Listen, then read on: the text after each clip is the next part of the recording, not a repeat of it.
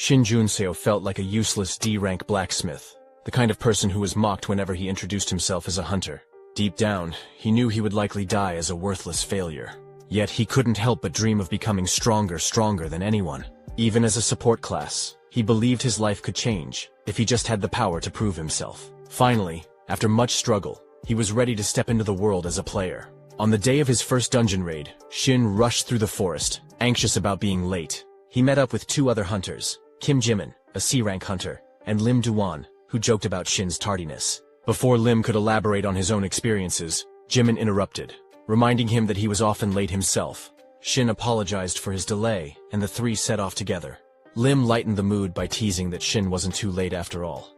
And Jimin added that they could simply walk the rest of the way since Hyunwoo and Do-yoon were already inside the dungeon. Shin couldn't shake his guilt. It had been 3 months since he joined the guild, and this was his first dungeon raid. To make matters worse, he was there as a support, which meant he had to prove his usefulness. When they finally met up with Hyunwoo and Do-yoon asked if this was Shin's first raid. Shin confirmed, explaining that he was there to provide support. Do-yoon advised him to be cautious, as supports lack the combat abilities of hunters. He emphasized the importance of maintaining the right distance, close enough to be protected, but far enough to avoid getting caught in the fight. Since Shin was a maker, his role was to stay back and create daggers when signaled. Do-yoon assured him that the dungeon was easy, and that Shin didn't need to overexert himself. Just then, Lee Hyunwoo detected mana, signaling the presence of monsters nearby. Lim instructed everyone to prepare for battle, and they moved into formation. Do-yoon asked Hyunwoo for details, and Hyunwoo reported 3 small mana signatures and 1 large one, a boss monster. Do-yoon found it unusual for a boss to stray from its designated area, but decided to take it on himself, assigning the others to handle the smaller monsters. He asked Shin how long it would take to create a dagger. Shin estimated around 20 seconds, though the weapon would last less than a minute. Do-yoon nodded, satisfied, and instructed Shin to start crafting immediately. As 3 blue monsters and 1 purple boss charged toward them, Lim raised his shield and slammed it into the ground with immense force. Kim swiftly took out one of the monsters with a punch, but she soon noticed that the creatures were healing faster than expected. She warned the group to be cautious. Meanwhile, Lee launched a fireball, eliminating several monsters in 1 strike. Lim suggested that Shin join the fight, and Shin marveled at the guild's seamless teamwork. Do-yoon called out to Shin, asking about the dagger. Shin confirmed it was ready, and threw it to Do-yoon, who infused it with dark aura, and used it to decapitate the boss in a single decisive strike. After the battle, Lim checked if anyone was injured, and Kim assured him she was fine. Shin, however, felt inadequate compared to the others. He couldn't help but think he was merely a maker of temporary daggers, contributing little to the team. Do-yoon approached him, asking if he was okay. Shin admitted he didn't feel like much help, but Do-yoon reassured him, explaining that his skill required consuming weapons, which were expensive. Shin's ability to create daggers on demand was invaluable. Do-yoon praised Shin for his work and expressed excitement about future collaborations. Shin felt a surge of motivation, thanking Do-yoon and vowing to improve. As Lim suggested they collect the loot, the ground began to shake. Kim wondered if it was an earthquake, but Shin noticed a wall crumbling, revealing a hidden pathway. Lee confirmed the discovery, and Kim grew excited at the possibility of hidden treasure. Despite Lee's caution, Do-yoon and Lim agreed to investigate, urging Shin to join them. The scene shifted abruptly. Shin found himself running for his life, pursued by a monstrous creature. He couldn't comprehend how things had gone so wrong. Everyone else was dead, and this monster, something that shouldn't exist in a D-rank dungeon, was closing in. It struck him, sending him crashing to the ground and spitting blood. Desperate, Shin created a dagger and threw it, but it had no effect. The monster attacked again, slamming him into the icy ground, which cracked and revealed water beneath. As he fell, Shin's thoughts spiraled. He wondered if this was how it would end, a D-rank support, unable to even use basic buffs like healing. He had finally found a guild that needed him, yet here he was, running like a coward. He questioned whether he should have ever become awakened, believing it was a dream beyond his reach. Suddenly, a screen appeared before him, announcing that he had discovered the spring and fulfilled all the conditions to become a player. As the message displayed, a bright light enveloped him, signaling the beginning of a new chapter. A screen appeared in front of Shin, displaying a notification that he had received a new reward and needed to decide whether to check it. He found himself pondering over this player concept and the nature of the reward. For a moment his mouth hung open as he considered drinking some water, but he quickly snapped himself out of his daze. He thought to himself that he didn't fully understand what was happening, and honestly, he didn't care. Deciding to act, he selected yes. Suddenly, a massive dagger materialized, forming a set of stairs that allowed him to climb out of the ice and stand up to face the monster. The system's voice echoed in his mind, informing him that he would inherit the experience of his previous life, and that the reward distribution had been completed. Utilizing his newfound power, Shin summoned several swords and launched them at the monster. The swords struck their target, and the creature was swiftly defeated. Shin was left bewildered, wondering what had just transpired. He felt unfamiliar memories beginning to take root in his mind. But before he could fully process them, the monster lunged at him again. Reacting quickly, Shin conjured a giant shield just in time to block the attack. When the monster's punch slammed into the shield, Shin was shocked to find that he had taken no damage. Despite being a golem-type monster with incredible durability, the shield held at least temporarily. However, the monster's next strike shattered the shield, forcing Shin to step back. Drawing on the information from the emerging memories, he recalled that even though it was a golem-type monster, its weaknesses and the tactics to defeat it should still apply. The problem was that the monster didn't seem to have any obvious weak points, and it possessed a regeneration ability that made it even more formidable. Determined to gain the upper hand, Shin decided to use his skill, Grid World. The skill allowed him to materialize a grid within an equal distance radius, enabling anything created within it to move freely according to his will. It was recommended that he attack from multiple angles simultaneously. Shin unleashed the attack, sending the grid to strike the monster from all sides, breaking it into pieces, and finally killing it. Initially, Shin had thought of Grid World as merely an auxiliary skill, something to help him use his creations more efficiently. However, as the skill's proficiency grew, it became clear that it could also function as a powerful offensive ability on its own. A system window popped up, indicating that the monster had been defeated. Shin felt a mix of curiosity and confusion. Why couldn't he see the information about the dungeon monster? Suddenly, a purple aura gathered around him, and a magic ball appeared in his hand. The system notified him that he had activated the passive skill Magic Absorption, but Shin still had no idea what that meant. His thoughts wandered as he tried to make sense of the memories from his previous life. He could clearly recall a future where the world had fallen, filled with horrors too terrible to describe. Somehow, he had absorbed the experiences and knowledge from that future, but he realized it might not be the same future as the world he was currently in. Many things didn't add up, and the status screen in front of him was something he had never encountered in his previous life. It finally dawned on him that he had truly become a player. According to his memories, the term player referred to those few individuals who were chosen and had undergone an awakening. In his previous life, players didn't exist. In fact, 2 years from now, only a small number of awakeners would be selected to become players. A blue screen, visible only to those chosen, would appear, and a mysterious force called the System would shock all awakeners worldwide. It sounded almost like a joke, but it was enough to leave everyone in disbelief. The System wasn't the only thing granted to players. They also received unique rewards, strength, and skills that far surpassed what they had as awakeners. These rewards seemed to come out of nowhere, and once players began using them, their growth exploded compared to other awakeners. Thanks to the efforts of the guild leader, who was one of the first to become a player, the Dome Guild, the guild Shin was part of, had grown into a top-tier organization.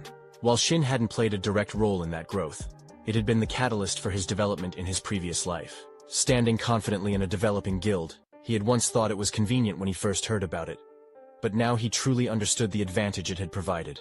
He thought he could check the skills he would learn, and their proficiency in the system window, which was incredibly convenient. If his skill proficiency had carried over from his previous life, the skill he had used on the golem's corpse was something he hadn't possessed back then. He hadn't heard of any other players with a skill like that, so he wondered if it was unique to him. The skill gathered energy from contaminated mana, and he had a vague idea of how to use it, but he decided to think about it later. For now, he turned his attention to the other dead bodies, deciding that taking care of them was the priority. The scene shifted to the Hunter Association headquarters, where a woman asked a man if they had simply sent Shin home. The man was confused and asked what she meant. She explained that it was strange. A small guild had attacked an unconfirmed dungeon, resulting in an accident where 4 out of 5 members had died. The only survivor was a D-rank supporter. She said she would have understood if he had run away while the other hunters were fighting, but that wasn't the case. Shin had even taken care of the bodies and reported everything to the association. Since the gate had already disappeared, they couldn't confirm anything further. She then asked the man what he thought, mentioning that something felt off. The man questioned whether she really believed a D-rank supporter could kill a hunter. He patted her head with a file and told her to wake up, reminding her that this wasn't a civilian case. Even if something strange had happened, they couldn't figure out what had transpired in the dungeon. The woman mentioned that it was troubling, and the man agreed, noting that such incidents seemed to be happening more frequently these days. He explained that hunters who found a great dungeon and didn't report it were a problem. If they reported it to the association and it went to auction, all they would receive was some prize money. Instead, many chose to risk their lives by entering secretly, as it was almost impossible for a small guild to win a bid on a gate. He told her to call him if they needed additional investigation, and she agreed. As the man left, he glanced at the file, noting that the boy's name was highlighted. He couldn't shake the feeling that something was different about this case. The boy's behavior during the investigation hadn't been calm, which was understandable given his lack of dungeon experience and the fact that he had just witnessed a tragic accident. However, despite some missing details, Shin had explained everything clearly. Perhaps it was just his personality, but something still felt wrong, though the man couldn't pinpoint what it was. It was frustrating, but he decided it wasn't something to worry about for now. He would have to investigate further himself. Meanwhile, Shin was walking while using his phone, unable to shake the feeling that something was off about the unconfirmed gate. The dungeon didn't exist in the memories of his previous life, and when a guild member had checked the gate bid form, it had the association's stamp on it. Yet, it was still listed as an unconfirmed gate by the association. Someone must have impersonated the association and tricked the Doan Guild, or perhaps the association itself was involved. What bothered him even more was that this wasn't an isolated incident. As the investigator had mentioned, there were already multiple cases involving unconfirmed gates and missing people. Shin noticed a common theme among the guilds mentioned in the news. They all had players in them, like guild leader Doyun, and even prodigies who would be called heroes in the future. It seemed as though someone wanted to erase the existence of those heroes. Realizing the gravity of the situation, Shin decided he needed to hide his abilities for now. He would remain the only survivor of a missing person case that would likely remain unsolved. If he acted suspiciously, he would be caught immediately. He had about 2 years until the first player selection to prepare. During that time, he needed to use every skill at his disposal and develop even more. He had to find a way to grow without drawing too much attention. As he checked his usable skills, he found something interesting and clicked on it. A year had passed, and a group of individuals found themselves deep in a forest, battling ferocious monsters. As one of the boys struck a monster, his sword shattered, and the creature retaliated, sending him sprawling backward. He barely managed to land safely, but the monster lunged at him again. He attempted to dodge, while those around him watched in terror. It was then that they realized the monster they were facing was a Null Lord. The boy spoke up, recalling that such creatures only appeared in E-rank dungeons, and should, in theory, freeze to death. He also remembered hearing that even among D-ranked monsters, a Null Lord was notoriously difficult to defeat. The monster charged past him, targeting another member of the group. The second boy raised his shield to block the attack, but it was clear he was struggling. He warned the others that if they continued to rely solely on defense, they wouldn't survive much longer. The first boy paused to think. He remembered the grim reputation of Null Lords among low-level hunters. These creatures were not only physically strong, but also resistant to magic, which was unusual for monsters of their rank. Typically, low-level adventuring parties relied heavily on magic to defeat monsters, but the Null Lord defied this logic. Hunters who were usually confident in their magical abilities now found themselves terrified, and the price for their overconfidence was often the complete annihilation of the party. The boy realized they only had one member who specialized in pure physical damage, but he was terrible at hand-to-hand combat. His weapon had been destroyed, and he had no spare weapons left. He couldn't understand why the second boy was urging him to attack the monster when he was clearly unarmed. The boy, whose name was Yan, regretted his earlier decision to minimize the number of people in the party and include a magician. He realized now that this choice had led to their current predicament. As he scanned the area, he noticed another boy mining in the distance. This boy was also a helper, but he seemed completely unfazed by the chaos around him. Yan wondered why this helper was acting so carelessly when the rest of the group was on the brink of death. He watched as the helper's weapon disappeared and began to suspect that the boy might have some aptitude as a maker. Though he didn't expect much in terms of quality, he decided it was worth asking for help. Yan called out to the helper, whose name was Shin, and asked if he was a maker capable of crafting a sword. Shin agreed, and Yan requested a sturdy, strong sword. Shin apologized, explaining that he had joined the group as a helper, not a support member. Yan snapped back, saying it wasn't the time for excuses. Didn't Shin realize they were all about to die? Even Shin would perish if they didn't manage to defeat the boss. Shin began crafting the sword, but mentioned one condition. Once they cleared the dungeon, Yan had to forget everything about Shin's abilities. Additionally, when Yan received his share of the rewards, he would have to pay Shin the equivalent of an average support member's fee. Yan scoffed, doubting the quality of Shin's work. After all, if Shin couldn't even secure a job as a maker and was stuck working as a helper, how could they expect to clear the dungeon with his weapon? Shin laughed in response, saying it was ironic because good weapons were essential for clearing dungeons. He assured Yan that as long as they had the necessary tools, they would succeed. With that, Shin began crafting the sword. The scene then shifted to the Overkill Guild, one of the 3 major guilds in Korea. A girl knocked on the door of the president's office, and he called for her to enter. She informed him that the Awakeners Association had requested their cooperation, particularly regarding a dungeon with a rank error. She agreed with the president's assumption that, while the request appeared to be for cooperation, the association was likely willing to pay whatever Overkill demanded. The president noted that the other guilds didn't have much of a choice. The girl added that there were very few Awakeners capable of entering a gate that had been forcibly closed. The president was watching the news when he saw a report about a group of hunters who had entered a dungeon with a rank error. As he looked at the group's photo, he spotted Shin and realized he had seen him before.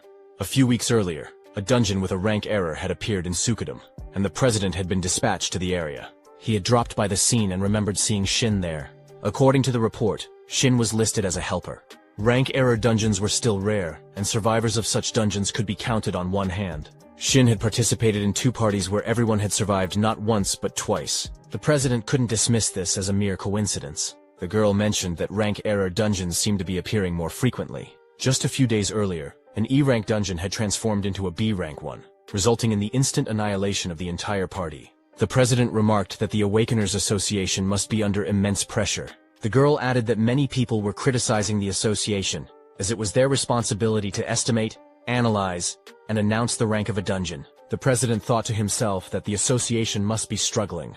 He suggested that those in their guild with the trespass skills should take on more commissions and monitor the situation closely. He then asked the girl about the task he had assigned her, finding a weapon maker of A rank or higher. She replied that she hadn't found one but had obtained a B rank weapon from a Japanese blacksmith. She asked if he wanted to test it. The president declined, explaining that any weapon below A rank would be destroyed as soon as he used his skills. He stood up and instructed her to continue searching, as he was reaching his limit of wasting weapons.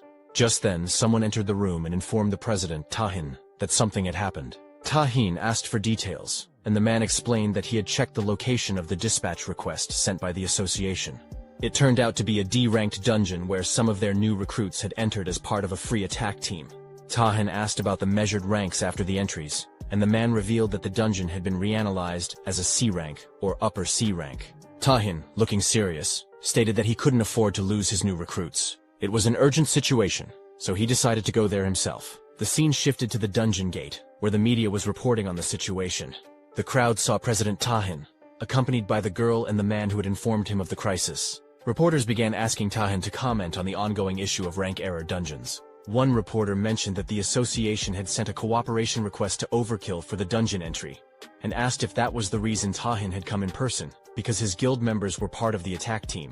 A woman thanked Tahin for coming and revealed that the attack team consisted of 6 hunters, 2 supporters, and 1 helper. All of them had higher than required qualifications. But those numbers didn't matter now, as the dungeon had been reanalyzed as a C rank. Tahin asked how long it had been since the attack team entered, and the woman replied that it had been almost 2 hours. Tahin stated that he didn't know how many were still alive but would do what he could. Tahin, along with Min Husu, the girl who had accompanied him, stood in front of the dungeon gate. She handed him a sword, and he used his skill, Trespass, to slash through the air, creating a flare of energy that caused a strange black area to appear ahead.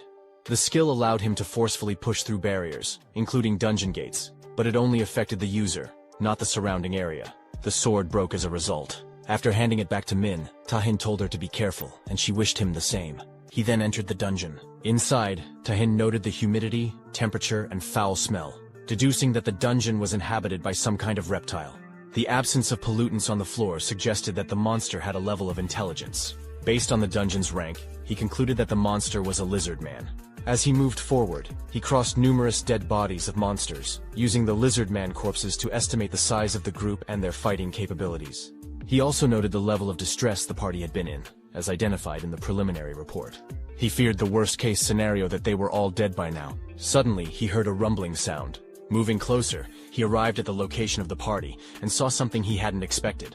A monster was attacking a hunter with a sword, while the other hunters continued to battle. Tahin observed from the side, noting that the lizard men were clearly overwhelming the group.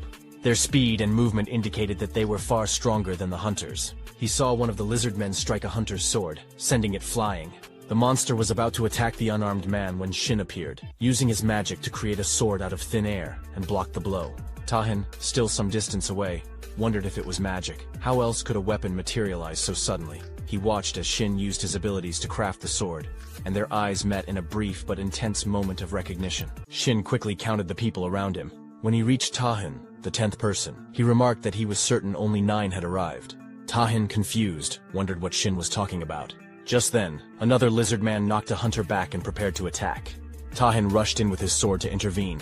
Shin was astonished that Tahin had come to rescue them personally, especially since he was carrying a weapon he didn't even use. Shin speculated whether it might be a sphere weapon. Tahin blocked the lizardman's attack with his sword and ordered the others to fall back. With a swift motion, he unleashed a series of slashes, creating flares with his sword that cut down the lizardmen instantly. Tahin thought to himself that he hadn't even used his full strength yet. The weapon was clearly B rank, but it felt surprisingly weak to him. As Tahin defeated the lizardman, another one appeared and lunged at him. Tahin dodged the attack, causing the lizardman to crash to the ground. Shin approached Tahin and asked if this kind of wear and tear always happened when he used his skills, commenting that it seemed like the weapon suffered serious damage. Tahin wondered if Shin was trying to pick a fight with him. Shin then called out, urging Tahin to use his weapon properly and avoid destroying any more of the fragile weapons. Tahin was taken aback when Shin materialized a weapon with a single gesture. Not only was Shin a weapon maker, but he was also exceptionally skilled and competent far beyond the average. Tahin couldn't comprehend why someone so talented was acting as a mere helper. He had heard that low-grade supporters often took on helper roles due to financial constraints. Shin took Tahin's weapon and mentioned that there would be a condition. Once Tahin cleared and left the dungeon, he had to forget everything about Shin's skills and Shin himself. Tahin raised an eyebrow, asking if Shin thought he could simply forget because Shin wanted him to. Shin replied that if Tahin didn't agree, he could go ahead and smash all his high-class weapons. Tahin considered the offer. He knew the weapon might break the moment Shin used a skill on it, but having more weapons couldn't hurt. Reluctantly, Tahin agreed, promising to forget about it. Shin smiled, saying that was great, and told Tahin to go wild. Tahin rushed to attack the lizardman, flaring his sword and breaking the monster's weapon. Shin watched in surprise, having expected Tahin to merely deflect the attack. Instead, the opponent's weapon was destroyed first. Tahin's control over his weapon was far beyond what Shin had anticipated. Shin wondered if Tahin's weapon was just that much stronger. Intrigued, Shin thought to himself that the weapon maker must be capable of manifesting at least a B-rank weapon on the spot. This was getting interesting. Shin decided to test the weapon's capabilities further. He cranked up the power, stabbing the lizardman and using a fire blast. After that, he jumped behind the lizardman, stabbed the weapon into its head, and released another blast of fire. The lizardman spat out green blood as it collapsed. Tahin stood there staring at the weapon Shin had made, now covered in blood. To his surprise, there wasn't a single scratch on it. Before he could ponder further, the newbies from his guild appeared, calling out to him. They thanked Tahin, saying it was because of him that they were alive and safe. Tahin replied with relief, noting that none of them seemed badly hurt. They explained that they hadn't been able to fight with their own weapons, but had managed to hold out thanks to Shin. Tahin turned to Shin and asked for his name. Shin wondered why Tahin would want to know the name of a mere helper. Tahin replied that they should at least know each other's names and introduced himself. Finally, Shin approached and introduced himself as well. He mentioned that he would leave the magic stones at the dungeon's entrance. The others agreed, but Tahin asked Shin to accompany him to the boss room. Shin hesitated, stating that he was just a helper. Tahin insisted, explaining that the dungeon had turned into an error dungeon, meaning no one could leave unless the boss was defeated, whether they were a helper or a supporter.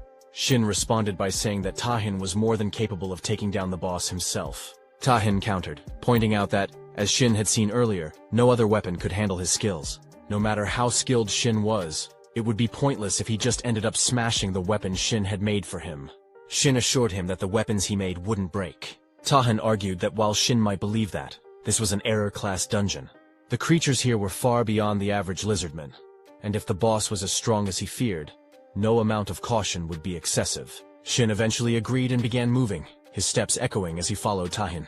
When they reached the boss room, they encountered the Lizard King and another lizardman.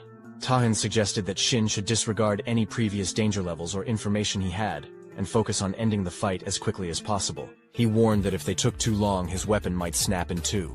Shin once again assured him that the weapon wouldn't break, and added that if Tahin didn't believe him, he could test it out himself. The Lizard King commanded his minion to attack, and the lizard lunged forward with its paw. However, Shin and Tahin skillfully dodged the strike. Tahin then charged with his sword, but the lizard used its power to overwhelm him with intense pressure. Disoriented and unable to comprehend what was happening, Tahin leapt into the air. The lizard followed, attempting to strike Tahin's weapon. After the clash, Tahin was sent flying into the sky. The Lizard King swiftly climbed onto the lizard's head, and the creature unleashed a powerful flame attack toward Tahin. Just in time, Shin created a protective shield barrier around Tahin. The lizard retaliated, knocking Shin back. Still in the air, Tahin turned to Shin and asked, "Wasn't that the one who makes weapons?"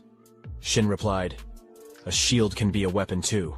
Haven't you been hit by one before?" Tahin flared his sword, promising that once they got out of there, he would have plenty of questions for Shin. The Lizard King then conjured a long chain to strike Tahin. However, Tahin effortlessly stopped the chain with his fist, causing it to wrap around his sword. As the lizard tugged on the chain, Tahin was pulled closer. Shin, urging Tahin to focus, told him to stop playing around and fight properly. In response, a second sword materialized in Tahin's other hand. Tahin, noticing the new weapon, questioned, "Didn't you tell me to test him? Shouldn't it be something for a pet?" The weapon captured by the chain vanished, and Tahin used his second sword to strike the lizard with several swift slashes as he closed in. The Lizard King watched intently, but Tahin threw his sword at him, followed by a powerful kick that sent the Lizard King reeling backward. Furious, Tahin leaped into the air, his sword flaring with energy as he prepared to attack again. The Lizard King, now focused on Shin, attempted to strike him, but a transparent barrier appeared, protecting Shin. Growing angrier, Shin wondered aloud if the Lizard King really thought he could threaten him with webs. Tahin, equally enraged, stood ready for the next move. After a while, the entrance to the dungeon, which had been glowing red, shifted to a calm blue. Outside, people began to wonder if the dungeon had been cleared. As the group emerged, reporters rushed over to Tahin, bombarding him with questions about the dungeon's interior, the boss monster, and whether everyone had been saved. Min approached Tahin, asking if he was injured. Tahin reassured him, saying that he was completely fine. The hunters surrounding him praised his efforts, with one girl mentioning that if it weren't for him, they would all have perished. Meanwhile, Shin handed the team leader a bag of magic stones, explaining that he had already received his payment in advance, and was leaving. The team leader expressed his gratitude for Shin's hard work, without acknowledging Tahin. Shin silently left the area. The reporters then turned to Tahin, eager to know how he had managed to clear the dungeon so quickly. They suggested that the dungeon must have been easy for him.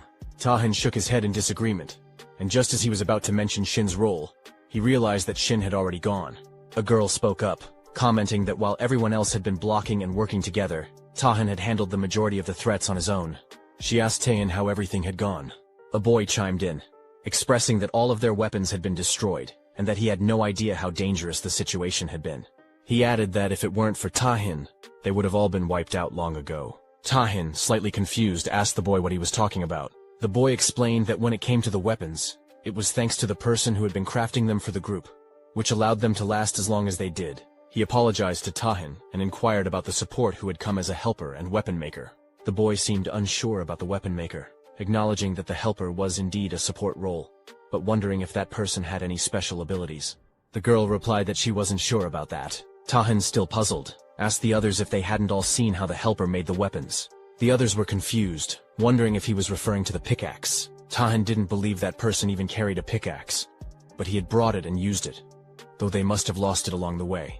Tahin then realized that the person had mined all the mana stones. As Tahin wondered what was happening, he remembered that they had all received weapons from the same person, yet it felt as if they had forgotten that fact. He recalled Shin giving him a sword and telling him to forget everything related to his abilities.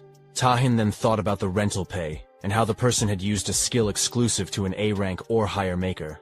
Just then, a man called out to him, and Min noticed something was off. Tahin handed a container to the man, then turned and left to search for Shin, wondering where he had gone and if he had already left. Meanwhile, Shin had been hiding while Tahin searched for him. Min and the man approached, asking Tahin what was wrong. Tahin called out to Min, telling her that he needed her to find someone for him. As Tahin sat in his guild office, several men arrived with information about Shin's location. They reported that around 10 warriors that same day, Shin, accompanied by a 5-member team, had entered a D-rank dungeon near Sampo. Tahin nodded in agreement, mentioning that Sampo wasn't too far away. The men hesitated before asking him a question. One of them inquired why Tahin was so interested in a D-rank maker like Shin. Tahin pondered for a moment, wondering if that was how it appeared to her. He reflected on how, on the surface, It was easy to dismiss Shin based on his status and background, which clearly indicated he was a D rank. However, Tahin knew better. The rental pay skill alone disproved everything. The level of skill in that ability was beyond anything Tahin had ever seen before. It wasn't just an ordinary skill. It was something with the potential to bring about great fortune. Yet it seemed that Shin was using it only to conceal his true identity. A weapon maker with such talents could easily reach a level far higher than D rank. And Tahin was certain he would understand more when he finally met Shin again. At that moment, he would no longer feel the same doubt. Tahin would be able to use his full power without worrying about the weapon breaking. Over the years, Tahin had encountered countless blacksmiths who were considered great artisans.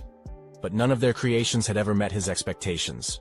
He had tested the weapons of renowned blacksmiths, but every single one had eventually broken, unable to withstand his power. To make matters worse, the weapon-making abilities of most creators were limited to traditional forms of weapons. However, Shin's abilities were clearly something different.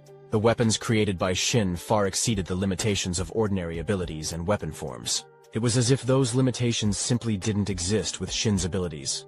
Even the most difficult feats were possible things that Tahin hadn't been able to accomplish before, simply because he lacked the right weapon. Tahin considered the usual clearing time for a D-rank dungeon by a 5-member party. It typically took around 4 hours, and they had only 1 hour left. He then turned to Min and asked about his schedule for the day. She informed him that at 7 p.m., he had a meeting with the guildmaster, Kimu.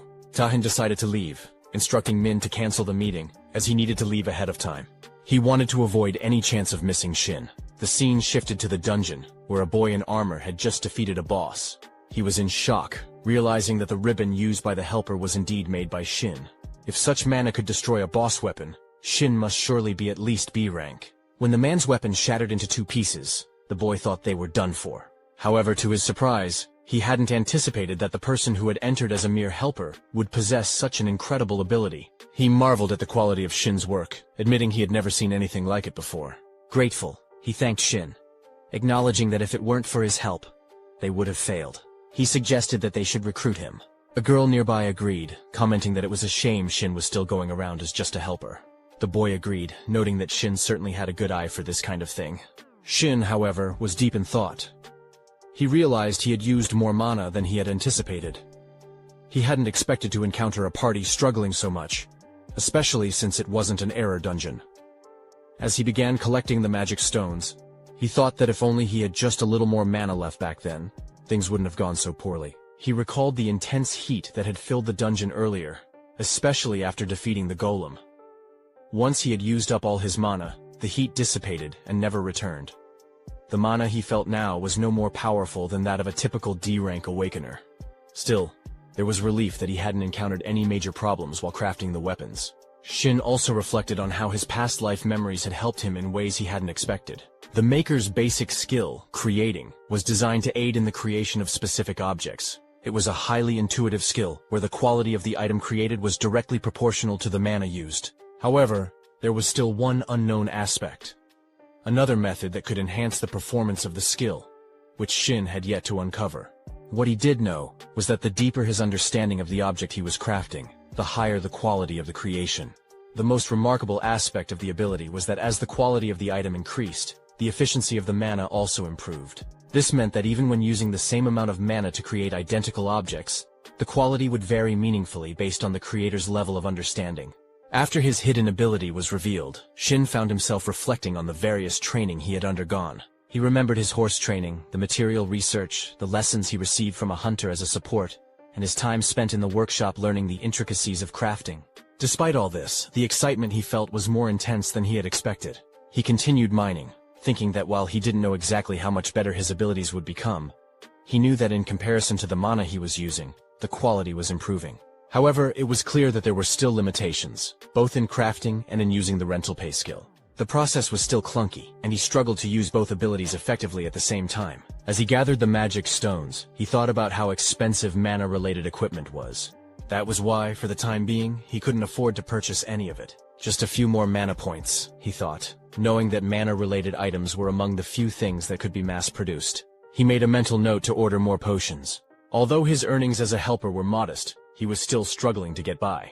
No one would accept a D-rank maker as a full-time support, so he didn't have many options. But at least the results of his efforts were promising, and for that, he was relieved. He opened his status window and saw that there was only a small amount left until he reached his mana absorption goal. About 20% remained. He realized that a few dungeon clears wouldn't be enough. A single mana clear only contributed just over 1% of the total mana, and the efficiency was far too low. The only remaining option, it seemed, was to enter an A-rank error dungeon to absorb a large amount of mana at once. Entering the ranker dungeon was the only method. Unlike other dungeons, it allowed for significantly more mana absorption, which was exactly what he had been seeking. The problem was that he couldn't predict the difficulty of the ranker dungeon before entering. It would have been tough without Tahin's presence, as the previous experience had proven. He concluded that there would likely be at least a C-rank boss, and so he needed to prepare accordingly. The only way to grow as a D-ranked awakener, for now, was to focus on the rewards gained from mana absorption. The team leader acknowledged their efforts and appreciated their work. As they were leaving, he mentioned they would meet again in the future. Shin felt satisfied that he had created lasting memories with them. Just then, Tahin caught up to him and asked if Shin remembered him. Shin realized his efforts hadn't had much impact, and, in response, asked Tahin if he would believe him if he said he didn't. Tahin responded by handing him a card. Shin inquired what kind of work Tahin wanted from him. Tahin explained that he had something important to discuss, which was why he was asking for a little of Shin's time. When Shin saw the Overkill Guild name on the card, he recognized it as one of the top 3 guilds in Korea. He knew he wasn't in a position to get involved with such a prestigious guild yet, so he needed to find a way to politely decline. Shin claimed he didn't have any time, mentioning a prior dinner appointment. However, as he tried to leave, Tahin placed a hand on his shoulder and insisted that Shin wouldn't regret the conversation. Tahin assured him it would be quick, and even offered to treat him to dinner. Shin retorted, noting that as the guildmaster, Tahin must have plenty of time. Unlike a low-ranked supporter like him, Tahin admitted this was true. Shin wasn't thrilled about it, but he realized he needed to gauge how much the rental fee had affected Tahin. Reluctantly, he agreed to talk for a while. The 3 of them went to a traditional house for dinner, and Shin asked what business the guildmaster of the Overkill Guild could possibly have with a D-ranked supporter like him. He suspected it was simply because Tahin had too much free time and wanted to make small talk. However, Tahin explained that, as Shin had noticed, his class was Berserker. While this granted him overwhelming attack power, it also came with a limitation. Few weapons were capable of withstanding the immense force of an Emperor Berserker. Finding a weapon supplier that could match his needs was crucial, and Tahin had been searching tirelessly. He had visited countless places, both within and outside the country. From the best blacksmiths to the most renowned weapon makers in the field, he had left no stone unturned. If there was even the slightest chance a weapon could meet his requirements, he would commission it without hesitation, regardless of time or cost. Yet, every weapon he had used until then had been unable to withstand his full power, except for one, a sword created by Shin. Shin realized then that the rental payment hadn't affected Tahin at all, and he didn't believe there was a nullification skill in the Berserker class. Tahin's careless confidence made Shin wary. He knew he would need to be cautious when using such a strategy with a higher-level hunter. Sensing the change in Shin's demeanor, Tahin decided to be more direct. He asked if Shin would be interested in joining his guild, knowing that Shin wasn't currently affiliated with any. Tahin promised that if he joined, Shin would receive the best possible treatment. He offered Shin a contract fee of 10 billion, along with separate payments for operational expenses and dividends. The contract would be for 1 year, and each time it was extended, the fees would increase by 10.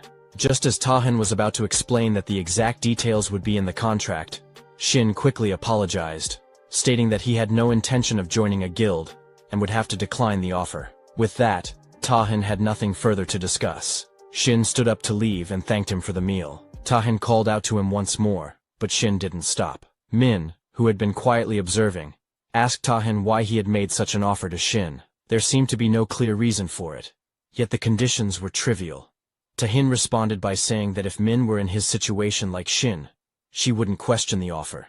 He continued, mentioning that while the weapon Shin had created hadn't fully reached his potential, it was the first one that felt like it could withstand everything he had to give. Min hesitated, still unsure, but Tahin pressed on. It wasn't just about the sensation of the weapon itself. He asked her to consider the total sum of all the high-level weapons he had destroyed over the past year. Min realized then that the guildmaster's expenses on weapons were astronomical, especially when factoring in the cost of those weapons being destroyed because they couldn't handle the pressure. If a weapon wasn't above a certain rank, his abilities wouldn't even be fully unleashed. Min then remarked that if that were the case, the contract fee Tahin offered would mean very little. However, The issue until now had been that no one, not even those considered the best in the field, had been able to craft a weapon that could withstand such power. Taehin responded by explaining that the fact Shin had this ability was exactly why he wanted to recruit him at any cost, regardless of the offer he made. As Shin walked away, he thought to himself that there might come a day when he would have to turn down an offer from one of the top 3 guilds, the Overkill Guild, and from Taehin himself. While the offer was tempting, he knew it was still too early for him. He decided to wait patiently, certain that Taehin would come back to him again. The scene then shifted to a dungeon where several goblins were being slain. Suddenly, one boy's arm was severed by a mysterious figure. Another boy, witnessing this, asked the man who he was. The man wielded a giant sword, and his actions were so striking that they would be remembered for a long time. At a moment like this, most people would be whining or begging for their lives, losing consciousness from the pain. But this person, the one who would eventually become a hero, was different. He stabbed the first boy, killing him without hesitation. The second boy, stunned and confused, wondered what had just happened. Was the man trying to kill them all and take their trophies? The man, not concerned with such a mundane reason, responded that it wasn't his intention to explain himself. He saw it as a waste of energy to explain anything to someone who was about to die, but he would share everything if the boy managed to defeat him. So, the boy had better hurry and try. The boy realized the man was not an easy opponent. At this ambiguous distance, he would surely die. So he resolved to either lose an arm or a leg in an attempt to fight back. He charged at the man. But the man blocked the attack effortlessly with his massive sword, and swung it back with such force that the boy's sword was sent flying into the air. The boy was stunned. The man then kicked the boy with such strength that he was knocked back. Disappointing, the man muttered. Excited by the fight, he said it was his first hero-ranked subjugation in a year. However, to think that the boy was such an insignificant opponent was a letdown. Still, he commended the bravery it took for the boy to challenge him. The boy, now on the ground and realizing his fate, pleaded for his life. The man coldly replied that he would send the boy off cleanly, and with that, he slashed him dead. As the boy fell lifeless, the man moved forward, reflecting that he had hoped for a more challenging fight. It hadn't even served as a decent warm-up. The boy had worn an unfair expression in his last moments. But there was no need for concern. The report would make it clear that they had fought valiantly against the boss, and died heroically. He tossed the dead body of the boy aside, remarking that this was a common occurrence in a rank error dungeon. He checked the collection of photos of the deceased, noting that his collection was growing, and that he lived for moments like this. The only thing that felt strange to him were the heals. The energy they gave off unsettled him. He told her to hide them for now, or at least make it less obvious. When the priestess arrived, she emerged, apologizing for the delay. She explained that she had come in haste because there were precious ingredients nearby. He raised an eyebrow, wondering what could possibly be so valuable, but he dismissed it, thinking that all those people were idiots. That's why he had warned her not to listen to the priestess and to wait a little longer. She wondered aloud about his words, and asked if he was implying that he wanted to go against the wishes of the executive. He scoffed and referred to the executive as a sensitive bastard, explaining that he was simply suggesting they clean up the situation first. She offered to handle it, assuring him it was her specialty. He reminded her not to forget their promise, that she would let him face an S-rank hunter, and that was the only reason he had been associating with her. He also added that he hadn't been able to fully unleash his power yet, and wanted the opportunity to do so without any hesitation. She agreed, reassuring him not to worry, as she would contact him soon. She tore open the belly of the dead body, wondering what would emerge next. Suddenly, a monster appeared from within the corpse. Her eyes lit up with excitement as she called it the child, confirming that the Excelsior had been right after all. The scene shifted to a portal where a group of hunters was gathered. Shin approached a man who was concealing his face with a mask and carrying a weapon case. He was visibly surprised when he saw the man, and it was none other than Taehin.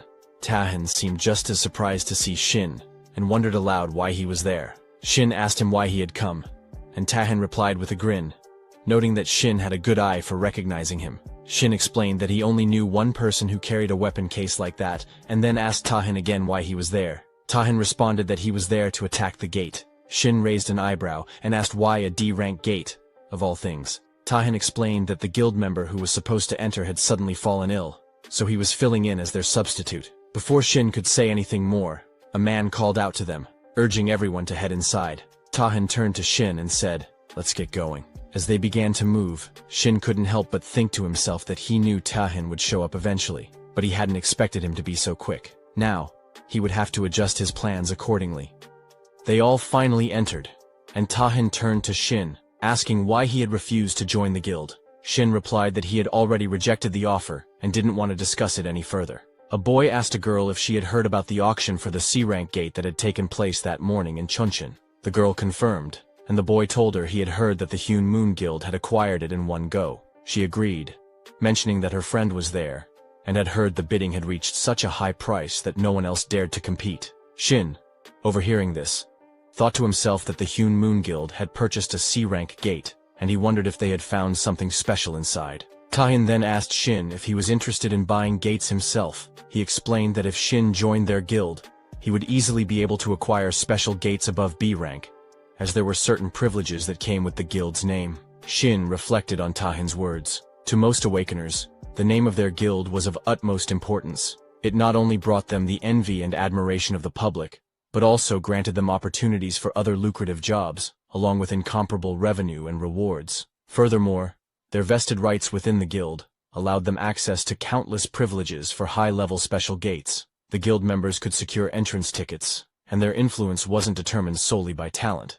Political connections played a major role in gaining access to these opportunities. This structure meant that rare treasures, those that could be earned through such gates, would naturally fall into the hands of the larger guilds. Tahin told Shin that, as an awakened, he must have a goal he was working toward. Whatever that goal was, with the backing of Overkill, it would be easier for Shin to achieve. He couldn't understand why Shin would reject such an offer. Shin coldly responded that it was none of Tahin's business. He vaguely knew what he was doing, and since there had probably never been anyone who had rejected an offer from the Overkill Guild, he wanted to make it clear, no matter what, he was not going to join any guild. Tahin wondered aloud if Shin's rejection was due to some trauma from the annihilation of the Doan Guild, which he had read about in the report, or if there was another reason. Whatever it was, Tahin wasn't going to give up so easily. As they continued ahead, a boy was visibly frightened by the sight of spiderwebs covering the ceiling. They pressed on, and soon, the man spoke up, telling them that they were about to enter the monster's territory. Noticing the group's inexperience, he quickly began to explain the situation. He started by confirming that they had all received the reconnaissance report. The monsters they would face were legion spiders. The level of difficulty for each individual spider was low, but their special traits made them a threat. These spiders lived in groups, and the reconnaissance report indicated that there were approximately 50 of them, which wasn't an overwhelming number. However, they possessed paralysis poison in their fangs, so the man warned them to be careful not to get bitten. Tahin made a sound and quickly told everyone that the monsters were coming soon, urging them to stick close to him. Shin, unfazed, replied that they didn't need to worry about the support and helpers. They should just prepare for the fight. Tahin, however, addressed the team's competency, reminding them that it was essential to protect the support and helpers. It was a rule hunters had to follow, no matter their abilities, the situation, or whether they agreed with it. Shin scoffed, telling him that no hunter would be foolish enough to follow such a rule. Just then, someone mentioned that the spiders were approaching. A boy holding a sword was visibly trembling, but he tried to calm himself. He reminded the others that they could defeat the spiders if they stuck to what they had learned. As one spider jumped toward them, the boy swung his sword effortlessly, slicing it down in a single slash. Another boy used his shield to protect himself, while a girl with a magic staff cast spells, attacking the spiders with bursts of energy. Tahin thought to himself that, for a D-ranked team, their performance wasn't bad, and he didn't have to worry about them too much. However, Tahin was taken aback when he saw the large group of spiders. He hadn't expected there to be more than a few dozen. As the spiders rushed to attack, Tahin drew a fire-based weapon and began fighting back.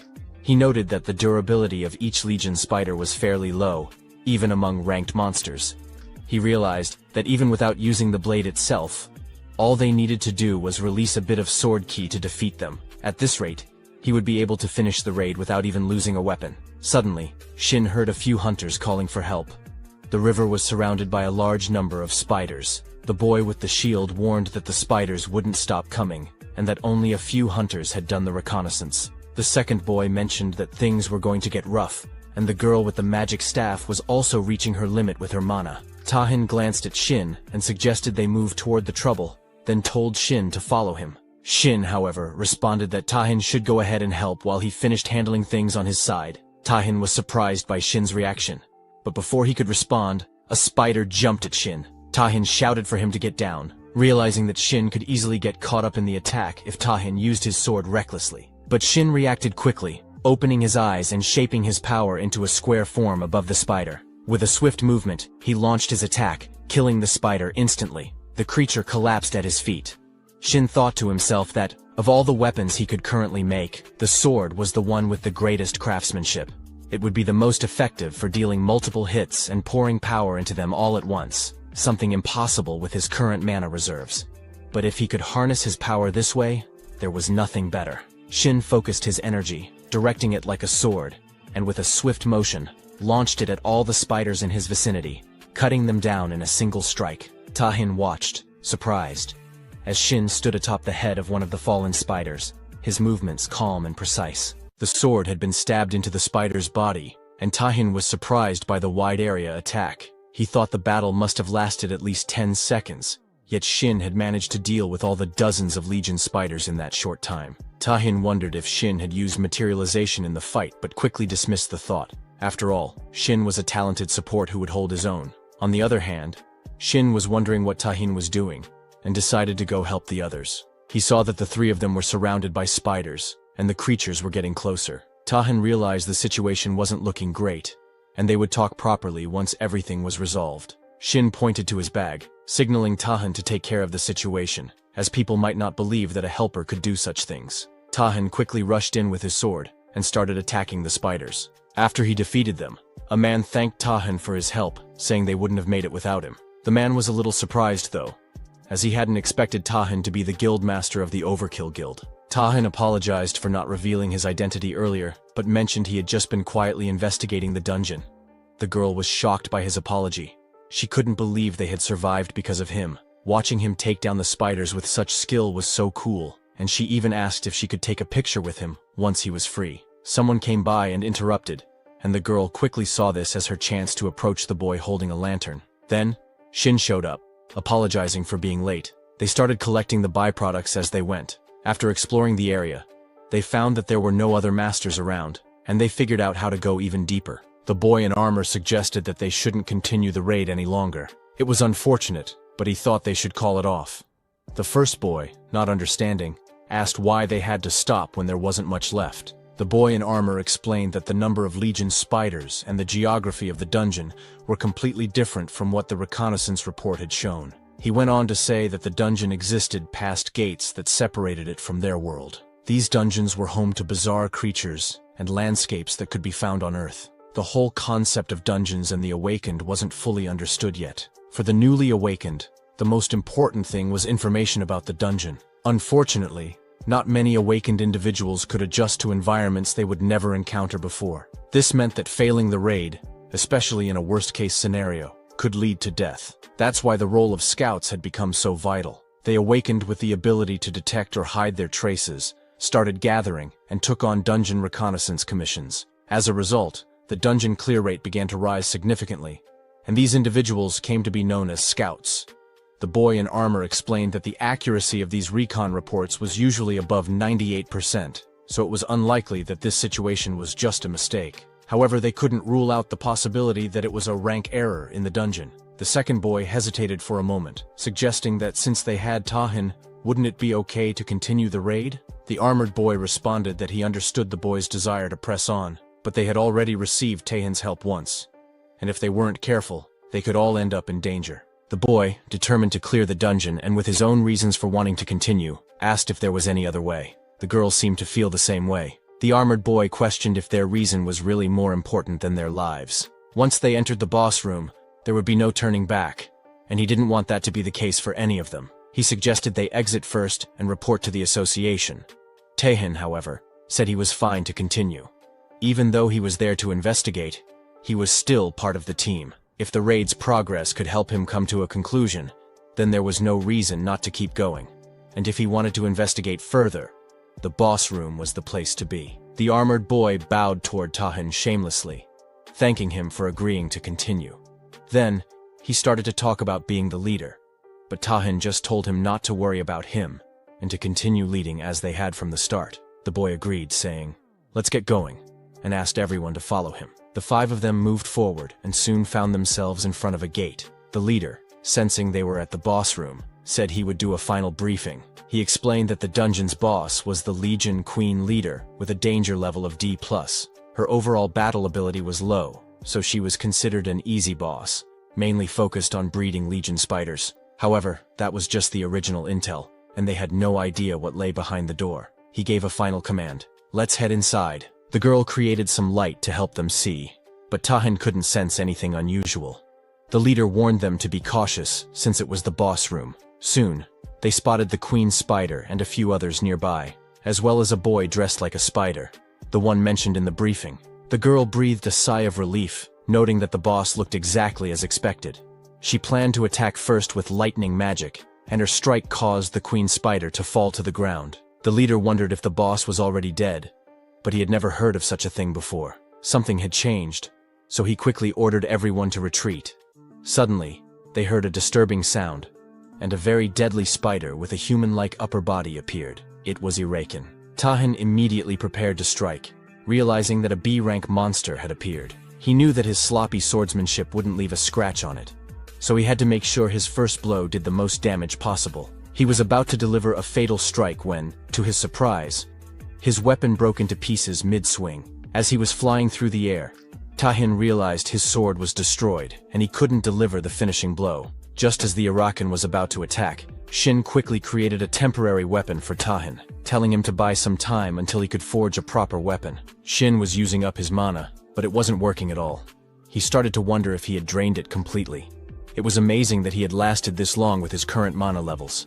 Thanks to the potions, he was able to keep going, but he could only drink 1 bottle a day, anymore, and they could become addictive. After drinking the potion, he noticed the effects were still good, but it was too late for him to make a proper weapon. He began crafting it, thinking about how the Awakens was a high-level B-ranked monster, while the error boss that should have appeared was the C-rank monarch spider. They were incredibly lucky that Tahin had joined them. Without him, it would have been nearly impossible to face the Awakens with their current group.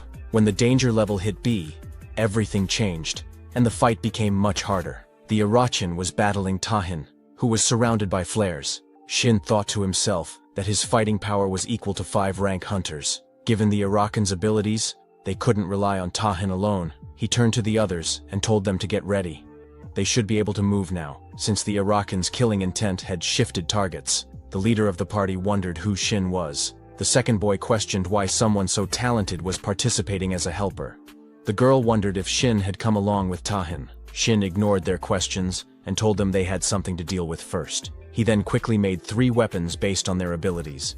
He told them to pick up the weapons in front of them and either raid the dungeon by defeating the spiders or run away and wait outside until the situation cleared up. Shin trusted that they would make the right decision. As more spiders rushed toward them, the boy slashed through them with the sword, amazed by how powerful it felt. He had never wielded such a weapon before. With each slash, it felt like cutting through paper. He even wondered if killing monsters was always this easy. The girl, using high-level magic, attacked all of them at once. The leader watched in surprise, realizing that the only thing that had changed was the weapon, yet the power of their skills had increased several times over. He wondered if the weapon Shin made was really that good, and who exactly Shin was. Tain's sword was now covered in green blood from the high-level monsters, and he found it a bit tough to buy time as the Awakens came charging to attack. Tahin thought to himself that he needed to finish this as quickly as possible. He rushed in with his sword, slashing down the Awakens, and to his surprise, the sword held up fine. He realized it was much stronger than before, just like Shin had explained. Suddenly, a wave of spider heads appeared. The girl wondered where they had come from and where they were going. The leader quickly figured out the spiders were heading straight for Tahin. Tahin told everyone to back up. He suspected that the Awakens had hidden these spiders, and things were getting more complicated. He also realized that the Awakens' abilities were activating. As the spiders reached the Awakens, Tahin understood what was happening. The Awakens was sacrificing the spiders to transfer their life energy to herself, effectively reviving her. He realized that the Awakens would keep coming back unless they killed all of the spiders. Tahin rushed in to attack again, thinking that he needed to increase his firepower and finish the battle in one blow. As the flares burned on his sword, it started to break apart, which made Tahin worry. Shin, watching, commented that Tahin was more amazing than he had thought. Even though Shin had made the sword with his barely remaining mana, he never expected Tahin to actually destroy it. Shin quickly made another sword, telling Tahin to use it. This one wasn't the single-edged sword Tahin was used to.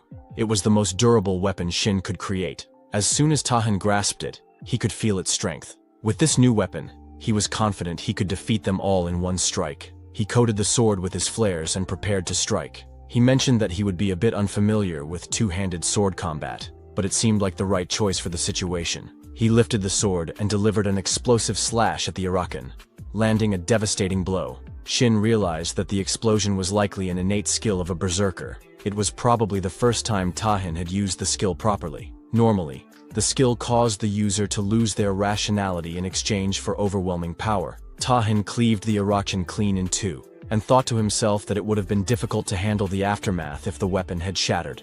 Tahin felt the danger in the situation. If he hadn't released all of his power, his rationality might have been consumed. That was the second time since his awakening that it had nearly happened. He realized he had used his skill properly this time, but it was still unsettling. As he looked at Shin, he understood that Shin was no ordinary awakened. The moment his abilities were discovered, the whole world would focus on him. They stood there, looking at the dead body of the Arakan, which radiated an overwhelming amount of mana. It was nothing like any other dungeonaire boss they had encountered. Shin called out to Tahin, asking if he felt anything from the corpse. Tahin shook his head, replying that the boss wasn't dead yet, but since they had gotten rid of all the remnants, it wouldn't be able to come back to life. Shin agreed, thinking that even high-grade hunters couldn't sense the mana the way they had. Suddenly, Tahin's passive skill, mana absorption, activated. As he read the description on his screen, he discovered that he had also obtained a new skill, demonic weapon production. Tahin was curious about this new skill. He read more about it, but he couldn't even imagine what kind of demonic weapons it might produce. He didn't remember anything specific about the demonic realm, though it was something they all knew of in some way. It was a bit disappointing that there were no mana-related rewards, but he shrugged it off. It was fine. Tahin realized that, thanks to the Arakan, he had already reached half of the mana he needed, and it didn't seem like the rewards would stop there. He called Shin over, waving his hand, and told him he had something to say. Shin, curious, asked what it was. Tahin bowed deeply, and began by apologizing. Regardless of his refusal, Tahin admitted that it had been impolite of him to ask Shin to join their guild, both as a person and as a guild master. He offered his sincere apologies. Shin was taken aback by this sudden change. The leader of the party was equally shocked to see Tahin bowing to Shin, a D-ranked helper. But then again, considering Shin's earlier abilities, it was clear he wasn't just any normal person. The leader thought that Shin might actually be a hidden talent of the Overkill Guild. The boy and girl arrived, with the boy mentioning that they had searched everywhere and there were no remnants left. The girl added that she thought the Arakan must have taken all the monsters in the dungeon earlier. The boy looked impressed and remarked that the weapon was amazing. It sliced through monsters without the need for any energy. The girl agreed, saying she had never heard of a weapon maker like that before, and wondered if Shin was somehow related to the Overkill Guild. The leader motioned for them to leave and contact the association. The boy, still curious, asked if there was any particular reason they should leave so soon. The girl agreed, saying she wanted to thank Tayin and the helper first. The leader turned to them and quickly urged them to leave the area, calling it a disgusting place. The boy agreed and asked him to stop rushing them as they were leaving. The leader glanced back, thinking it was clear that the helper must be connected to the guild. It was good to leave now without attracting any unwanted attention or getting involved with the affairs of a big guild. Things would only get tiring for them. However, he couldn't help but think that, no matter the emergency situation, revealing that kind of power so easily was different from what a big guild would usually do. Such guilds tended to emphasize security and caution. Shin agreed with the leader, mentioning that even though Tahin had used the rental pay, it was strange to see him bowing his head to just anyone. Tahin then spoke up, telling them that the guild wouldn't bother Shin anymore. He wouldn't follow him around, but that didn't mean they were giving up. It was his first real opportunity, and he wanted to make a contract. He promised that Shin would like the terms. The next morning, Shin arrived at the Overkill Guild and met Min. She greeted him warmly, saying it was nice to see him again. She introduced herself as the attending secretary of the guild, and said she was in charge of the contract proceedings for the day. She handed him a document to sign. Shin thanked her, mentioning that Tahin had said he would contact him right away, but he hadn't expected it to be the next morning. Min explained that Tahin had told her to proceed with everything as quickly as possible. She had wondered what this was all about, and felt like things were getting more serious than he had anticipated. Min mentioned that the room they were in was a special reception area inside the guild, one with particularly strict security. She reassured him that if he was worried about any leaks, there was no need to be concerned. She handed him a paper, explaining that it was the contract with the conditions Tahin had discussed with him inside the dungeon. She added that while it would take some time, the contents of the contract could be changed if necessary, so he should feel comfortable sharing his thoughts. As Shin looked at the document, he realized it was exactly as Tahin had described in the dungeon, and it felt much more real seeing it organized like this. He set the paper down and told Min that there was no issue, so they could proceed. He reflected on his conversation with Tahin in the dungeon, where Tahin mentioned that he would be an unofficial supporter. Although it was just a guess, Shin now vaguely understood why Tahin had been so reluctant to join a guild. For a number of reasons, he needed to hide his true identity. If that assumption was correct, this offer could be of help. They could secretly supply him with materials he needed, top-tier ingredients, and access to the gates without the usual attention. While the contract would need to be formalized, everything would be handled discreetly. Shin couldn't help but wonder why Tahin was being so generous. Tahin responded, saying it wasn't for free. He laid out his condition. Shin would need to help him with the commissions he personally assigned. However, Tahin clarified that he wouldn't force him. If Shin didn't like the commission, he could refuse. Shin then asked, "What if I only take the support and don't help with anything?" Tahin smiled and told Shin that it was fine.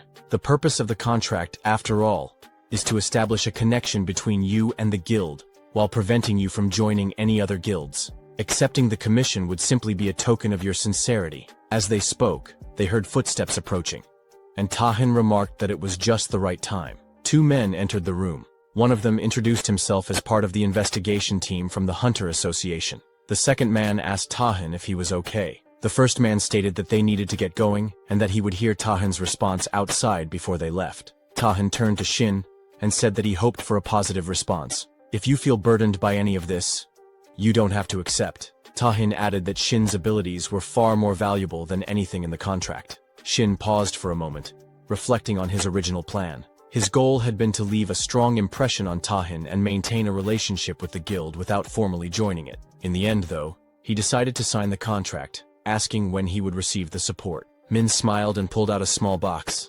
explaining that Shin could start receiving the support right away. She also told him that if there was anything else he needed, he should just let her know. "This is a gift from Tahin to commemorate the signing of the contract." Min added that she had heard Tahin found something useful in the awakens room. Shin opened the box slightly before closing it again. He thanked her, placing it carefully in his bag. He then handed her a list of the support materials he needed and asked where he could receive them.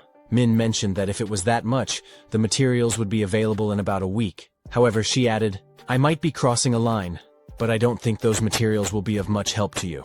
Shin agreed, mentioning that he wasn't planning to use them anyway. He stood up, saying he had someone else to meet and needed to leave. He made his way to another building and waited there. As he checked his phone, he noticed it was around the time she was supposed to arrive. Finally, he saw her walking toward him, Hamjia, an A-rank hunter. The scene reminded Shin of the past, back in the forest, where Jia had attacked and killed a monster with ease. It was a time after the player selection, when she was hailed as the hunter prodigy, the god archer.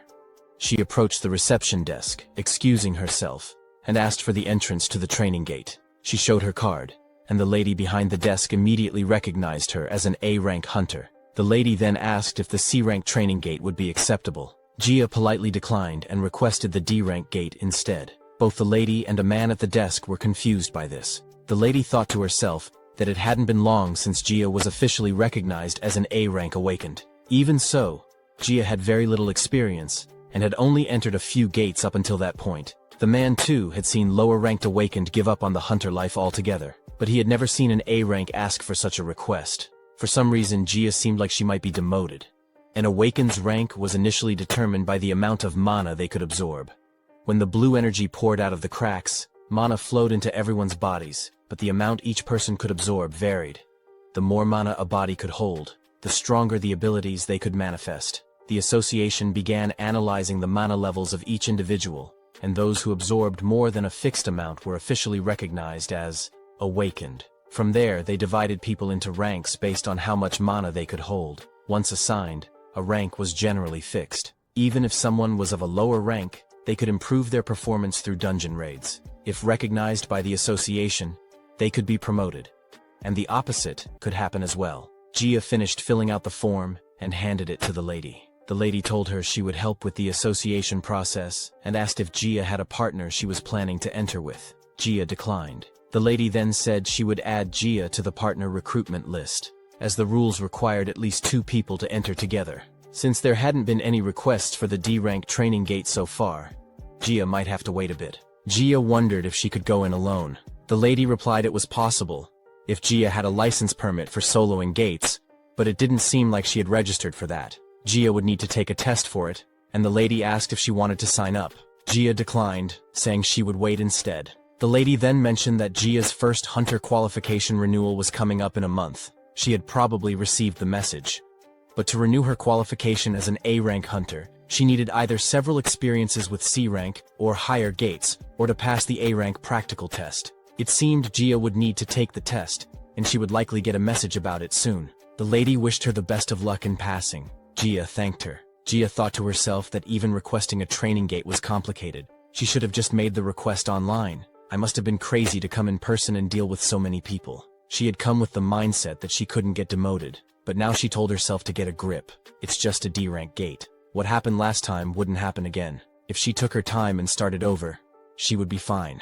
The receptionist asked Gia to wait, but a request had already come through. The rank was D as expected, and since Gia was going in alone, it didn't matter. She quickly clicked agree. The scene shifted to a dungeon gate where Gia arrived, thinking, it's been a while since I wore this. It feels so awkward. As she was about to enter, a man named Shin approached her, introduced himself as the supporter, and said he hoped they would get along. Gia bowed to greet him. He apologized for being late and suggested they head inside. Gia agreed, mentioning that she would make the request. Shin thought to himself that Gia was an A-rank hunter who had first been estimated as A-rank. However, after a series of failed tests, she was one of the few awakened who had been demoted to C-rank. What intrigued him was that Gia, despite everything, had earned the title of God Archer. The reason she had received such a title was that after being chosen as a player, she had discovered her hidden talent, and Shin knew exactly what that talent was.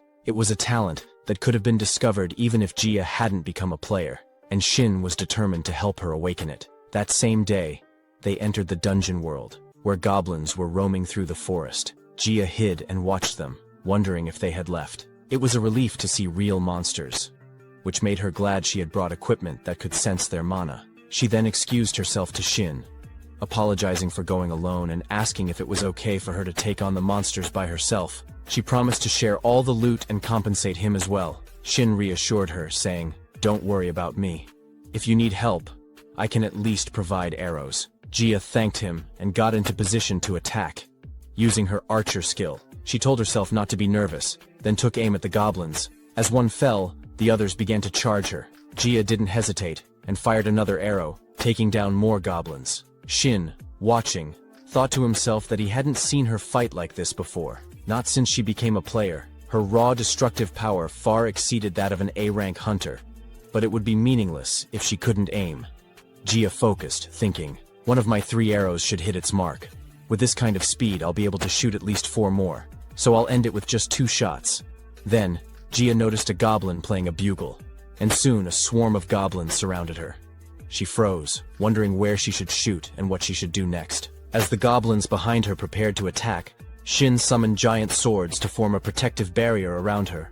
He approached her, saying, "I need your help." Gia was shocked and asked, "Wasn't he D-rank?" He nodded and explained that he couldn't last long on his own, which was why he needed her assistance. Gia was unsure what to do, but Shin moved toward the monsters, hiding behind the bushes, and told her, "Use all your remaining power to shoot an arrow." Even though she had no idea what he was planning, Gia agreed with determination. She aimed and fired a deadly shot in the direction Shin had indicated. "Did I shoot it?" she wondered. "What should I do now?" Shin smiled and told her, "You've opened the path. Now, it's time to run." Gia was taken aback, but without hesitation, they both started running. They both reached a cave near the mountain. Then, Gia wondered if they were really safe. Looking around, she questioned whether they had truly escaped, or if they were just hiding from the goblins. She realized that the goblins seemed to have stopped following them, but so much had happened that she couldn't trust her instincts. Still, she couldn't understand why Shin was so calm, but it didn't matter. They needed to get out of there quickly. Jia mentioned that she would end things for the day and was going to give Shin all the compensation. However, Shin told her they couldn't leave yet. Since the goblins were on high alert, they would remain in the area for a while, making it too dangerous for them to leave just yet. He also thought they might have dropped the rescue player they were provided with while running, so they had no choice but to wait until the goblins left. Jia was shocked and asked, "When will we be able to leave?" Shin replied that it could take half a day, but depending on the situation, it might take longer. Jia was already stunned by the thought of waiting half a day. Shin considered it a lie. He thought the goblins would leave in about 30 minutes. They weren't monsters with that much coordination after all. The real issue was something else. The king of the stretch. Jia, in her current state, seemed like she would believe anything he said. But the problem now was getting her to go into the cave with him. He wasn't sure if she would agree to it and wondered if there was any other option. Jia apologized, saying it was all her fault. She regretted not fighting the goblins properly, and for insisting on going out alone in the first place. She apologized again, feeling like she would cause trouble once more. She couldn't believe she had ended up in such a situation in a D-ranked dungeon, thinking someone like her shouldn't have even entered one. Seeing her worried, Shin snapped in front of her, telling her that if she was so sorry, she should just fulfill one of his requests. Jia wondered what he meant. He suggested they talk inside since they had plenty of time. Once inside the cave, Jia wondered if Shin really needed her help. While she had been an A-rank hunter, she didn't have much experience in dungeons and couldn't even fully understand what he was trying to say. She realized it was about an elite monster. Shin replied, reminding her that she had mentioned earlier it was her first time in a training gate, so it made sense she wouldn't know. The formation wasn't widely known. There wasn't just a boss monster in the dungeon. There was also a monster ranked below the boss, known as an elite. The cave was the habitat of this elite monster. Up until then, Shin had been refused by others, and couldn't even fight it. Jia was the first person to accept him as a supporter into her party. Seeing her reaction, Shin wondered if his request had been too awkward. Jia agreed to help if he was fine with it. She thought it was the right thing to do, especially since he had helped her escape from a dangerous situation. She understood how painful it was to be unable to join a party, and wanted to repay him for that. As Jia was thinking about helping Shin, the mana detection machine suddenly beeped. The elite monster had arrived. Jia quickly told Shin to get back. She reasoned that even though it was an elite monster, it was still from a D-ranked dungeon, so if she could just land one hit, they would be able to take it down. Jia fired an arrow at the elite, but the monster blocked it with its weapon. She was shocked. How had it blocked her shot? She had mistaken the situation and realized she needed to attack with all her power. The monster rushed toward her, but Jia froze in that moment. Shin pulled her back, causing them both to fall, and the monster's attack missed. Jia was worried about Shin's safety. Her mind flashed to the past where others had once criticized her. A girl had rudely confronted Jia, saying she couldn't even shoot arrows properly. She blamed Jia for nearly causing her death and demanded compensation. Jia tried to apologize, but the girl didn't want to hear it. The girl interrupted, saying Jia's apologies were pointless and just excuses. She claimed that just because Jia had been appraised as an A rank didn't mean the world owed her anything. Then, she told Jia to wait and promised to show her who she was really talking to. Now Jia, searching for another party after being expelled, had been rejected by multiple groups, even though she was an A-rank hunter. They were gossiping about Jia, calling her a failed A-rank hunter. One person mentioned that she had almost killed her party members in a dungeon. Another said they heard that Jia couldn't even kill a weak monster, which was why she was being rejected from even D-ranked parties. They wondered what had happened to her talent, questioning if she was going to be like this forever. Jia stopped listening, feeling the weight of their words. Birds, she thought to herself. Maybe she should just quit being a hunter after all. Because of her, even Shin was getting caught up in trouble. The elite monster wasn't attacking her directly. Instead, it sent its sword to block her attacks, telling her that fighting wasn't really its thing. Jia was surprised to see Shin stepping in. He calmly told her that he knew it wouldn't make sense, but asked her to listen carefully. If she could calm down and follow his instructions, they would win.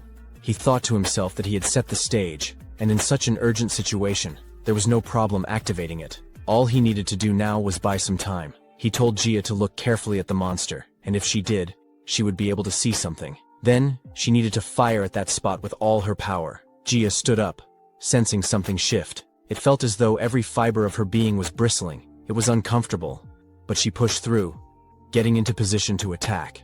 She could now clearly see where to strike. She knew this was her one chance and decided to put everything into a single arrow. With determination, she fired at the elite monster. Shin watched as the arrow hit, and the monster was blasted away. He realized it had worked. The conditions had been met. It seemed like it activated for no reason, but he knew it was all worth it. There was a huge hole in the monster's chest, and it finally collapsed. Shin mentioned that it would feel unfamiliar, and the sensation she was experiencing seemed to intensify throughout her body. The method he used was a bit extreme, but to awaken her, he had to trigger that feeling. Gia couldn't help but wonder who he really was, and why it felt like he had predicted everything that happened. She started questioning what awakening truly meant. He told her not to rush, assuring her they had plenty of time, but she insisted, demanding he stop changing the subject and just give her a straight answer. Just as she was about to say more, she fainted. Shin carried her on his back, commenting that making allies was tough, but at least he had managed to sort out that one thing. They made their way out of the cave, and when she came to, she told him she didn't understand why she had acted that way. It felt like she hadn't even been herself, and she couldn't believe she'd been so rude to someone who had saved her twice. She apologized for doubting him and for fainting. He reassured her that it was fine. No one was hurt. All the monsters were defeated, and she just needed to pull herself together. But tears welled in her eyes as she agreed. He then asked if she could hand him the necklace he had given her earlier, before they entered the cave. She stood up to give it to him, and when he saw its color had changed, he realized she had used it. He reminded her that it was the mycuic sensation, something they could only obtain in an A-ranked dungeon like Harpy's Refuge. The ability of that item was to enhance the senses when specific conditions were met. The ability would activate automatically, rapidly heightening the user's senses beyond normal human limits, allowing them to tap into transcendental perception. The tricky part, however, was meeting those conditions. The user's emotions had to be pushed to the extreme, and for someone with Gia's personality, the most effective trigger was extreme fear. He explained that he had deliberately created a situation where she would feel terrified. It was going to be tough, but as long as he succeeded, he would be able to awaken her, even at a cost. There were very few items like that on the market, and he had given up on using them. But to think that Tahin could acquire one in less than 2 days, that was only possible because Shin had made everything fall into place so easily. However, he knew this was just the beginning. Gia had only experienced the awakening through the item. She needed more practice to reach the level she would have been at in her prime. He told her that her first task was to create a situation where she could focus solely on the monsters. To do that, she needed to change her arrow first. Since she was already strong, it should be fine for her to switch from a short bow to a long bow, allowing her to shoot from farther away. That way, she would naturally interact less with the monsters, and situations where she'd get scared, like that day, would happen less often. There were a few other things she needed to work on as well. She thanked him for all the advice, leaving him slightly confused by her words. She explained that she was grateful for everything, even the pendant. She had thought she was going to die without being able to do anything, but when she held that pendant, she felt something shift. It was like everything around her stopped, and she sensed a strange connection. She could see clearly where to aim, as if a target had been engraved onto the monster. To be honest, even though she was an A rank in name, she didn't feel any better than a D rank in terms of personality and skills. No matter how hard she tried to change, she only grew more disappointed in herself. But lately, it felt like she had grown so much in such a short time, just by knowing him. She began to realize she was more capable than she thought. For the first time, she felt excited about herself, and in a rare moment, she talked at length. Just as she was about to say more, he told her that it would be tough to do it alone. He gave her his number so she could reach out if she ever needed him. She smiled, happily accepting, and promised to share her number too. But just as she was about to, he received an urgent message from Tan and decided to contact him once they were out. The scene shifted to the Hunter Association headquarters, where Tahin was on the phone with Shin. After thanking him, Tahin said he'd contact Shin again after the briefing. He agreed to help Shin if he could, then mentioned that the item Shin had given him last time had been incredibly useful. Shin, now already out of the training area and parting ways with Gia, expressed relief that the item had helped and thanked Tahin for agreeing to assist him before ending the call. While Tahin waited, Min entered the room, informing him that the association president had sent word. They could move out now. As they left, Min wondered about the unusual situation. Normally, the president would send an official document, but today, he was summoning Tahin personally. Commissions sent through official channels were always tough, so if the president was calling him in directly, It might mean an S-rank gate had appeared again. Tahin reassured her that it was fine, especially since Shin had agreed to help as well. He said if he fought like he had before, there wouldn't be any danger. He felt it had been the right decision to build a connection with Shin. Min noted that Tahin seemed in a much better mood after the Arakan dungeon raid. She guessed it had something to do with that mysterious maker. He had been acting differently ever since, and she couldn't help but wonder about the unlimited support he'd mentioned. She also found it shocking that the guildmaster would offer such generous conditions, even though Tahin was no longer in the berserker class, which usually made it hard to control emotions. Yet, he was more calculated and cool-headed than anyone. Min couldn't help but wonder if Shin was more capable than she initially thought. But then again, there was no way a D rank could create a weapon that would satisfy someone like Tahin. Since Tahin didn't bring up Shin often, Min decided she would need to look into it herself. They arrived in front of a meeting room, where a man greeted Tahin, asking if he had come alone. Tahin wondered if someone else was supposed to be with him. The man replied that, from what he'd heard, 2 guildmasters were supposed to attend. But since Tahin had come alone, he could head inside first. Tahin then asked if the man knew who the other guildmaster was. The man said the other guildmaster had just arrived. A voice called out to Tahin, asking if it was really him, and mentioning how active Tahin had been lately. Tahin and Min turned around, immediately recognizing the person, who clearly pissed him off. The man smirked. I hadn't thought it would be enough just to see you here. The other guildmaster was Kim Mi-hyuk, and he had come to take a jab at Tahin, wondering who he was and whether he was the guildmaster. Tahin thought to himself that Kim was incredibly annoying. Kim stepped closer, saying that Tahin's guild was capable, but he needed to correct himself. It wasn't the Overkill guild that was the problem, but rather the guild master himself. Tahin told Kim he wasn't free enough to entertain his ridiculous provocations. Kim shrugged, saying that Tahin must be busy purposely choosing and touring low-ranked dungeons, probably wanting some sort of fame from rookies in low-ranked gates. Min was seething with anger at Kim's words about Tahin. Kim continued, explaining that while there had been some coincidental cases where they entered rank-error dungeons, their goal had always been to raid, not rescue. They had gone in on their own terms. Just as Min was about to argue back, Tu stopped her and told the man at the door to open it. He explained that they were there to meet the president.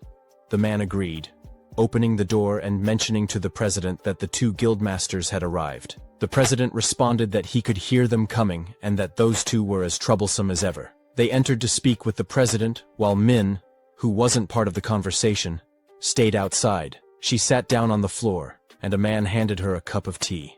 She thanked him for it. Inside, President Han Cheolman told Tahin and Kim that Heaven had urgently requested both of them 3 days ago, after a strange head appeared and disappeared in the suburbs. Tahin wondered if it was a rank error dungeon. Cheolman only shook his head, denying it. There hadn't been enough confirmation, and it wasn't even possible to measure the mana of the gate. Kim was shocked to hear that. Tahin thought it was strange that a gate had appeared that couldn't even be measured normally. The rank of a gate was determined in 2 ways.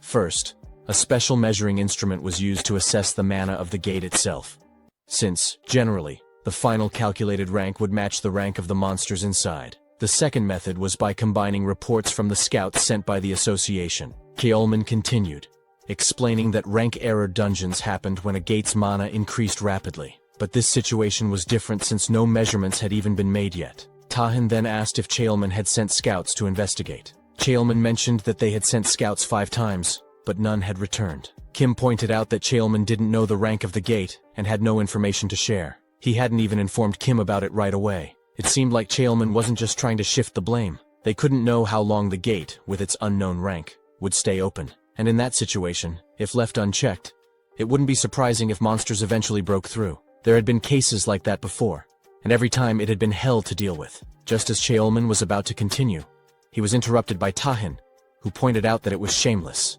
But as they said, this was an emergency. Cheolman insisted that he wouldn't take no for an answer, and needed both guilds to work together to raid the unconfirmed gate. He had originally planned to send the Hunu guild as well, but due to their sudden foreign dispatch, they couldn't join. This was serious enough to involve all 3 of the big guilds, and the deadline was in 2 days. He promised to prepare support funds and reward money to the best of his ability. If they needed anything else, the association would do its best to provide. Tahin thought for a moment, and then asked if they had to create a team based only on guild members. Cheolman replied that it didn't matter, but since the gate's existence could cause chaos and panic among the public, They would only allow a small number of verified individuals. Tahin agreed with that. The scene shifted to the Shunua Guild, where Kim rushed in and threw his coat aside. The others welcomed him, and he ordered them to create a team using only guild members with ranks A or higher. He wanted them to choose who could depart in 2 days. Kim couldn't help but think that Tahin must have a trick up his sleeve. He didn't like the smile Tahin had been wearing. Kim saw Tahin as an annoying person and was determined to use this opportunity to put him in his place. He then demanded they bring Kang Yurin onto the team. One of the women pointed out that Kang wasn't affiliated with their guild, and with her personality, she'd probably reject the offer. Kim snapped, asking who didn't already know that, and insisted they bring her by any means necessary. He wanted to see her in front of him, and if they failed, he warned them to be prepared to never work in that field again. The two were shocked, but agreed to his orders. Kim thought it was actually better that Kang wasn't affiliated with any guild right now. He planned to scout her properly, and use the opportunity to show Tahin that even among the big guilds, there were different levels of strength. The scene shifted again. 2 days later, in front of the mysterious gate, Tahin was there with Shin, a man and a girl. The girl asked what time it was, noticing the others still weren't there. The man replied that there were 5 minutes left, and the Shinwa Guild was always punctual, arriving right on time. The girl muttered that that was why she didn't like them. No manners. She joked that if they ever did learn some, she might shoot a hole in their heads. Just then, the man, who was the vice guild master, called her by name, Sun Jae, and gave her a light smack on the head, warning her to watch her words. She remarked that he was really brutishly strong, to which he glared at her. Without warning, he started chasing her, and she quickly ran off. Shin told Tahin that his guild members really had a great relationship. Tahin replied that even though they might look like that, they were incredibly reliable during battle. He then thanked Shin again for coming, admitting he'd thought Shin would turn him down. Shin explained that he'd already mentioned using the item Tahin gave him, so he felt honored to help. He also pointed out another reason. 5 days ago, a system window had appeared with a hidden quest that only a small number of players received. The selection for the quest hadn't even started yet, but he was already chosen.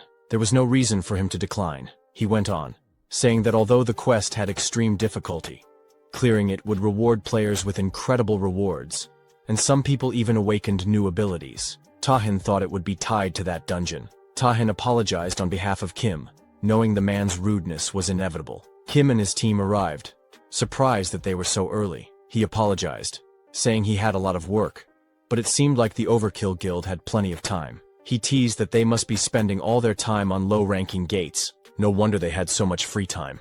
The Vice Guild Master of Overkill told Shin to ignore Kim and not give him any ammo. As she was about to respond, he shut her down, repeating, "Just ignore him." He reminded everyone that the rivalry between the guilds was still as bad as ever. It wasn't just an emotional battle anymore. It was all over the mass media, the constant debates about which guild was stronger. Kim looked at Shin and laughed, wondering if Shin was Tahin's hidden card. He acted like he had something up his sleeve, but it seemed like it was just him. Kim then mocked Shin's clothes, asking if he was on a trip. He was going too far. Raiding a dungeon was no joke, and it seemed like Shin just wanted to get carried. A girl stepped in and told Kim to stop getting mad. They had a new member, Kang, who had overheard and asked if they hadn't said they had no time to waste. She didn't think they had time to argue, so they should hurry up and go. Sun was shocked to see Kang and wondered about the lineup of their party. She recognized Kang as the strongest element master in Korea, someone who could use all 6 elements and an S-rank sorcerer. Then, of course, there were Kim and Taehin, an all-star lineup. She thought the raid would be a piece of cake, and that she'd gladly let them carry her. Shin, however, felt it wasn't going to be so easy. The dungeon they were about to raid was the same one from his last life. Of the 8 party members who had gone in that time, only Tahin had survived. And barely, using his trump skill afterward. The gate had suddenly disappeared, becoming an unprecedented case where 7 high-rank awakened were declared missing. The association had worked hard to censor all the information, so there was almost nothing left about the dungeon. Shin couldn't guarantee they'd defeat it this time. They entered, and Kim attacked a doll, killing it easily. He chuckled, calling it so easy. Shin was left wondering why it seemed so simple. As they were heading back to the gate, Shin mentioned how cool the place was. The Vice Guild leader told him to lower his voice. Suddenly they noticed the gate was closed. The Vice Guild leader of the Overkill Guild tried to open it but failed. He suggested they break it open with force. Shin said, "You want me to break it too?" A few of them attacked the door, but it didn't even budge. Kim told everyone to step aside as he would handle it. Just then, two of the Torah maids came in to attack, but Kim struck them back. Wondering what those things were and how they managed to get in his way, one of the girls commented on Kim's skill. Kim replied that it was no big deal and asked why he would waste his skill on something so trivial. She then noticed that the monsters were resurrecting. Kim explained that they had a resurrection ability, and that they would need to be at a certain level to even stand a chance against him. He created two giant hands to strike them all at once. The others were fighting the monsters too. Shin and Kang were standing quietly, and Shin asked why she wasn't fighting. She asked the same of him. He explained that he was a support-based production class. She said there wasn't really a reason, she just didn't feel like putting in effort for a party like this. She had been a little excited at first, thinking she would be working with the strongest person in Korea, but now it seemed like all show with no substance. They couldn't even kill one monster. Had she known it would be like this, she would have declined the invitation. Shin felt something strange about the polluted mana from the monsters. It didn't seem normal. He wondered if it was like they were tied together by threads. All of the mana seemed connected to an object, and he thought maybe they just needed to break it. He also wondered if he had any reason to show off his skills to them, but it should be fine if he could just use his rental powers. Kang used her ability to make something small appear from the ground. Shin asked if she had enough mana to deal with the bugs and why she didn't send it over there. She replied that she had mentioned it earlier and that she only kills what she wants to. As she destroyed a bug, Shin thought it might be worth checking and then teased her, saying she must be afraid of bugs. She snapped at him, telling him to stop talking to her because it was annoying. He apologized, saying he wasn't meddling, but pointed out that there might be a bug monster nearby. Kim was attacking the monsters as well, but they kept getting back up. He wondered why his attacks weren't working. Tahin was also fighting them, and then suddenly, everything stopped. Kim wondered what had happened and realized he was finally warmed up, though it felt like small fires were starting to burn out. In the end, the object controlling the monsters was destroyed, and Shin, absorbing its mana, realized it was the source of the resurrection ability. If he hadn't been able to see the polluted mana, he wouldn't have been able to figure it out. Shin wondered if this was the reason they had failed to raid it in his last life. Tahin told the Vice Guild Master that the lobby was basically empty, and they didn't know for sure what was going on, so they should research the entire first floor. The Vice Guild Master agreed, saying he would take the lead and everyone should follow him. They rushed ahead and ran into a group of the same monsters. Kim shoved the Vice Guild Master aside, saying he would go first. He attacked the monsters, and Sung wondered if the mana they were gathering was coming from the object inside itself. Shin pointed to his spot and told her to shoot there. She got confused, asking if that would break the controller. Shin told the others what was happening, and in a second the situation was cleared. There wasn't much to it. Shin thought to himself how quickly they had cleared the first floor, moving through the rooms so fast. Then they reached the stairs, and Taehin said that since they had finished the first floor, it was time to head to the second one. Kim called him a bastard, and told him not to act like a leader since he already knew what was going on. Taehin told his people to follow him, but as they walked, Kim thought Taehin was ignoring them. He was determined to crush Taehin's pride too. Suddenly, Kim felt pain and realized he had pushed himself too hard just fighting. He then said they should go, and the girls suggested they go together. Shin felt something was bothering him from Taehin's words. Nothing seemed wrong, but he needed to check the room himself. So he entered alone and saw some man ahead of him on the second floor. They were attacked with strong power, and Kim said he didn't have time to use his skills. The others were surrounded, and were doing their best to protect themselves. Taehin asked if everyone was fine, and thought of the invisible monster, sensing it was of a high rank. The Vice Guild Master said he was fine, and Sung added that she was okay too, but she couldn't see Shin. Taehin was shocked to hear this. As he looked around, he realized he hadn't noticed Shin and wondered what had happened to him. He called out Shin's name loudly. Meanwhile, Shin, still in that strange room alone, thought the battle outside was going badly. He had finished absorbing the mana and knew he needed to rejoin the group quickly. But as he turned, the door was already closed, and he wondered if there were any enemies inside. Then he saw a girl appear from behind the door, holding a small doll in her hand. Shin had wondered what a young girl was doing in the dungeon. She called out to him, asking if he was the hunter, and then told him to just follow her as she turned to leave. He called out, asking her to wait, and how she knew he was a hunter. She replied that the lady downstairs had told her a hunter would come to save her later, and that they should leave together when that happened. Since Shin had made it all the way here, she figured he must be the hunter the lady had talked about. Shin wondered about that lady. They both headed downstairs, and the girl asked him if he didn't know her. She thought it was strange but was sure he was the hunter the lady had mentioned. Then the girl called out to the lady, saying it was time to get it together because the person she talked about had arrived. As Shin looked at her, he thought it seemed like she had suffered some mental damage from something. He excused her, saying he had been sent by the Hunter Association. When she heard that, she immediately got up, asking if he was really sent by them. He confirmed and mentioned that it must be a tough situation for her,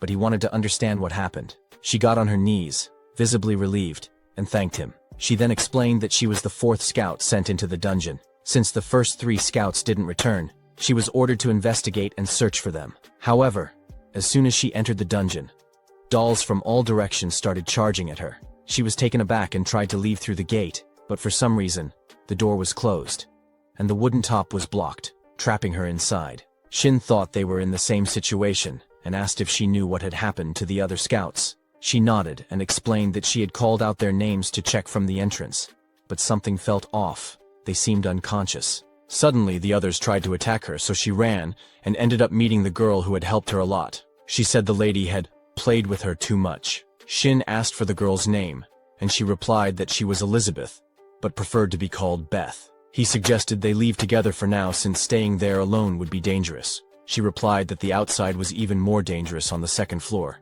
They kept battling the invisible monsters. Shin felt the enemy's stealth was slowly wearing off, and wondered if they were human-type monsters. Just then, a card fell, and Shin noticed the face on it. It was similar to the one on the missing scout poster he had received from the association president. Sung also mentioned that the enemy's faces seemed familiar. When Shin saw the card, he told everyone not to attack. Those were the missing scouts. He thought that stealth was a skill that couldn't be used again for a few minutes after its duration ended, and it carried the risk of greatly reducing movement speed. Right now, it would be difficult to knock them out easily. Suddenly, he heard Kim shouting excitedly, thinking the monsters were finally learning how to use stealth. But then he realized they were just the scouts, as their speed slowed down. Kim said he would kill them with one punch. He attacked, and Sung even shot at him, aiming for his nose. This only made Kim angrier. Kim had gone insane, pointing out that those weren't monsters but people they needed to save. There might be a way to bring them back to normal. Kim wondered what that way was, but as he felt the killing intent from the others, he realized there were only 2 choices: kill or be killed. No matter who it was, anyone showing hostility toward him would die, and these scouts were no exception. The unconscious scouts got up to attack Kim, and he warned Sung that if she tried to block him again, she would be the first to die. Sung, furious at his words, was about to act when Shin stepped in between them, telling Kim to stop and hoping he would listen. Kim told him that everyone was blind to their own causes, and he would show Shin how blind he truly was. At that moment, a girl stepped forward to protect Shin. Kim coldly said it wasn't a request, but a deal. He would pass over the raid's rewards and funding to the Shinhwa Guild. With those conditions, he thought it was enough to consider it. An attack came at Kim, but he blocked it with his hand armor, saying it was just a warning. He added that if Shin pissed him off even slightly, he would kill him immediately. Shin thanked him for the warning and thought he had gained a bit of time. Sung apologized to Shin for what she had done, and he told her to take responsibility later. For now, they needed to focus on the current situation and figure out how to save the others. Meanwhile, Beth asked Shin if he had seen the dolls outside as well. Some of them were extremely scary, and she didn't know exactly how, but they were all wrapped up in purple threads. The dolls wouldn't die unless those threads were removed. They would just keep attacking endlessly. The threads were so sturdy that it was hard to break them. She asked if he also thought it was scary. Shin then asked if the dolls would return to their normal form once the threads were removed, and if it was possible to turn his colleagues back to normal. Beth replied that she had heard they needed to stop the device attached to the dolls' bodies once the threads were gone, but if they tried to forcefully remove the threads, the body would collapse. She wasn't sure if that would help though. Shin thought it was a tough question, but she had answered it so friendly and clearly that he was reminded of another question. On the 2nd floor, they realized that 30 seconds after stealth was released, they would all be dead.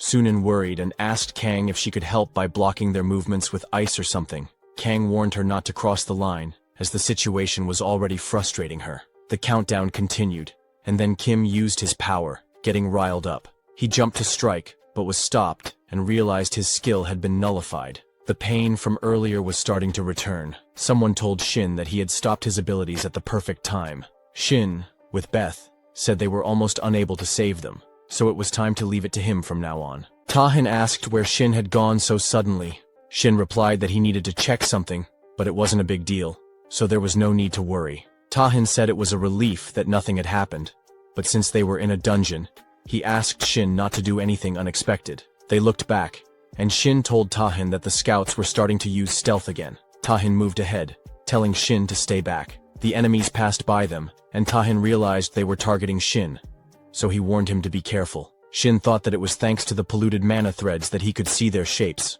Tahin blocked an attack to protect Shin. Shin said he could see the weak points on the dolls and would mark them, targeting precisely to avoid damaging the main body. Tahin agreed, wondering if Shin was talking about those blue shards. As Shin pointed out the targets, Tahin attacked and successfully took one down. He fought at work and realized they could really target them like that. Shin mentioned that the circular device in the center was the weak point and told Tahin to aim there. As they attacked, the dolls began to break down. Tahin wondered why they were suddenly breaking now when they hadn't earlier. After defeating them, Tahin asked Shin if he had found anything on the first floor when he checked earlier. Shin explained that there wasn't anything special, but he had been investigating the dungeon on his own when he happened to meet a surviving scout. The scout's condition wasn't great, so she hadn't come up with them, but Shin was able to hear about the situation from her, and also discovered the scout's weak point. Tahin then asked about the child. Shin mentioned that Beth had helped him find the scout, and it seemed her parents were trapped in the dungeon. When Kim looked at Beth, he said something seemed suspicious. Shin asked him what exactly seemed suspicious. Kim wondered if he had said something wrong and logically questioned how there could be a normal girl involved. The gate was a closely guarded secret, and although it might seem like it had been neglected, the association had been monitoring it every second. There was no way anyone could have gotten in. Tahin mentioned he understood Kim's thoughts, but it wasn't wise to jump to conclusions so quickly. Kim snapped, saying they were just fixated on finding faults in what he said. He added that they would have kept wandering around because he had been taking it easy on them. Kim wondered if he should just kill all the guild members while he had the chance. Tahin told Kim he wasn't one for pointless fights, but he felt it was necessary to give Kim a lesson in maintaining harmony during raids. Their eyes all turned a violet hue, and Sung said Kim was acting like he was above them, so it was time to set things straight using this opportunity. The girl on Kim's side wondered why Sung was acting like he was above them. Instead of saying useless things, why didn't she stop Tahin? What would she do if Tahin ended up getting killed? Shin wondered who the girl thought was going to die, and if she really believed Tahin would lose. The girl agreed, saying it would be Tahin, and told Sung to hurry and stop him. Kim was getting angry, wondering if Sung could even carry her guildmaster out of there once he was unconscious. Tahin was also getting furious. Both of them were charged up with their powers, challenging each other. Shin felt something and wondered what was going on with the situation, and why their emotions were escalating. Beth had an aura around her and said all she did was push their emotions a little, but they were fighting like crazy, which was pathetic. She thanked Shin for helping her easily use the brainwashing skill on them and mentioned that she needed to get close without raising suspicion. Shin realized he had originally thought of her as a childlike monster. He wondered when he started seeing her as a normal child. Had he been brainwashed since the first time they met? He realized it was too late, and that he needed to stop it before everyone got brainwashed. As he tried to move forward, the threads held him back, and he became worried. It wasn't just him, everyone else seemed to be affected too. He wondered if this was how everyone was getting brainwashed, thinking that she would use the corrupted mana to manipulate not only the physical body but also the mind. And yet, he hadn't caught on to her lies. Suddenly, his passive skill, mana absorption, activated, and he realized she had chosen the wrong opponent as he absorbed their mana. Kim wondered what was happening. Beth realized that Shin knew how to absorb corrupted mana, and she found it amusing. Shin shouted at them, telling them that Beth was from the academy, and they needed to attack her. Beth called out to her parents and they both appeared. She told them that these people were bullying her and asked for punishment. Kim prepared to attack, saying he would kill them all in one blow. Beth told Shin it was time for him to show off. Kim launched an attack, causing damage to the area. Tahin asked him what he was doing. Kim was now under Beth's control, and the thread was working its way inside him. Beth was pleased with the results. Shin wondered if the corrupted mana he had sensed from Kim's hand earlier was because of this. Beth said that Lewis liked to hide behind those who were shy, so no one noticed. She found it fun that in this situation, they had to face their teammates as enemies. With their teammate now turned into a doll, she wondered what would happen next. Tahin got ready to attack Kim, saying he would quickly apprehend him, and asked the others to assist him. The others agreed. And just as they were about to move in, Kim created a barrier around himself. Shin wondered what it was. A girl explained that it was a skill Kim activated whenever he felt his life was in danger. The barrier was impenetrable and couldn't be interfered with for a set amount of time, and once it was active, it would stay up for several hours. Beth said that with one person already unable to fight, she only needed to deal with the three of them and end it quickly. Shin could tell just from the energy he felt from them that these dolls were different from the others he would encounter. Each one felt like a tough dungeon boss, and ignoring the two guards to pass through would be way too dangerous. It would be safer to face them head-on, even if it didn't feel great. It might just be a gut feeling, but something about them seemed off, like they weren't just typical control-type dolls. Tahan asked to take on the female doll while he would handle the male one. The plan was to focus their firepower on them and end things quickly. Sung was on board with this. As the male doll charged toward Tahan, Tahan was ready with his flare sword. Shin watched the boy working with an ice piece and some mana threads, wondering if it was a skill that could turn enemies into dolls and control them. Was there a bug in the system interfering with Kim's impenetrable shield? Shin suspected this ability had something to do with turning hunters into dolls, but no matter how much he thought about it, something didn't add up. The transformation Kim had gone through had been instant, even after he absorbed all the polluted mana from everyone. So before he used his mana absorption, when everyone, himself included, was tied up in the polluted mana threads, Beth had the chance to turn them into dolls, but she didn't do it. While the other members were fighting, Shin kept thinking, if Beth was just playing with them, why would she reveal herself? Not only did she lead him to the lost scout, but she also taught him the weak points of those who had turned into dolls. After gaining his trust, she quickly showed her true colors, making everything meaningless. No matter how much he thought about it, something felt off. These weren't the actions of someone who enjoyed internal conflict. It was almost as if she was being forced to fight. Kim managed to land a hit on Tahan, and Shin noted his incredible durability. But with the weapon Shin had made for Tahan, he could channel his power into it and maintain control, making it ready to explode. Shin kept thinking it was unfortunate, but at least they had the weapon for situations like this. Then Sung called out to the Vice Guild Master, saying it was enough and that it should be soft enough now. She fired an enhanced bullet, creating a massive hole in the chest of the doll, but it was still alive. Tahan, fighting Kim, realized things were trickier than he expected. What surprised him most was that there were no variables other than simple physical attacks. He found there was only one left to worry about. While he was concerned about mental-type attacks, he knew that as a berserker, he could resist them to some extent. He then told everyone to stay paired unless there were other orders. They needed to watch out for mental attacks and stay in their current positions.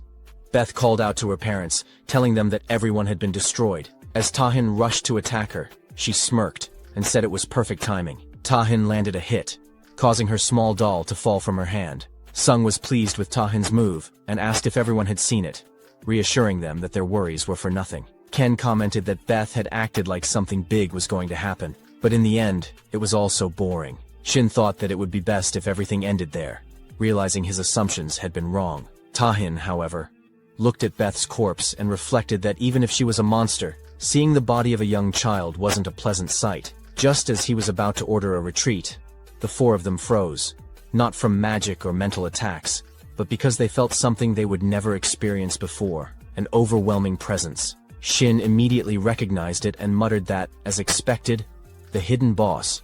The system screen displayed the main and additional goals, along with their rewards. Beth appeared in her true form as a vampire, thanking them. She explained that she had been waiting for people who could destroy her parents, and instead of that, they betrayed her. Now, they would live eternally with her power. Beth was furious.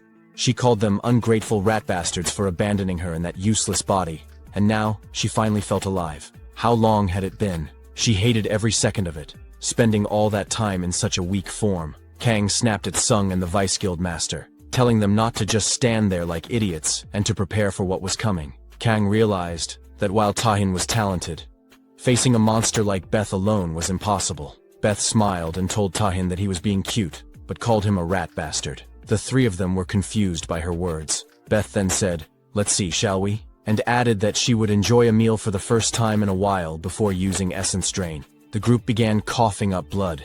Kang thought to himself that high-ranked undead were skilled at absorption-type magic, but from that distance, with this many people, she could suppress them without needing to activate any conditions or prepare in advance. Just how much of a monster was Beth, really? Tahan activated his flares, and Beth commented that he was strong. Strong enough that even in their current state it could have been a problem for her. If they had been able to use all their power, the results might have been different, but that wasn't going to happen. She crushed something in her hand and attacked Tahin. Shin couldn't help but wonder, what percentage of a threat did he think they were facing? Tahin asked Shin what he meant by that. Shin explained that the Berserker's explosions had a limited output. Tahin couldn't keep using 100% of his power all the time, because his body and rationality wouldn't hold up. He had heard that Tahin adjusted the explosion's output based on the situation, but since he was still new to using the explosion skill, he wasn't completely sure how to manage it. When Tahin fought Irachan last time, Shin believed the output he used was no more than half at his maximum, and since then, Tahin had probably been using even less than that. Tahin admitted that even so, his strongest sword still broke, and in his current state, he wasn't sure if he could reach a level of output he would never attempt to before, but he would buy some time. Shin remarked that he wanted to monopolize Tahin's abilities, but he knew that was a ridiculous request. Tahin suddenly felt a strange energy and wondered if it was mana. Shin continued, saying it felt like he would be tied to Tahin from now on, so he thought it would be best if they kept pushing each other to grow and develop. Using his demonic weapon production skill, Shin had saved 100 units of polluted mana and was searching for a suitable weapon from the demonic realm. Finally, the production was complete, and the demonic Leviathan weapon appeared in front of Tahin. Shin urged him to take it and show what he was capable of. Tahin felt something was different about the sword. If it had been any other sword, he would have grabbed it easily, especially with all the special abilities it probably had. But this one felt strange, despite knowing that Shin had made it. Tahin gripped the sword tightly, feeling the power around it. You could tell it was infused with polluted mana, and based on the energy, it must have had a flame attribute ability. It seemed incredibly powerful. Beth commented on the polluted mana and the flame's energy, noting how strong it was. But unfortunately for them, she used blood magic to activate her bloodbath territory. As the blood began to seep onto Shin's shoes, he quickly realized it was a wide area skill, and wondered if the ability had an absorption and shutout effect. Beth mused that while the strength of the absorption wasn't as strong as earlier, it was still a versatile skill. She told Shin that his mana management and basic metabolism would slowly be paralyzed, and everything, down to his bones, muscles, nerves, and veins, would melt away over time. The pain wouldn't be as intense, but it would still take its toll. Tahin kept moving toward her, and Beth thought to herself that he was still moving perfectly fine even after activating his kill-off technique. But honestly, he wasn't perfectly fine. The movements of Tahin's body weren't controlled by his own will or consciousness. They were driven by the sword's power. The strength he was displaying now felt much stronger than before. Beth thought to herself that this would be more fun, especially when she destroyed the dolls on her end. Tahin rushed forward, ready to attack, while Beth used blood magic to launch a thirsty hand attack. As the attack was about to land, Tahin countered with a flare from his sword, destroying it. Beth was confused, wondering what that power was. It was at least double the strength of what she had seen earlier, maybe even more. Shin, equally astonished, watched as Tahin slashed at Beth. She spat out blood, realizing he had been holding back his output up until that point. The system screen then notified Shin that the main goal had been completed, and the raid was a success with the defeat of the hidden boss. Shin received a reward box, hoping it would contain an item to help with mana recovery or capacity. Then, the Leviathan's sword disappeared. Shin read the description and wondered about the search method. Was the weapon search totally random, or was there some standard for it? Tahin returned to normal, his body trembling as he wondered what had just happened. Shin told him not to overthink it and just stay put. Even if Tahin tried to get up, he wasn't in any condition to walk. Maybe if you were fully fine, but you've already taken a significant amount of damage. Outputting that level of power, Shin was surprised that Tahin had been so reckless with his energy and suggested they rest for a while, since it didn't seem like anyone's life was at risk. Tahin reached Beth, who was still able to speak, and she congratulated Shin. Shin thought it didn't seem fatal, so whether the raid was considered a success when she was still alive was questionable. He then asked about her connection to the dungeon and the dolls, pointing out that the polluted mana control and the dolls clearly came from her. Yet despite that, she didn't seem to have control over them. They moved to protect her as if she were their property. Beth agreed, explaining that the dolls had to protect her because she was their precious power source, the one who helped maintain them. She then shared a story from long ago, saying that on a whim, she had indulged the dolls in a way she normally wouldn't have. She had saved the life of a wraith that was about to fall into the water, which would have been an odd story if it had ended there. But the dolls, being a bit strange themselves, couldn't just let their savior go. They invited her to stay with them. It was the first time a human had done something like that, and she ended up trapped in that situation. Beth wasn't sure when the turning point had come, but when she regained her senses, she realized she wasn't a guest anymore. She was a family member. For a short time she had been so happy, but eventually, she realized the truth. They hadn't accepted her as a family member out of kindness. It was her fault for getting trapped like a doll and giving them the chance to betray and control her in the first place. That was evidence that she had become emotionally soft and weak, which was exactly how they had trapped her in that girl's body, sealing most of her ability, so she could only supply the necessary polluted mana to protect them. Shin wondered, protect them from what? Beth replied that she wasn't sure, but she asked if he had looked outside since entering the estate. The view was fascinating, an endlessly stretching, vast desert. No matter which direction he went, there wouldn't be an end. It wasn't a natural desert, but a barrier in artificial space, created to protect the estate. She believed her mother had used her power to create it, to protect them from the monsters across the fissure. Judging from Shin's reaction, she guessed that his world had a fissure as well, and that's how he ended up here. She felt like their worlds had gone through similar things. Fissures appearing in the sky, humans awakening to mana, and one by one the gates opening, and from those gates came monsters, much worse than a vampire like her. Shin approached her and asked how her world had handled the calamity caused by the gates, and how many years had passed since the first fissure. She replied that the calamity was inevitable. Unfortunately, she didn't witness it firsthand. After being trapped in that body, she spent dark years unable to move. During that time, her world fell, and the estate became isolated. She had only recently regained the ability to move, and since that moment, the system window had appeared before her eyes. Shin understood that she was referring to the system window, and realized she was a player too. Noticing the confusion on his face, Beth acknowledged that he probably had a lot of questions. She apologized, admitting that she didn't think she would be able to answer them all. Then, as her body started to break down, she mentioned that death wasn't so bad after all. Shin thought her body was collapsing, but the system window notified him that the demonic cycle of control could be used. He opened it, gave a small smile, and did something to her neck. She asked what he was doing, and he replied that it wasn't just a coincidence. I could say it wasn't necessary to use it until now, but personally, I was curious. The system then announced, upon successful equipping, the relevant monster will be held from their critical condition and become a subordinate familiar to the player who equipped the item. Shin mentioned that while he would see many players with familiars, this was a first for him, having a player as a familiar. Finally, the contract was complete, and the screen showed that she had been registered as his familiar. He mentioned that while he didn't expect her to take on a different form, it was still a surprise that she turned into a cat instead of a bat. Even her necklace had transformed to match the change. She shifted back into her human form, telling him not to make her fall in love with him, and accusing him of using her as a familiar. She said it was more than just humiliating. It was painful. He wondered if she could even maintain her human form for long, but it seemed unlikely. Still, she had no right to refuse this humiliation.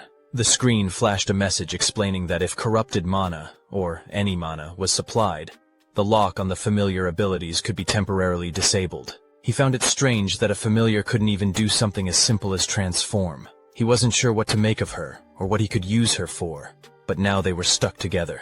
As she changed back into her cat form, he picked her up. She asked him to let her go, but he teased her, wondering if she could still communicate in this form. The conversation drifted from their earlier topic, but he was curious. Had she truly been betrayed by those people? She seemed confused, asking what he meant, but he reminded her that she had already told him everything. He told her not to repeat it again.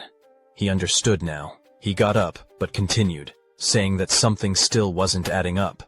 She explained that they had stolen her power for their own survival, but she wondered if living like that even had any meaning. He didn't fully understand what had happened, but her family didn't seem very impressive. He wasn't even sure if they had any real rationality or just egos. Rather than being living creatures, they were more like dolls programmed to move in a set pattern. Beth told him there was nothing they could do about it.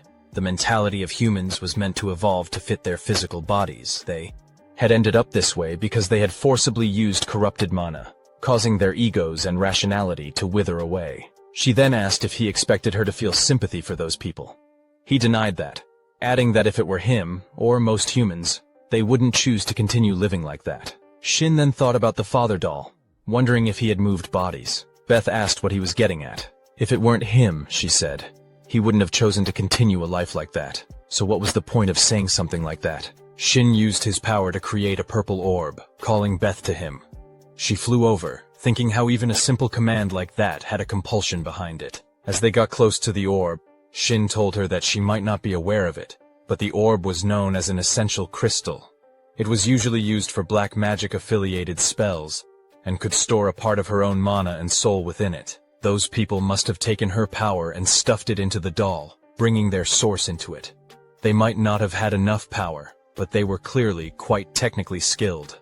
Beth wondered what he meant, and he asked if there wasn't another way. They then appeared in the house where the family was talking around the dining table. The lady said she had seen thousands of different visions over the past few days, but the results were always the same. The conclusion was that something was happening between two different worlds. In the last few years, that frequency would continue to increase uncontrollably. Even if they postponed it as long as they could, it would be too late to properly prepare for what was coming.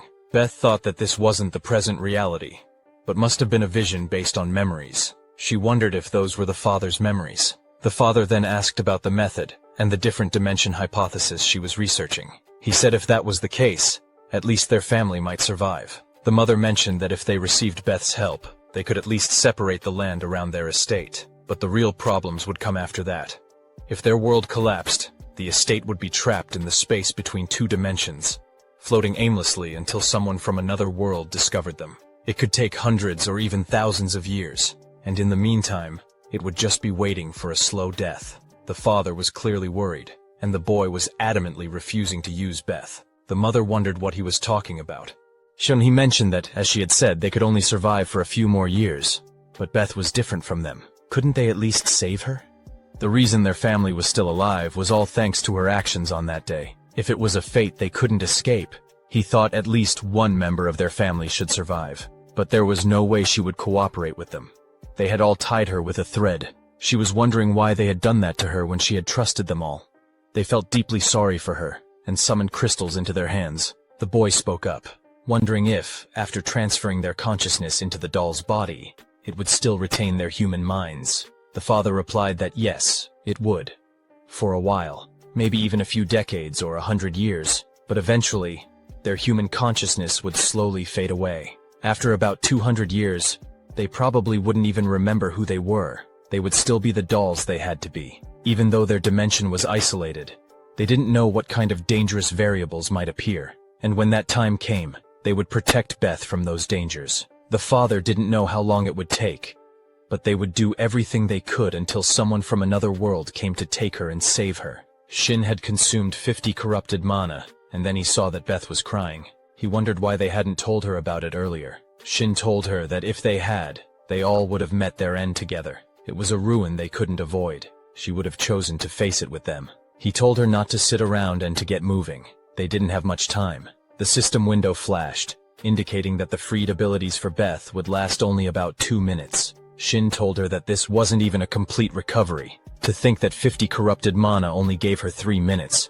He wasn't going to waste that expensive price for her to keep crying like this. He thought it was her role to conclude things. At the very least, these were the ones who had stayed as dolls all this time, protecting her. The conclusion was that she should help them find peace. Beth stood up, telling him that she couldn't do something like that. How could she? He told her not to be so pathetic. Even if their destruction and deaths were inevitable, they could have organized everything and chosen to live their final moments in happiness. But those people chose not to do that. They trapped themselves, sealing themselves into a life sentence without an end. Just for her. It wasn't for her or for him. But she should at least do something for the devotion of her family. It was the least she could do. She didn't understand the meaning behind her family's actions, but then she used her power. The system screen showed that the additional goal had been achieved. Shin had discovered the truth about himself. Finally, the dungeon raid was completed, and they were taken out by others, as they were all severely injured. Shin was walking on his own, and mentioned that he felt like he had been in there longer than expected. He couldn't say that in front of Beth, who was still in cat form. He then asked her what she thought of it compared to her world. She decided there was no comparison. Even the mana she could feel was so weak. But she knew she didn't have the right to choose. No matter what kind of place it was, she would do her best to live. That was her obligation. The scene shifts to Kang's house at night. She muttered about why she couldn't give up drinking, finding it so annoying. Then, she sent someone and asked what a rat was doing there. Was he there to ruin things? Until the end, the boy, turning on the light, replied that she had called him a rat, which was rude. He said he was just waiting for his colleague, having a glass of wine. Exhausted from longing, he figured she could understand that much. She used her power, telling him it was enough of his nonsense, and demanded to know why he was there. "Do you want to pay for the bottle?" he opened. Even his life wouldn't be enough. He slammed the table, frustrated, and said she was being so mean. He wasn't there for personal reasons. He had heard that she had gone to an unconfirmed dungeon, and as she knew, he was quite interested in those. So he had come to hear about how fun it was. After she told him everything, he understood that she hadn't seen anything at all. It surprised him that the tall and proud queen would black out so pathetically in the middle of a raid. She told him to shut up. The situation had gotten so weird. Even if she had been unconscious, she had confirmed the results with her own eyes. She saw Tahin finish the boss with just 2 swings of the sword that Shin had given him, and even considering a berserker's explosion, it was an unprecedented amount of power. The boy agreed, mentioning that the S ranks were different, and so far, it was definitely worth hunting. But Kang wasn't so sure. While all of it was memorable, she thought they should focus on the supporter. She believed the boy was just a D-ranked small fry, that he could only make weapons, but that weapon had endured the full power of Shin. And if they wielded a sword, the man interrupted her, saying that if she knew how to make a sturdy sword, it would be really useful. In fact, it might even be worth carrying around. But in the end, the tool was just a tool. If there was no one to grab the hilt and use it, it was useless on its own. He was about to leave, commenting that the ability of those at both ends of the sword and the purity of the fight were what truly mattered. Everything else, he said, was simply impure. She replied that if he hunted Tahin, that impurity might be the main reason for his failure. He agreed, saying that a D-rank supporter the queen was obsessed with was interesting. While it wasn't to the extent of Tahin, he was curious about her. He planned to meet her later, and by then he might have killed both Tahin and that impurity. The scene shifted a few days later to Shin's room. He was lying on the bed, thinking that he had slept for a few days in a row, but his condition still wasn't recovering. Rather than the demonic weapon production, he thought it was more likely because of Beth's absorption skill. He asked her if there was a way to get rid of the side effects of her skill. However, when he looked around, he realized she wasn't in the room. He wondered where she had gone. After a moment of thinking, he figured it would be fine.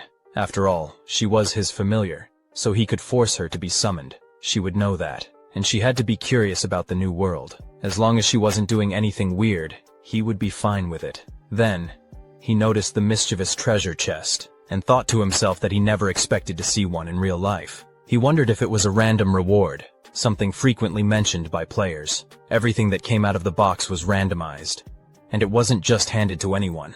The objects the chest bestowed were limited to things the owner of the chest needed. The problem, though, was that the function was a bit off. Like a sword that was sharp and firm but missing a screw. It could only be used to attack, not to block. Or like a shield that could absorb any impact without recoil, but would also randomly reflect that impact onto someone else. And despite its extreme weaknesses, what made it so wicked was that it wasn't an unusual item. There were many cases where people tried to use equipment matching the conditions somehow, and still ended up seeing blood. If there was one item he needed right now, it was something with the ability to recover mana, or increase the total amount. He wondered what type of item would come out and whether it would have any weaknesses. Finally, he opened the chest, and a blue light glowed inside his room. He found a ring called Trader's Gluttony, which allowed the wearer to use the skill Mana Drain. He was confused, and in the system screen popped up, explaining that the function depended on the amount of favorability the target had toward the wearer. Frustrated, he threw the ring aside. At that moment, Beth entered the room. Shin thought that the drain ability itself wasn't bad. It was kind of overpowered. But the condition was favorability, and the name of the item was ominous. Beth mentioned she didn't know why he was angry, but it felt like he had a guest outside, referring to someone as an idiot who had come by. Shin looked out from his apartment and saw Kim getting out of a car. He wondered what was up with the state of this neighborhood. What kind of place was Tahin letting his supporter, Shin, live in? Even though Tahin acted like he was being so generous, he was really just a terrible person. Shin thought that Kim might be right. Kim looked at the apartment building, thinking that it seemed a bit too much for him to scout a supporter on his own. But Shin was valuable enough to make it worth the effort. Even without Tahin's report, Kim could feel the situation unfolding for himself. Back then, Shin had done something for Tahin, and the energy that came from him was powerful enough to break through the barrier, reaching Kim for a brief moment.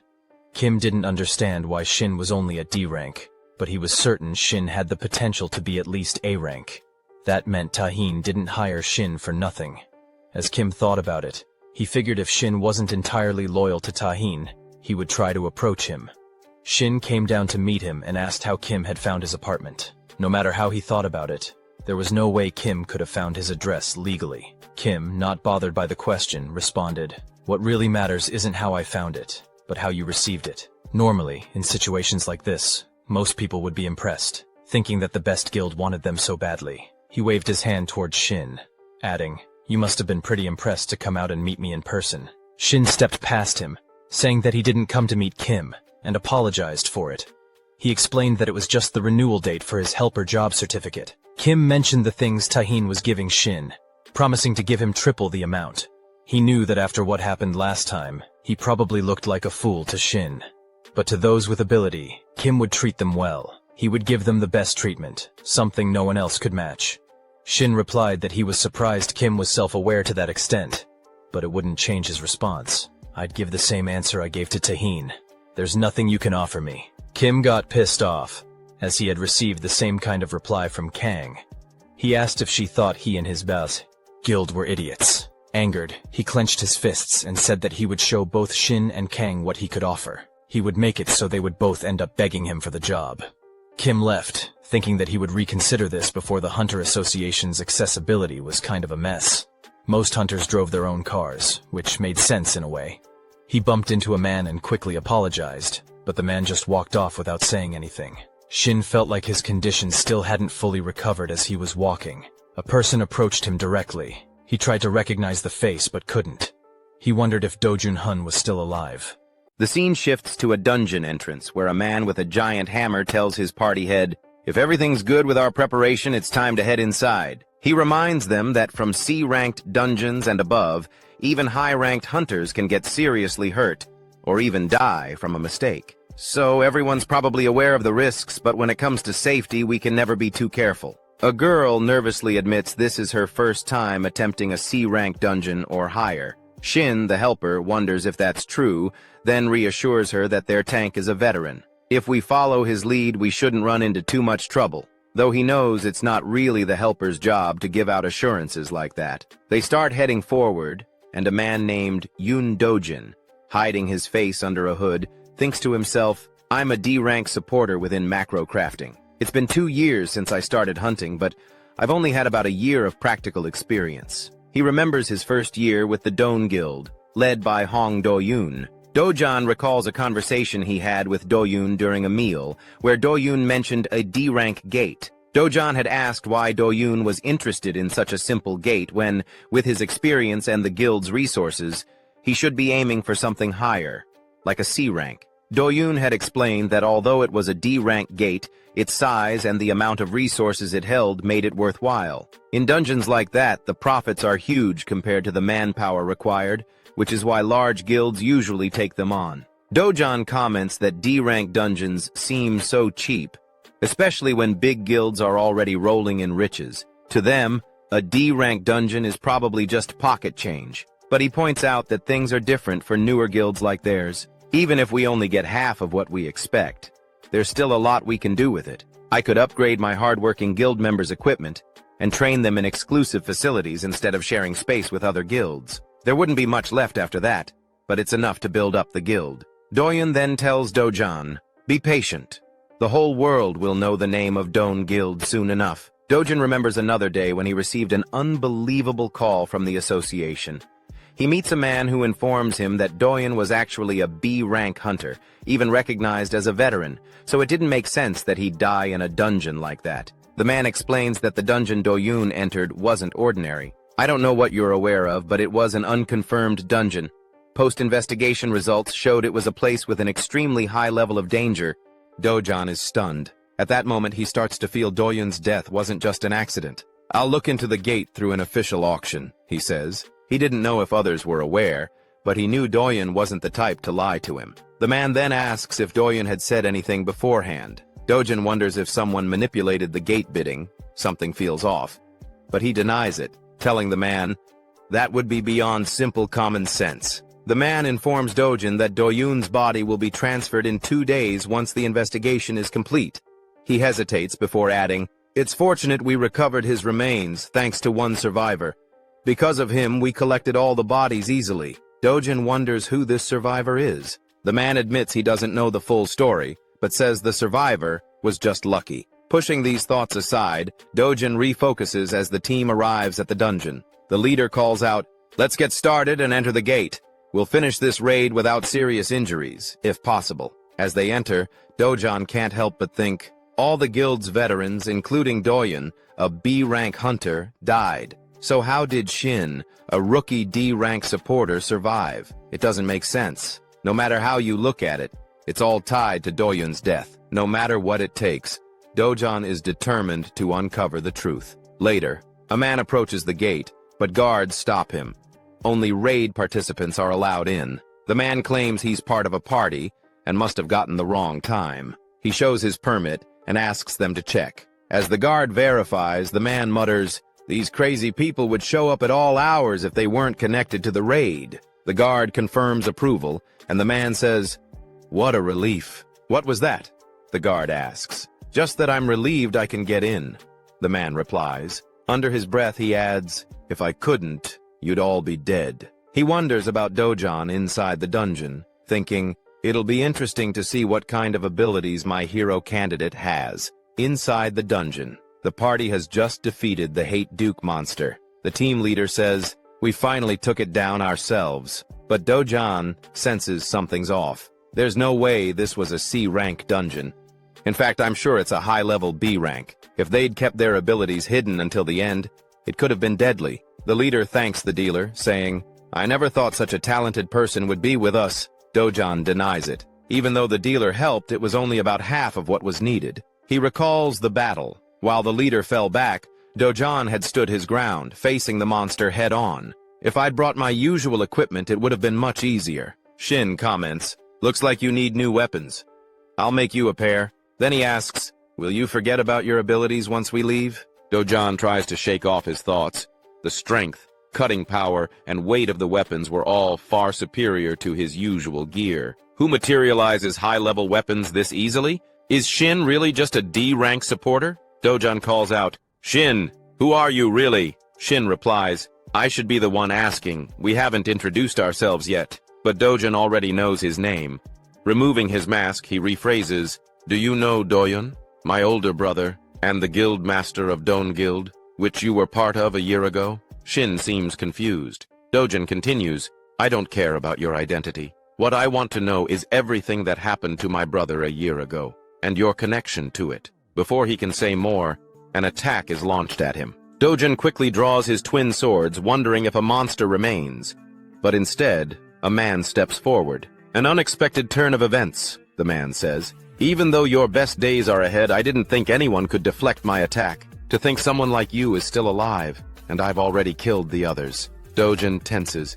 He hadn't even noticed the man's presence. This strength, is he a berserker? He's definitely a few steps above me. No need to be scared, Dojin says. Just relax. The man smirks. I heard there was a D-rank supporter mixed in, but it turns out to be Impurity Boy Shin. Shin frowns. What do you mean by that? A shame, the man continues.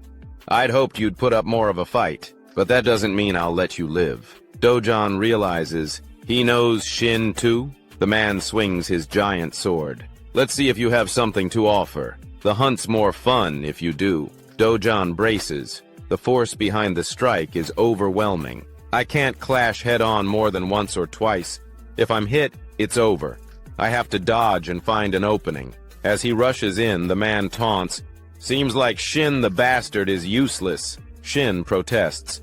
You're wrong. The man scoffs, until Shin and Beth both shout, it's actually 3 against 1. The system window shows that since Shin didn't have the sab-polluted mana, his stamina and mana would be drastically drained instead. Beth will also be forced out in 10 seconds. Shin, injured and in critical condition, thinks about what he's gained in exchange for the damage.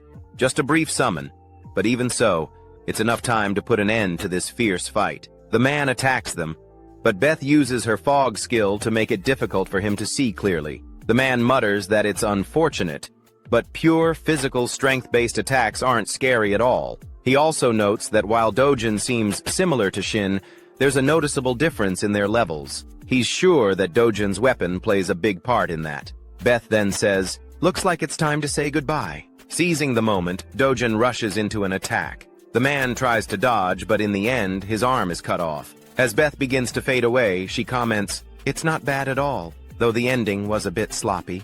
Dojin thinks to himself that while killing the man might be too difficult, he could at least manage to seriously injure him. There's a huge gap in their basic skills, but in this state, Dojin is certain he has a real chance. Dojin tells the man, "If you want to live, you should just drop your weapon and surrender." He adds that, considering the sins the man has committed, the outcome will likely be the same either way. The man drops his weapon and gets up. While Dojin initially thinks it's a clear act of surrender, he instantly senses that the man has something else in mind. As the man prepares to use his power, Shin realizes it's the corrupted mana.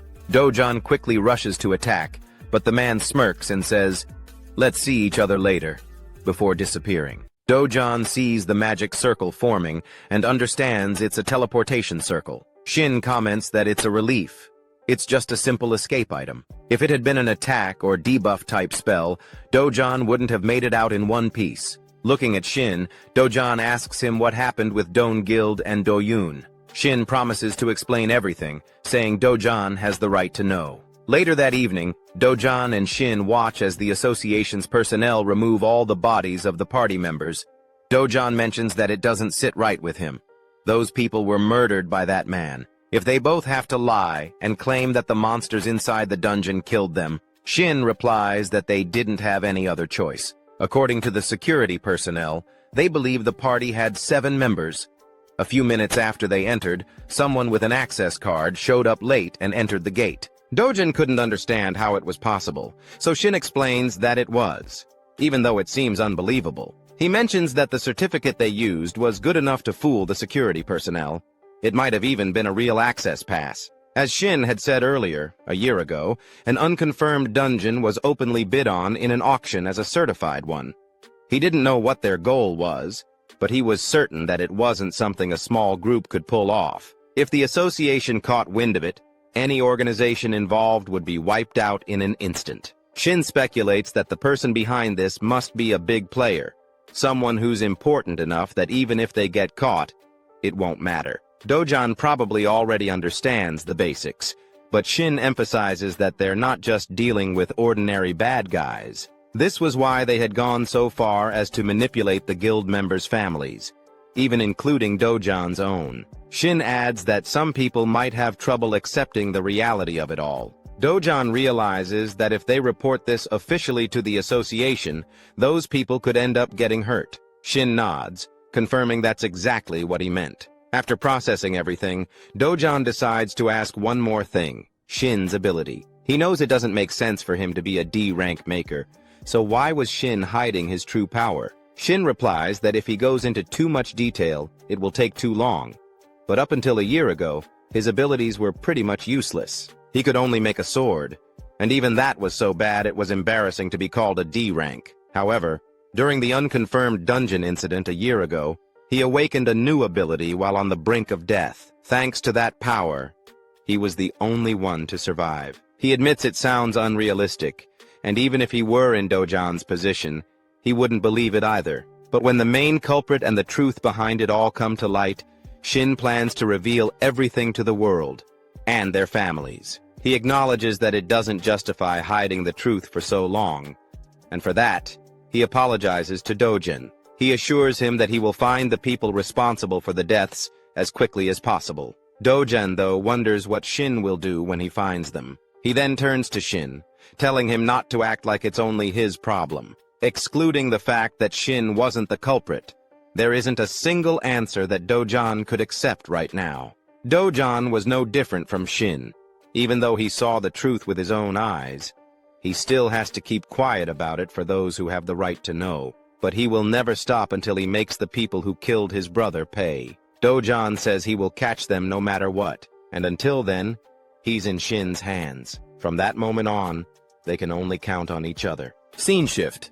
An abandoned old factory. The man arrives after teleporting and declares, "I will surely kill them," though he's not sure who he's even saying it to. The lady standing there responds, saying that the man only realized his defeat after he ran away. She wonders if that's really how pathetic he is. "It would have been better if you had returned after being killed, or at least if you were alive in a hopeless state. Then I could have used you as a sacrifice." She walks over to him, continuing, "There's no need to act like a dog in the rain. That person was still expecting a lot from you." She then makes something appear in front of him, and the man wonders what it is. The object was small, with a mouth and eyes. The lady tells him, "Don't refuse, just eat it. It will become your new arm." The man, skeptical, asks if she's messing with him. "Do you really think I would just eat such a strange, unknown thing?" She understands his hesitation, noting that they don't exactly have a trusting relationship. But being picky about this is only possible if you have the circumstances to back it up. Even though it's not your primary weapon, I'm unsure if you could overcome this situation with effort alone. The man picks up the thing, muttering that if something happens to him, she calmly states, "Then you're free to do whatever you want."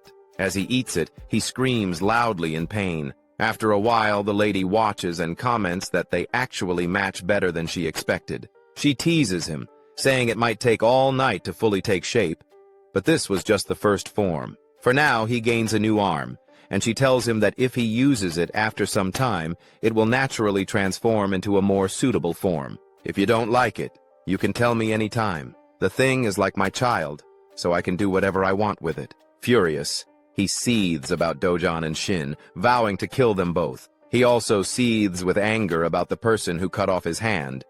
The scene shifts to the airport, where a bunch of cameramen and reporters were gathered.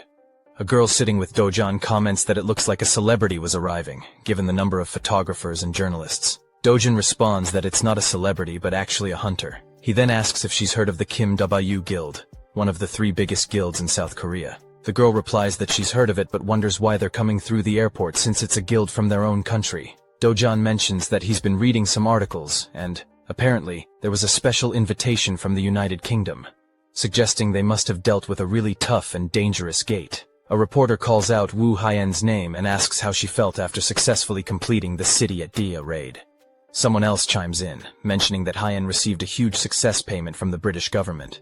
Another reporter asks if she thinks the top 3 guilds in South Korea could compete internationally. Haiyan's assistant steps in and says they won't be giving any interviews at the moment, but will respond with an official press release later. As they leave, the lady first expresses her admiration for Haiyan, saying she cleared her schedule until the next day. She mentions that Haiyan has a group interview with the representatives of the Sangwa Guild at 11 a.m. The lady also mentions that 2 days ago, there was a sighting of the executor. When Hien asks where, the lady explains it happened at an A-rank error dungeon in Bayon. According to witness statements and the testimony of the barricade member in charge, someone showed up later than the others, and their appearance matched the existing reports of the executor. The association also confirmed that there were 2 survivors. One was a B-rank assassin, and the other was a D-rank supporter. Hien is surprised that a D-rank supporter had survived, and wonders if the B-rank assassin's abilities were especially extraordinary. The lady says she doesn't know, but mentions that both survivors later testified that the deaths of their party members were just accidents that happened during a hunt. Hien thinks there could be several possible explanations. They might be on the same side as the executor, or maybe they were threatened in some way to keep them alive. She knows she needs to meet with both of them because she's curious about what they might reveal. Meanwhile, Shin is in his room, thinking that he didn't expect to find anything. And as expected, there was no record of that man among the great sword users in the Hunter Association's records. First off, Shin knew the man wasn't a well-known hunter, and on top of that, he often changed his appearance. What Shin could be sure of right now was that the man was connected to the strange incidents happening at the error dungeons. Furthermore, the existence of these error dungeons might even be the work of the organization the man belonged to. Shin also considers the case of the estate where Beth had been, and wonders if they could have wiped out all the participating hunters, including Tahin. Based on the abilities and potential of the people there, they could have all risen to become heroes in the future. If they had been wiped out, it would have been a huge loss for the world. The fact that they weren't just stopping at forging dungeon ranks and were sending assassins separately suggests that the organization might be planning operations outside of dungeons as well. This means the real danger might be lurking outside the dungeons too. Just then, he gets a call. The person on the other end asks if they've contacted Shin. After the call, he goes to a restaurant that evening to meet Kang. She comments that she expected a Thai, given the place, and wonders if maybe she had expected too much. Shin replies that he's never been to a place like this before, nor had he ever thought about coming to one. The more time passes, the more distrustful he becomes of society. Shin doesn't think his address or phone number is anywhere in the publicly accessible association database. Kang wonders about his address and asks if Kim came to visit him. It's obvious what happened. Kim probably came looking for Shin wearing that greasy smile and with his usual unfounded confidence. But Kang reassures Shin, telling him not to worry. She says she isn't here to tell him anything hard to hear. She just invited him out because she had a personal interest in him.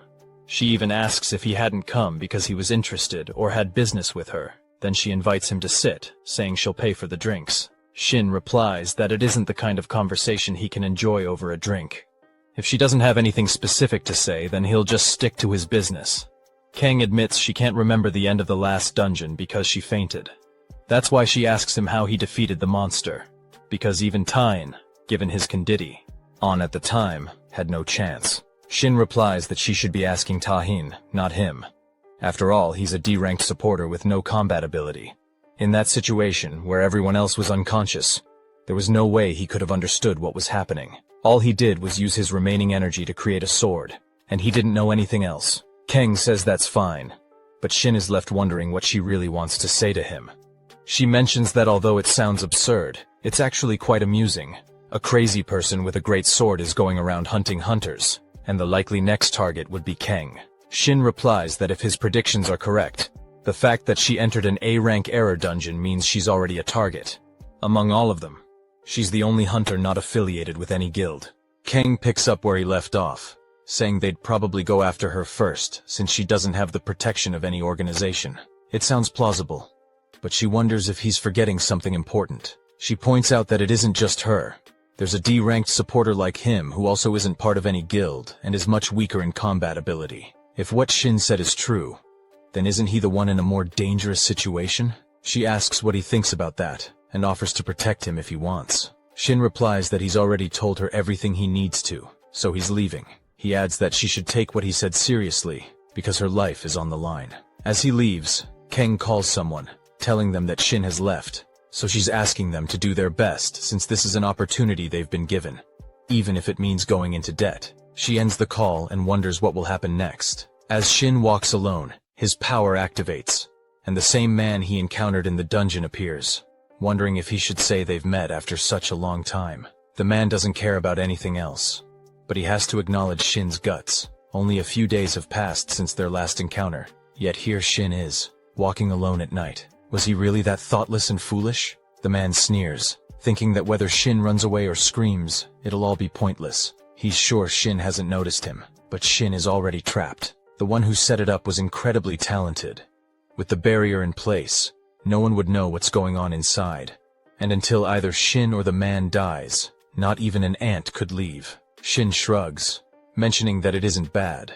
The barrier only blocks entry, but it's based on a principle that creates a virtual space mimicking reality. He briefly forgets about the corrupted mana and feels uneasy, realizing he can't sense any presence. He wonders if the man has killed everyone living there. It's a real relief, though.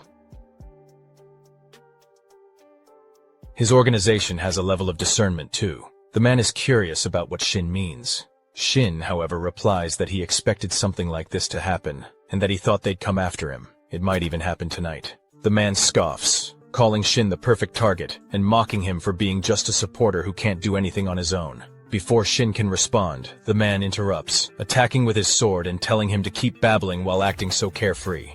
The attack lands, creating a cloud of smoke. But when the smoke clears, the man is shocked to see Shin has created a sword to block the blow. The man thinks to himself that this wasn't a half-hearted strike like last time. Any other fighter would have been dead immediately. Shin calmly responds, saying that it's the first time in a year he's been able to fight one-on-one without worrying about witnesses. As for being a supporter who can't do anything on his own, well, the man isn't entirely wrong. Shin then attacks using the grid world and challenges the man to try and keep up. Hyen was in the car when it suddenly stopped. She realized she couldn't see the sign indicating a gate, but she could feel a corrupted mana. As a saint, a class considered mid to upper tier among support classes, she typically used general mana as well as distinct divine power. Divine power was considered the opposite of corrupted mana, so while some classes might not detect corrupted mana visually, they could still sense it. Her assistant asked if they should report it to the association, since the corrupted mana had appeared right in the middle of a residential area. Hyen suggested they wait for 30 minutes. If she hadn't returned by then, they could contact the association as planned. She gathered her power, grabbed her weapon, and headed off. Her assistant felt like the area was an empty wall, but Hyen seemed to sense something. Then, to his shock, he watched as she passed through the gate. Not only had she crossed, but now he couldn't feel her presence at all. He hoped nothing bad would happen inside. Shin released his sword, preparing to attack. The man barely dodged, his anger flaring as he yelled at Shin, saying tricks like that wouldn't work on him. Then, he noticed a grenade land near him. A KM-38 mana grenade, a high-powered weapon used by the army to deal with large monsters. The blast hit the man directly. The lady watching from a distance was impressed that Shin had even made the Empress bow her head. Still, she considered him a troublesome opponent. There was nothing extraordinary about the weapons he materialized. They were just strong, sharp blades. However, since they only demonstrated special abilities when wielded by their creator, they seemed designed for physical durability. What truly amazed her was Shin's skill. He wasn't just throwing weapons. His precision in speed, angle, power, and timing was so refined that even an experienced executive like her struggled to keep up. Moreover, he materialized firearms, deploying them at the perfect moments. His application and combat skills were on another level. To use weapons this effectively, he must have real battle experience, like a seasoned veteran. She wondered if a monster like him had been hiding all this time. After firing at the man, Shin considered how mana bullets weren't very effective against monsters above C rank, but against humans. That was a different story. Human strength and toughness were on a whole other level, especially if attacked from behind in a defenseless state. He didn't want to imagine such a situation, but it wasn't like he'd experience it himself. He wondered if the man was ready to give up. Still furious, the man called Shin a bastard. Shin replied casually, saying he'd only asked out of politeness, then launched a barrage of swords. After the blast, the fog cleared, revealing the man had grown a new arm to protect himself. The lady watching sighed and activated her power, muttering that she had no choice. She hadn't wanted to get involved, but with her colleague in danger, she had to help. If she'd known it would come to this, she would have dealt with it earlier. The man admitted he might have been too greedy. She told him to do his best, and with that, his hand transformed into a weapon. Shin gripped his sword, realizing all of this happened because the man's right arm, which should have been cut off, was now fine. The corrupted mana had caused this unexpected change. Shin attacked again, but the man easily cut down his sword with his hand and struck back.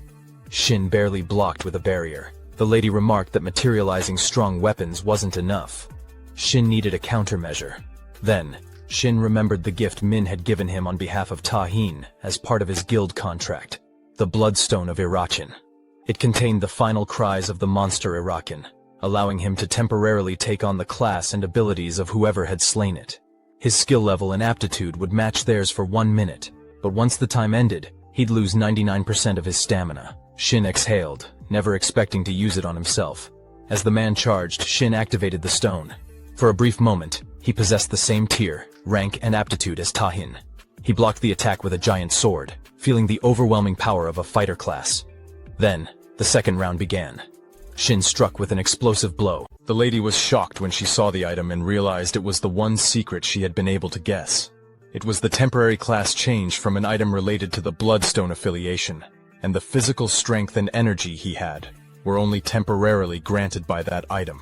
But that weapon, how was it that she could sense corrupted mana from it? She couldn't believe he had received power from that person. And how could an ordinary hunter use corrupted mana? She thought back to the Beth Estate raid when Shin had no corrupted mana left. But somehow, even a small amount of corrupted mana in the Bloodstone wasn't missed by Shin's mana absorption.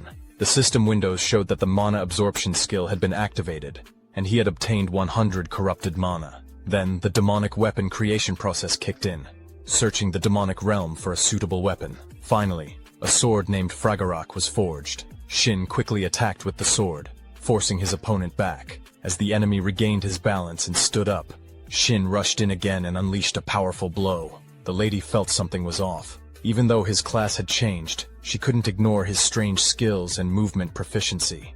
It almost seemed as though he had been wielding a sword for years. Her question made sense. The Arakan's Bloodstone, while it allowed for a class change, didn't provide experience or proficiency. Plus, in his previous life, Shin never had a melee class, so it would make sense that he wouldn't have any fighter experience.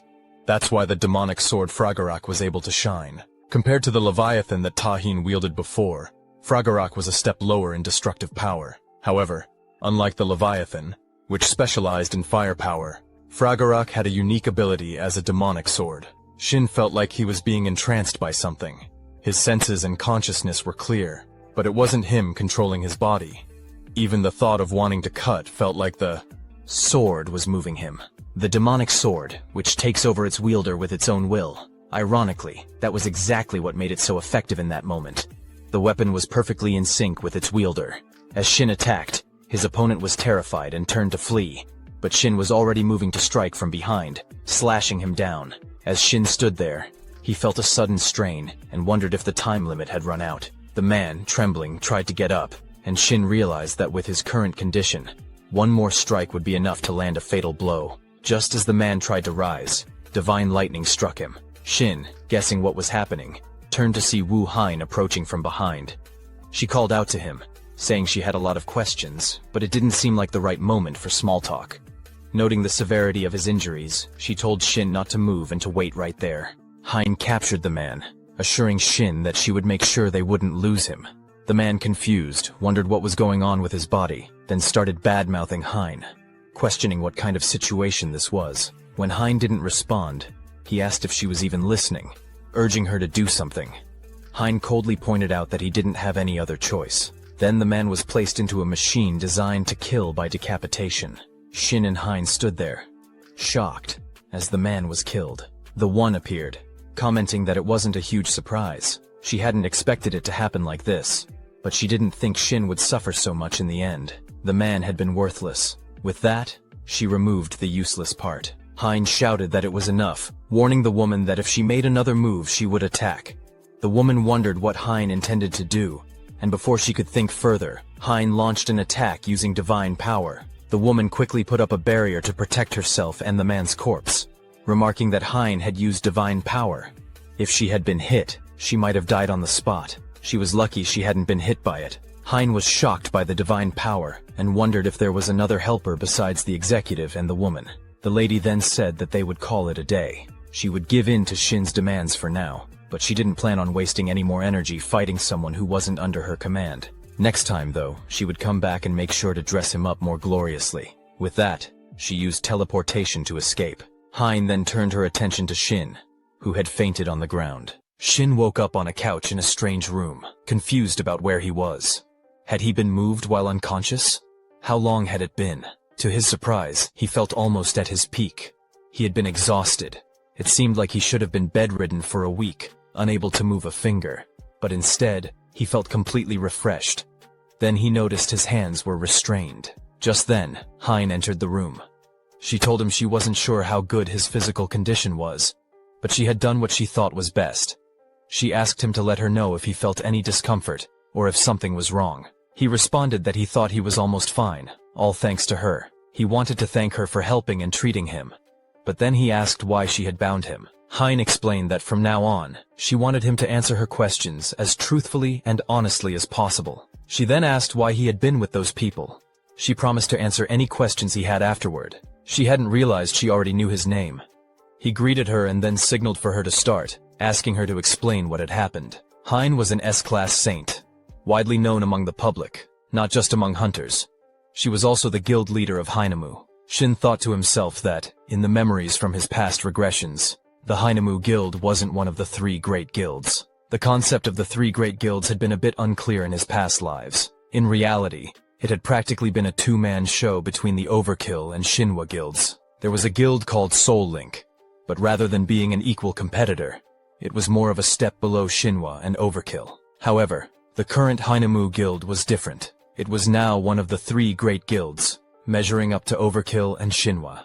The difference between this world and his memories was so vast that he found himself curious about how Hinemu had managed to rise so far, and Hein was the key to that success. She explained that, to put it simply, she was just returning home after carrying out her plans. Shin thought to himself that she was the best healing type supporter, someone who had made a miraculous jump from C rank to S rank. He agreed with her explanation, clarifying that he hadn't been with those people and had actually been attacked by them on his way back. He recalled that, in his previous life, far from being the guild leader, Hein had been a mere supporter who had plateaued at B rank.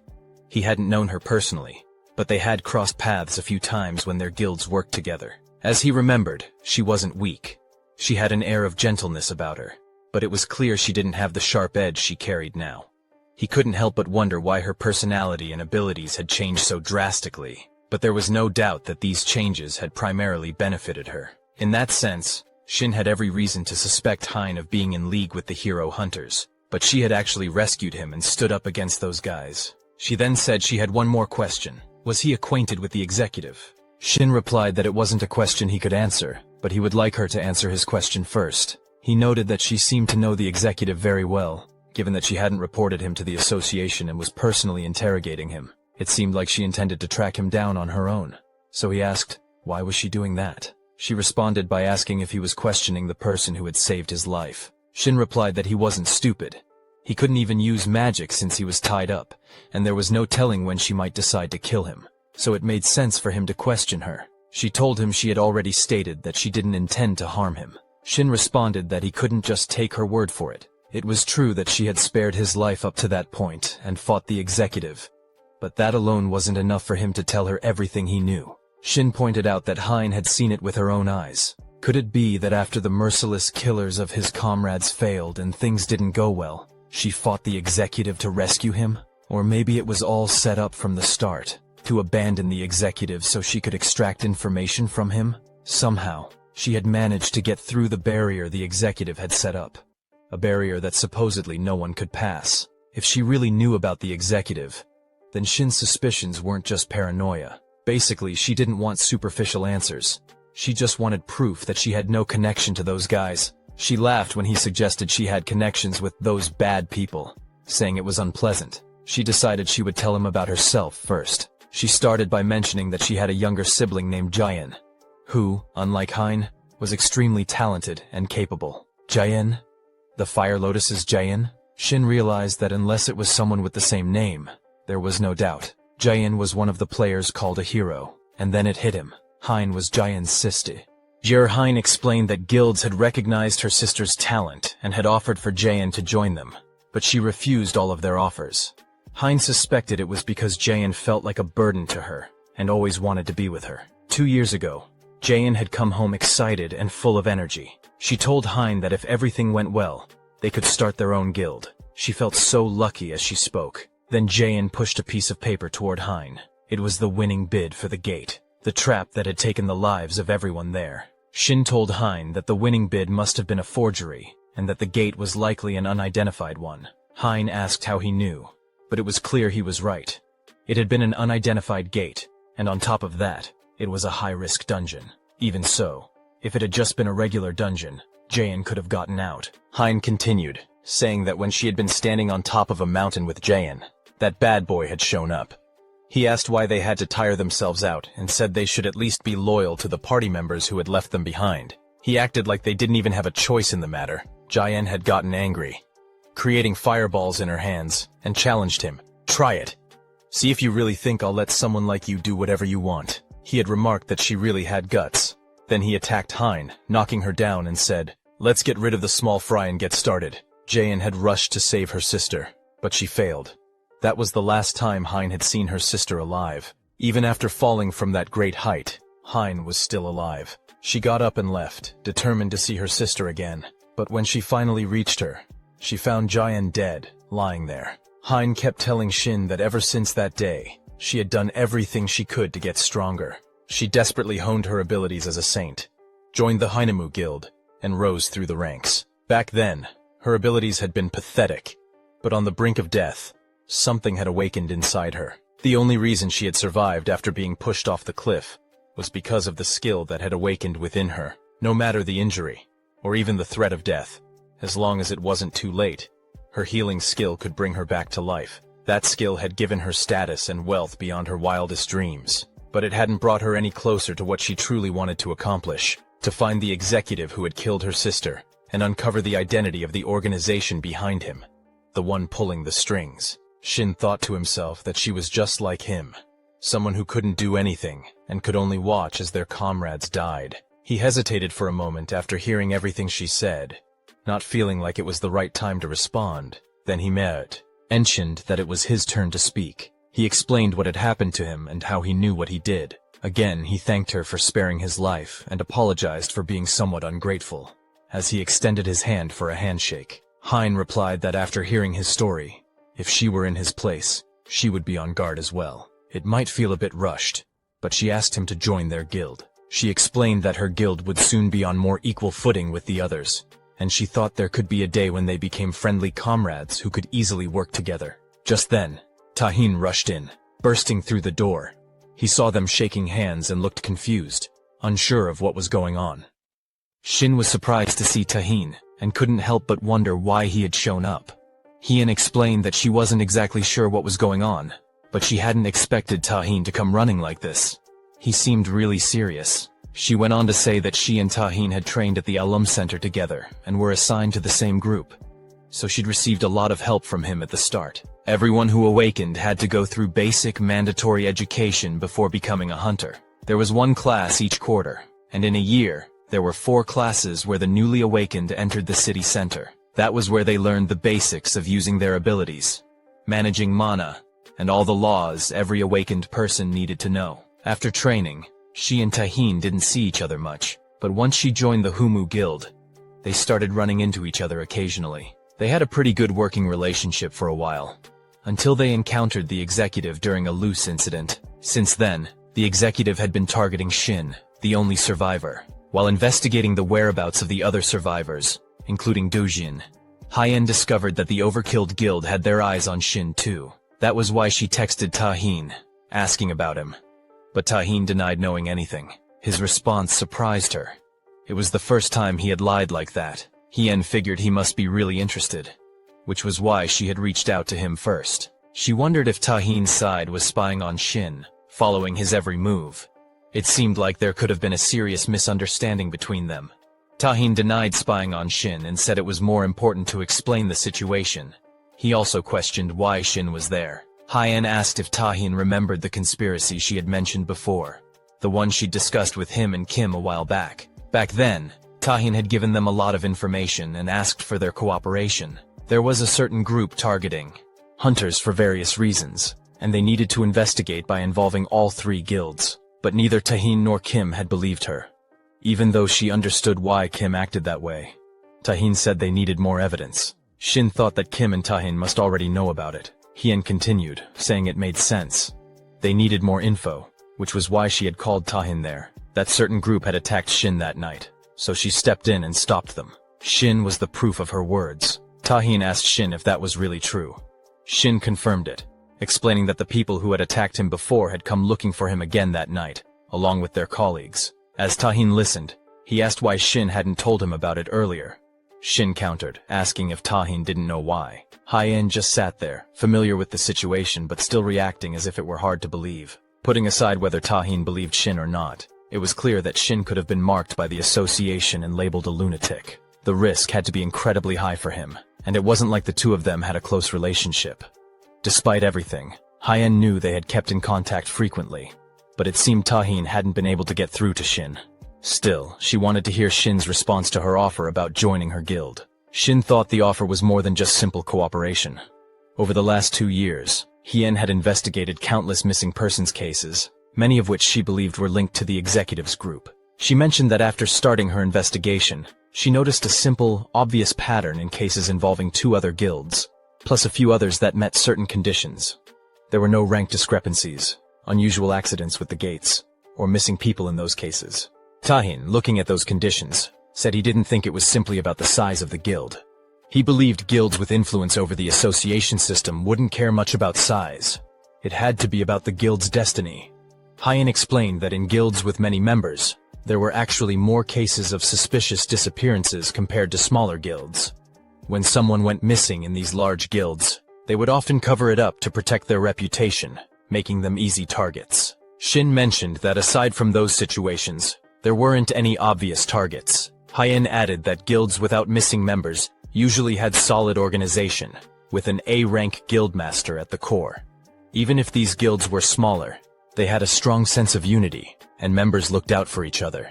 They wouldn't ignore a disappearance. She felt that even though she was openly investigating, and perhaps because of her connection to Humu, she sensed they were trying to avoid her. Even Kim, with his usual personality, definitely took care of his people, which was why he led the Shinhwa Guild. She suspected they were avoiding unity, but she doubted they could keep it up forever.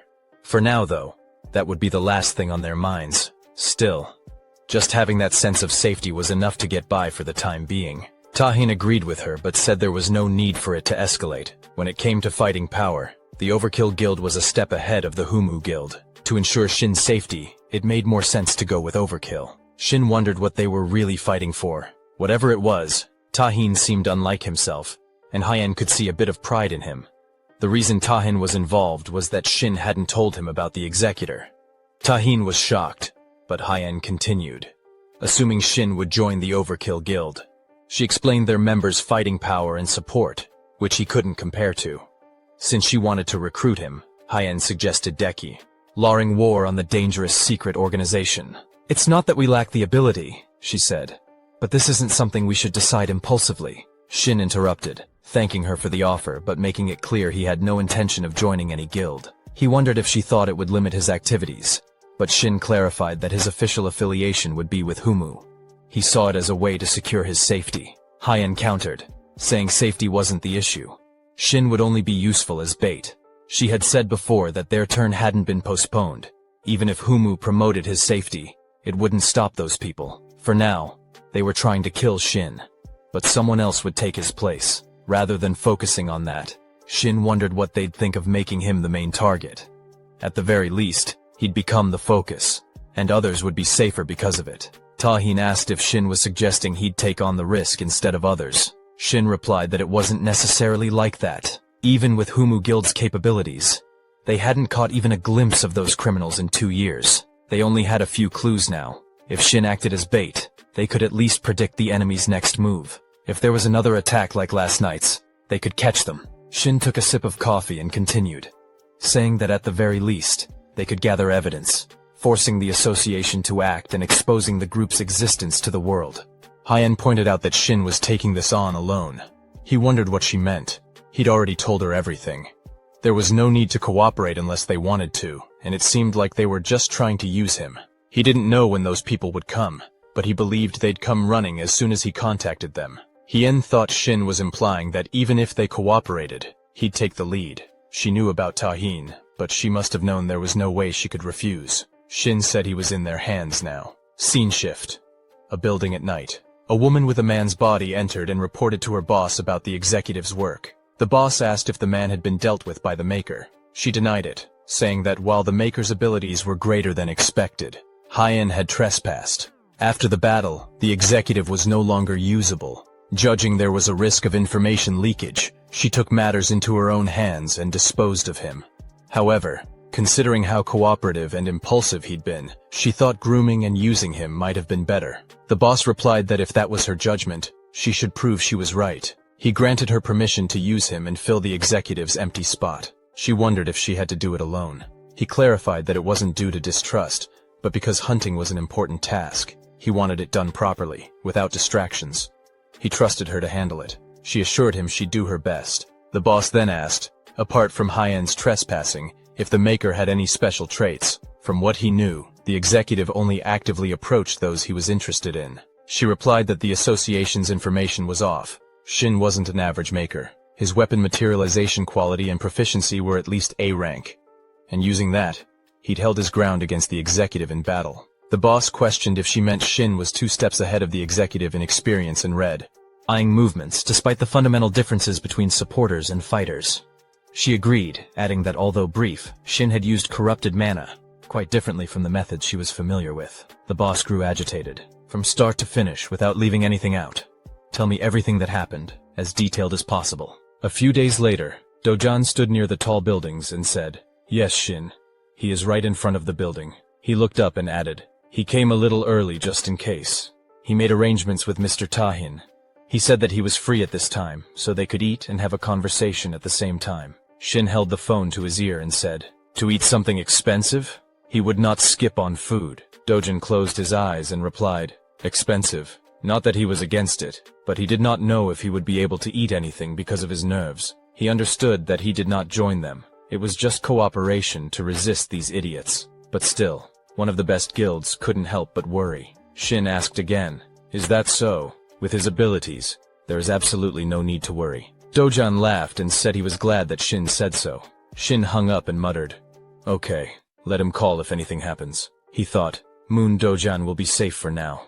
He doesn't know what's going on in his head, but he's talented enough that joining one of the 3 greatest guilds won't raise any suspicions, and he still has room to grow. Shin imagined Dojan clutching his blades. He thought about it. Dojan was like an uncut diamond in a mass murder guild.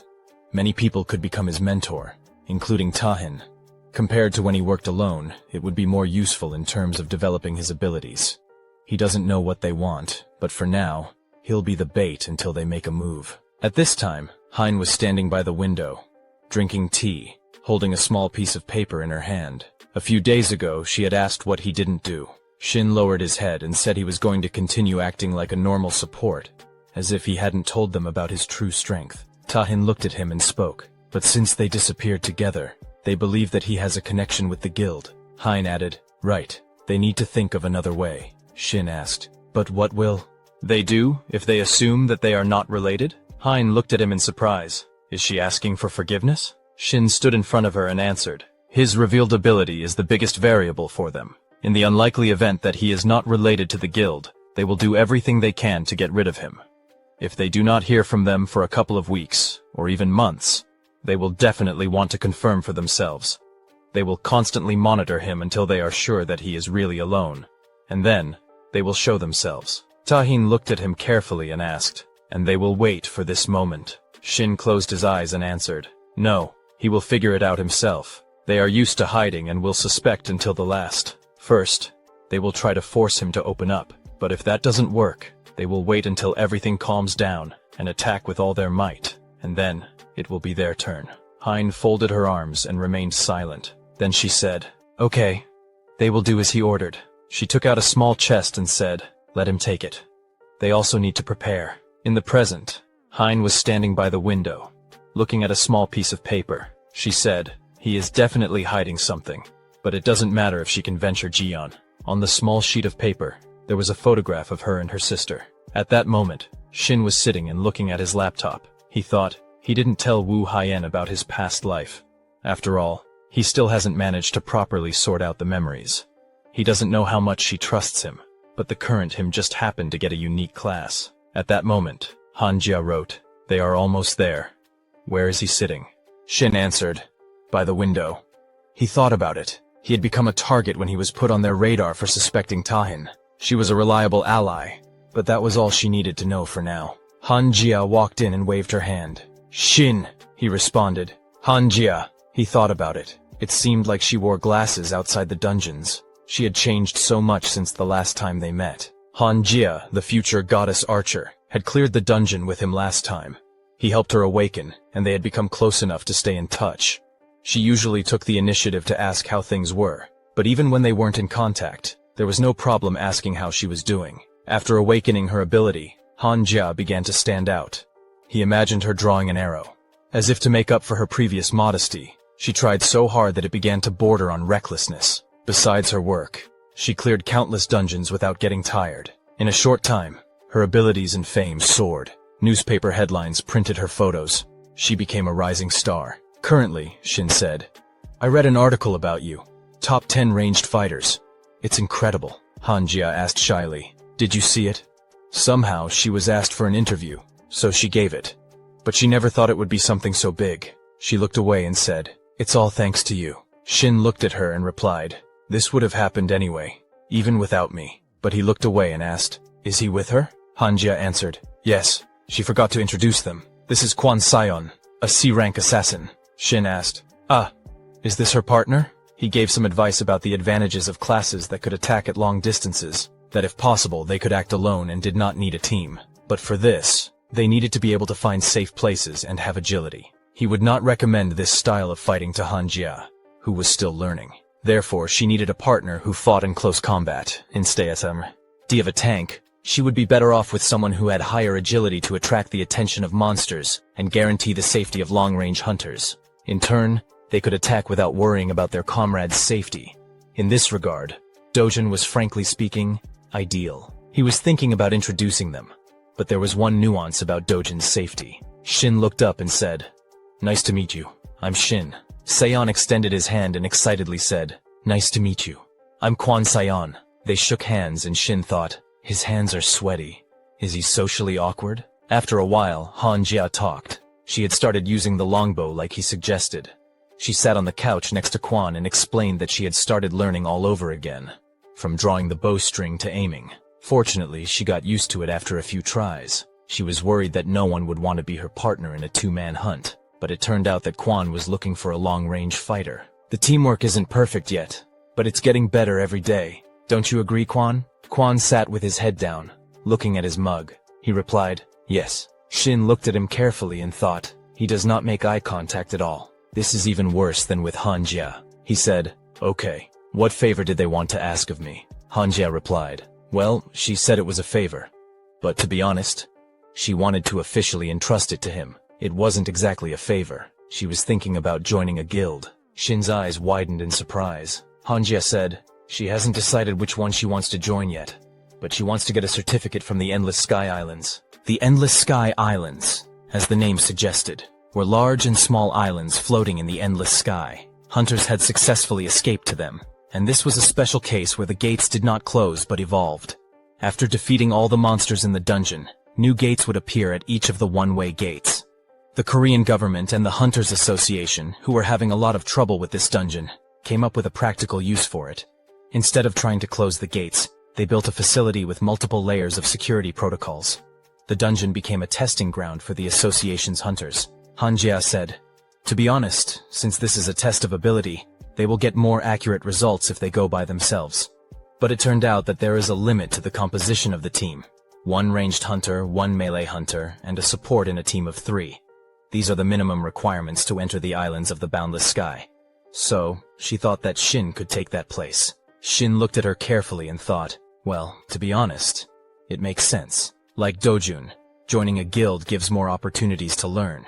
But he did not ask her to join the guild because of the memories from her past life. Han Jia in his past life was a loner. Even after awakening, she was a cool, casual, and confident hunter. He remembered her image, the bow in her hands. But her character was still not suitable for teamwork. However, this Han Jia wanted to join the guild. Had she changed after all? In some way, she was similar to the old Han Jia. But she looked at Shin's thoughtful face and asked, "Shin, if she asked for too much, he could refuse." He answered, "No." He was thinking about something else. Shin said, "Okay, this will be useful to him in many ways too." Han Jia looked at him happily. Shin suggested going to the islands of the endless sky. After a while, people were standing near the portal. Yu Jun, the guardian of the islands of the endless ski. I said before the entrance, "I'll repeat the rules once again. In their bracelets, mana is also their entrance ticket to the islands and a guarantee of safety. They will be transferred to the desired island on which they will take the exam. Only if they enter with bracelets, and with me." The guys listened carefully to her words. June said, "They shouldn't take them off so that they can get help from me in an emergency." She put her hand on her heart and said, "I was retired, but I had experience as an A-rank support. I have skills like barrier and rescue. If something happens on the islands, I'll be able to save them without any problem. However, this requires their cooperation and communication. So, if there's a problem during the test, or they feel like they can't pass the exam, please let me know immediately." Shin turned around and looked back carefully. Kwon was holding a sword in his hands, watching this with a worried expression. Shin thought that even though he had worked with Jia a few times, he could tell that Kwon was a complete newbie. Besides, he had never seen a sword like this before. Judging from its appearance, it was meant to pierce the enemy. June turned around and said, "Let's go." The guys followed her. After a while, They were transported to the islands of the Endless Sky, the 12th district. The guys came out of the portal, and June said, "The first wave will begin in 5 minutes. Each wave will have a certain number of monsters, and the difficulty will increase. To clear the dungeon, they must defeat all the monsters in each wave. The number of monsters they kill will be entered into the database in real time." Hanjia asked, "What is the maximum number of waves?" June pointed to the side and said, "As far as I know, only these 100. But that was when this place was a simple dungeon." Then the hunters simultaneously showed everything they were capable of. There were a maximum of 73 waves in the test. The leader of the Overkill Guild, Tahin, and the leader of the Haiyan Guild, Wu Haiyan. This is still a record, Shin thought. Even if we take into account that Tahin couldn't use all his strength because of the weapon. To think that they could only reach the 73rd wave. It must be harder than I thought. June waved her hand and said, "I'll be at the location where I can observe them. If I think that they can no longer continue the test, or if they themselves declare that they're giving up, I'll immediately intervene." At this moment the monsters were already quickly approaching. June evaporated, and the guys moved forward, holding their weapons. Wave 1 began. 30 gremlins came out of the bushes, drool dripping from their mouths. Shin looked at them and thought, "Gremlins?" For Quan, with her level, this isn't even a warm-up. He turned around and asked, "What kind of bloodlust?" Almost at the monstrous level, he saw Quan stretch out his sword, covering himself in bright energy. After a while, the 4th wave began. 3 orcs, the monsters, had swords stuck in their bodies, and energy was spreading. Shin thought it was an incredible thirst for blood. He had felt something like this before when the awakening of players suddenly began one day. Among those who cleared the dungeon and simply hunted monsters, there was a secret guild that hunted players. Empty fantasy. Shin remembered the terrifying energy that emanated from the fighters. It was a crazy organization of killers, about which there was no information. Some time ago, Shin stood next to a guy kneeling and asked. He had long wanted to know, "Why are they doing this?" The guy looked at him and asked a question. "Horror? Did he not receive a task?" Shin asked, puzzled.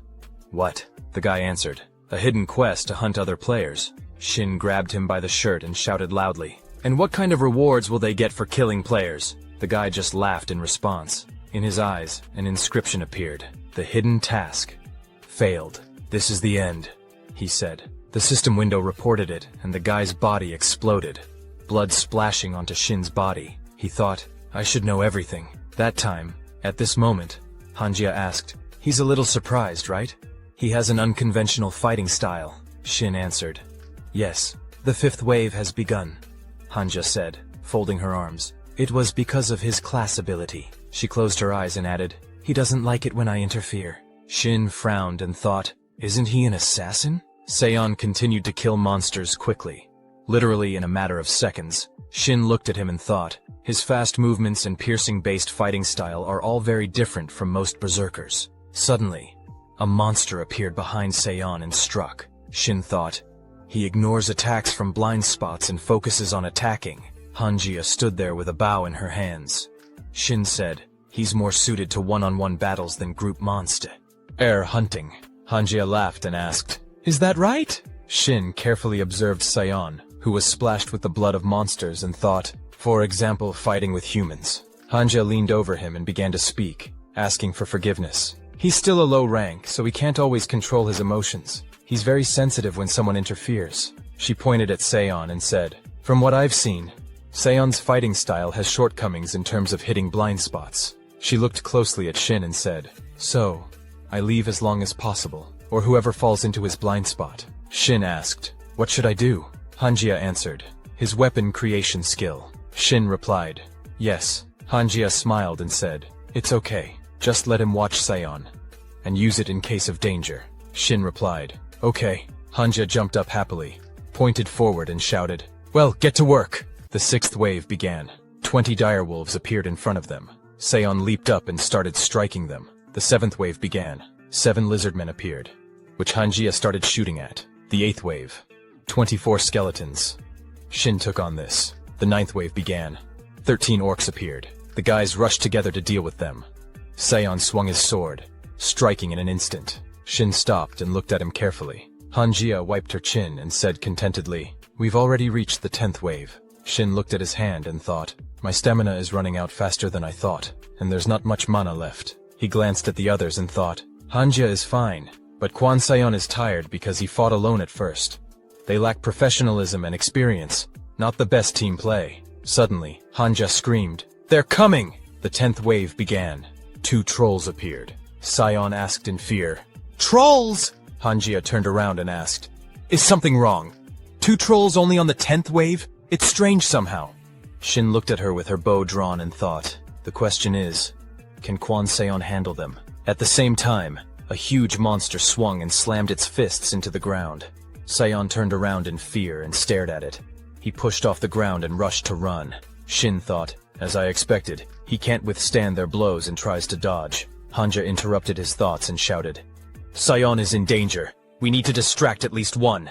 Hanjia shot forward, sending a large energy flow. She clenched her fist and said happily, "It hit!" But then the monster's hand began to recover. Hanjia asked fearfully, "What?" Shin's hands began to shake. He thought, "I should have considered this first." He said, "I'll buy some time. Trolls can recover limbs, so next time aim for the head." He used his creation skill and thought, "I need to save up mana to craft a better weapon." The system window reported, "Skill, the world of the network." Shin sent energy threads forward and thought, "Throw!" He tied the monster's legs with them.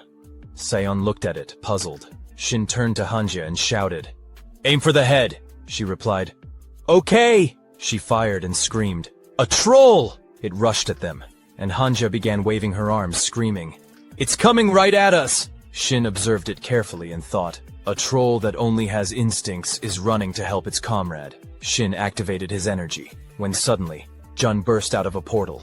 She slammed her hand on the ground, activating a barrier. She turned and yelled, "I'm blocking them and moving us to the lobby! Evacuate!" Jun looked at the monsters and muttered, "Guardians? These idiots shouldn't have appeared in this wave. Something happened to the portals." The orcs began breaking through the barrier. Jun screamed, "The portal outside opened, and monsters are coming out. This place is now classified as a dungeon with a rank error." The protagonist thought, "The Endless Sky Islands became a dungeon with a rank error. But I can't sense polluted mana." Hanja screamed, "Wait! There's still a member of my team."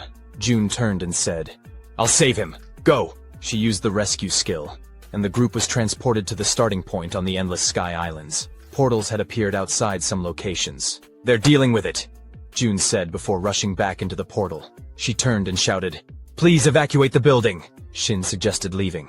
Hanja replied, "Okay." At that time, the guards stood near screens splattered with blood, sorting things out. Meanwhile, the guy who had killed his partner stood behind the priest. She folded her arms and said, "God, how unexpected. A familiar face. Aren't you glad too, Executive? You have more scores to settle with him." Kurum raised a finger and said, "Quiet. Let me be silent for a bit." He pressed his finger to his lips and asked, "What if she breaks the rules like that?" The priestess clicked her tongue in displeasure and muttered, "Whatever." At that moment, Jun ran out of the portal and shouted, "Kwan Sayon, is he here?" She looked around. The trolls disappeared. What happened in such a short time? She approached him from behind and asked, "Kwan Sayon, are you okay?" Sayon answered. But in front of him, a red system window burned with the description, "Hidden Quest." At that moment, Min entered the office and said, "The guild leader. They were contacted by the association." Tahin asked, "The association? What is it at this time?" Min answered, "Apparently the commotion happened because a gate appeared outside the designated places on the islands of the Endless Sky." Tahin moved his hand to the side and asked, "The Endless Sky Islands? This kind of thing happens there sometimes. So there should be a security squad." Min replied, "Well, this time the situation is a little different. The connection with the Endless Sky Islands management office was suddenly cut off." He looked at his phone and thought, Shin said that he was going there today. The message with Shin was open on the mobile screen. Tahin asked, "Are Mongan and Jia there?" Min replied, "No. They left with the deputy." Tahin asked, "Who can go immediately?" Min answered, 1A rank hunter, 5B rank hunters, and 3C rank hunters. Tahin lowered his head and thought, it's not enough. But he can't go by himself so as not to disrupt Shin's plans. He asked again. The Shinhwa guild leader, Kim. She heard that he was contacted. They need all the help they can get ASAP. Tahin stood up and said, "Then let her gather the support squad and let Shinhwa start." Min asked in surprise, "Excuse me, but why? Wouldn't it be better to ask the Hayun?" Tahin went ahead and spoke. "That won't work either." After a while, people were driving in a car. Danya asked, "What's all the fuss about?" They'll just monitor the dungeon maintenance squad to write a report. They are awakened with him. Danja chuckled and asked, Awakened? They are ordinary people, not registered as hunters. He had never met a monster and did not know how to fight. Seol looked at him and asked, Let him wait. Seol, does she have her staff with her? Danya said, she had never fought in squads before. She would only get in their way. She took out a stun gun and asked, maybe she should get rid of the stun gun too. And Danja asked, what? Where did she get that from? He looked at it and said, let her leave it for now. After a while, they were met by the military. He is the head of the service squad, Lea Shin. Danya extended his hand and said, nice to meet you. Seol bowed and said, hello. She is the manager of the Shinhwa service squad. Lea Shin laughed loudly and said, he has a daughter the same age as her. Danya looked around and said, they contacted the 3 largest guilds, but it seems no one came. Lea Shin asked, puzzled, sorry, and asked, did they call other guilds even though it was just a simple check? Danya answered, this time they were disconnected from the Endless Sky Island office. Some inspectors reported that there was a rank error there. There were people standing to the side. Strange that the association hasn't come forward yet. Someone used the association's certification. Lea Shin grabbed his head and remained silent. He looked at Danya carefully and said, then they'll do the following. We can go on reconnaissance for now. If people are missing, we need to find them first. Danya asked, what? Lea Shin smiled and said, if anything happens, they can come out. Danya looked at him, puzzled, and said, but the leader. Lea Shin pointed his thumb at himself and said, if these 3 guilds can't work as a team, then even if they have A ranks, they'll only get in the way. He turned around and shouted at the fighters. Do they agree? The fighters replied, yes, sir. Danya grabbed his head and said, something is wrong. Seol asked, why are they doing this? Danya replied, they don't want to lose the reward. Seol asked, so these aren't regular employees? Danya looked away and said, they must be veterans. Did she see how they hold their guns? He handed her stun gun back. Danja said, usually firearms that don't require mana don't work on monsters outside the gate. However, the Skeleton Guild insists on using firearms, thanks to the exclusive enchanter. Lea stretched out his hands and activated his energy on the flying bullets. He tapped her head and said, she should remember all this too. She cried out in pain. Danya said, it is not necessary to remember all the hunters. Seol replied, yes, sir. Danya looked at her and ordered her to make sure that nothing was taken. Danya replied, the guild leader was forcibly suspended from illegal hunter activities when he served in the army, and after he became an official hunter, he was caught illegally clearing dungeons several times. Lea waved his hand, and Shin looked around. He saw the military escorting Danya and Seol. The priestess held a bloody cap and said, let them watch and just kill them quietly. Kurum cut off a piece of meat and asked, how much did he tell her? He thinks it's easy to quietly kill everyone in a public place. He is not a dog like her and does not like killing. The priestess clenched her jaws in displeasure. At that moment, the executive turned his hand into a blade, and Kurum said mockingly, yes, like him. The priestess activated her energy and said, let him keep in mind. He will end up in the same state as the executive if he continues to chatter with his stinking mouth. Kurum put his hands forward and replied with a smirk, he understands. The priestess turned away and replied, if he understands, then let him lure these idiots already. He said that he was not going to help her kill. The priestess walked up to him and grabbed his robe. If he doesn't want to die, let him do as she says now. Kurum pointed his finger and said, one condition. Suddenly the staff looked forward in fear. Lea said, this is the security department. Let them take a look. He turned around and said, they don't know what's inside, so they'll see her. Each other places for now. Danya said, that sounds good. He took out his phone. Shin turned around and asked, why did he take out his phone? Danya said, he's just recording for the record, so we need to record what's inside. Lea chuckled and said, dissatisfied, then we'll start searching. Lea asked, how many need to be saved? Danya said, 1 guard, 5 members of the security department, and 1 S-rank hunter who came for certification. Lea turned around and asked, where they last saw the garden hunter was when she entered the inner room of the gate. Lea took out his walkie-talkie and asked, have they arrived at the security department? Suddenly, a huge red stream of kill headed towards him, and the guy screamed in fear. Danya asked, guild leader, is he okay? Lea asked, what? A large demonic creature appeared in front of them. After a while, Heron got out of the car and said, finally, here. Junyan closed the door and said, puzzled, she wasn't even driving.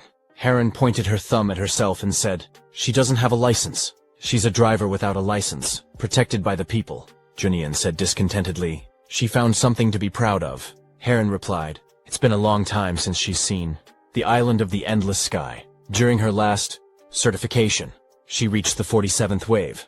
Junyan asked, 47? That's so little. Heron frowned discontentedly and replied, "She had only just received a rank back then. Actually, she simply didn't have time to pass the certification afterwards." He grinned and asked, "Really?" Heron shot back, "And how far did he go?" He spread his arms in different directions and answered, "More than her." Heron asked discontentedly, "Is he joking?" Shin looked at them and thought, "Who is this?" He came up and asked for forgiveness. Heron looked out and said, "Will he say it sooner?" Shin waved his hand and asked, "Didn't they meet in the dungeon?"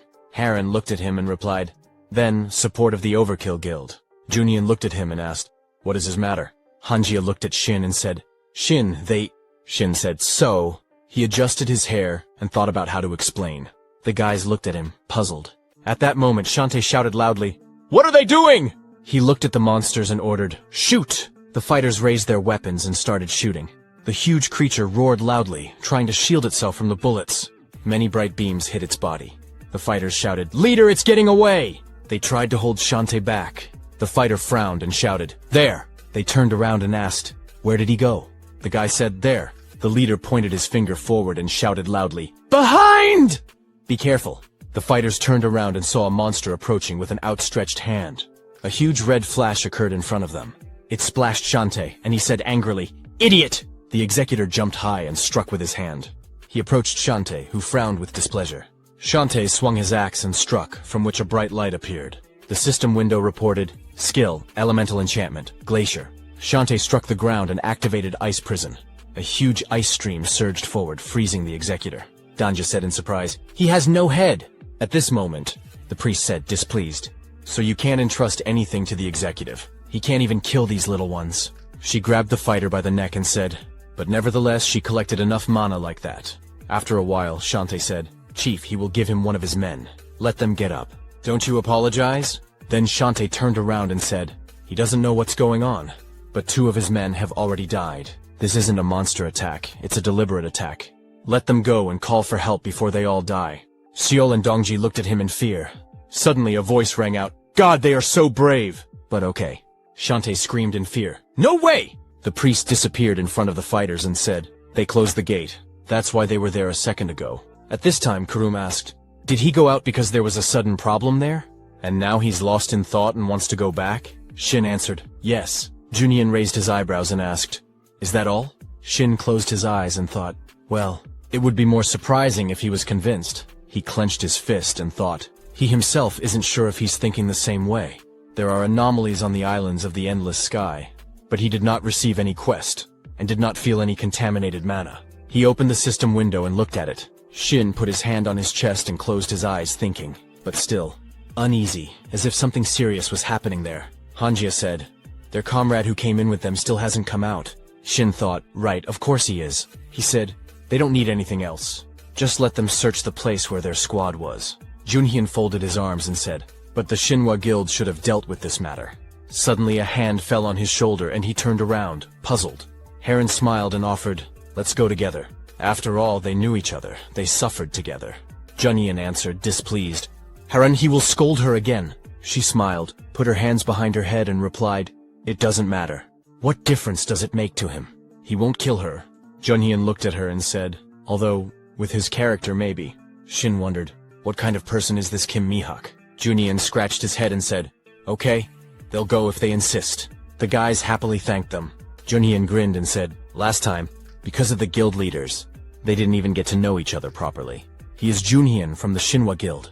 Heron raised her hand and said, "She is Mio Heron. Nice to meet you." Shin said, "He is Shin Junseo, but he is not a member of any guild." Hanjia smiled and said, "She is Hanjia, also a free hunter." Suddenly a man ran up to them, breathing heavily, and asked, "Are they from the Shinhwa Guild? There are problems. The gates of the Islands of the Endless Sky are getting smaller." Shin looked at it in fear and asked, "What?" At this time, the priestess stood in front of the fighters and said, "Now." She waved her hand and asked, "Will they clean up their new home?" A huge energy flow was directed towards the fighters. Shantae swung his axe and said, He doesn't know what kind of idiots they are, but it wasn't worth it. They were so underestimated. He swung his axe, and an energy monster was already approaching him. Shantae created a gun and began shooting at it, making many shots. Heavy sounds were loudly heard. The monster broke away and rushed to run. Shantae turned around when suddenly it was already flying rapidly from above. He grabbed the flask and used elemental enchantment, Flame. Shantae ordered, "Everyone, close your eyes!" and used ignition. The monster was heading towards him, but at that moment, he threw a projectile, and it began to sparkle. For a moment, Danju remembered something. He turned around and saw that the system supporting the islands of the endless sky, even an unidentified monster, would not be able to completely get rid of the gate until the power supply in the system ran out. In that case, wouldn't the gate, even if it was small, be able to return, even if the sorcerer was unconscious? He was right. The portal continued to change its size. For a moment, the gate took on its original appearance, and some did not miss this moment. The guys rushed into the portal and appeared in front of the priestess. They looked at each other in confusion, and she said, "Horror." Shin struck her with his energy and she was thrown back. Shin stretched out his hand forward and thought. The body moved subconsciously. They would have been hit if he hesitated. That's better. Since it comes to that, I need to figure out my capabilities. He swung, intending to demand an explanation from the priestess. The priestess grinned and said, "Oh, how scary. And if she doesn't say what, will he kill her?" Shin covered himself in energy and answered, "If necessary." He said, "First people, then actions, and finally memories." At that moment, Kurum was standing on the balcony and saying, "The first rule, spearman in his sight. The second rule, now they listen to him." He thought, horror. She didn't say that he would have to reveal himself. He is a citizen with an ID. If he gets caught there, he will become a criminal. This is the last time he helps her. The priestess looked down and said, "The third rule, they will forget everything that happened there. Do they understand?" The system window reported, "Hidden skill, rules of the hermit. The hermit applies an unreasonable rule to one target within sight. The hermit will announce the target's conditions and rules, that the target will be forced to follow for some time. The target will not be changed, and multiple targets will be selected." Kurum directed his energy towards Junhyun, who screamed, "Yes, he understood." Kurum looked at him with a puzzled look and thought, "Him.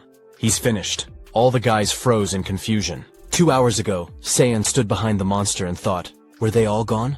He had heard them talking about the gate, but they were so far away that he could barely make out their words. He glanced to the side and wondered, maybe I should hide for now.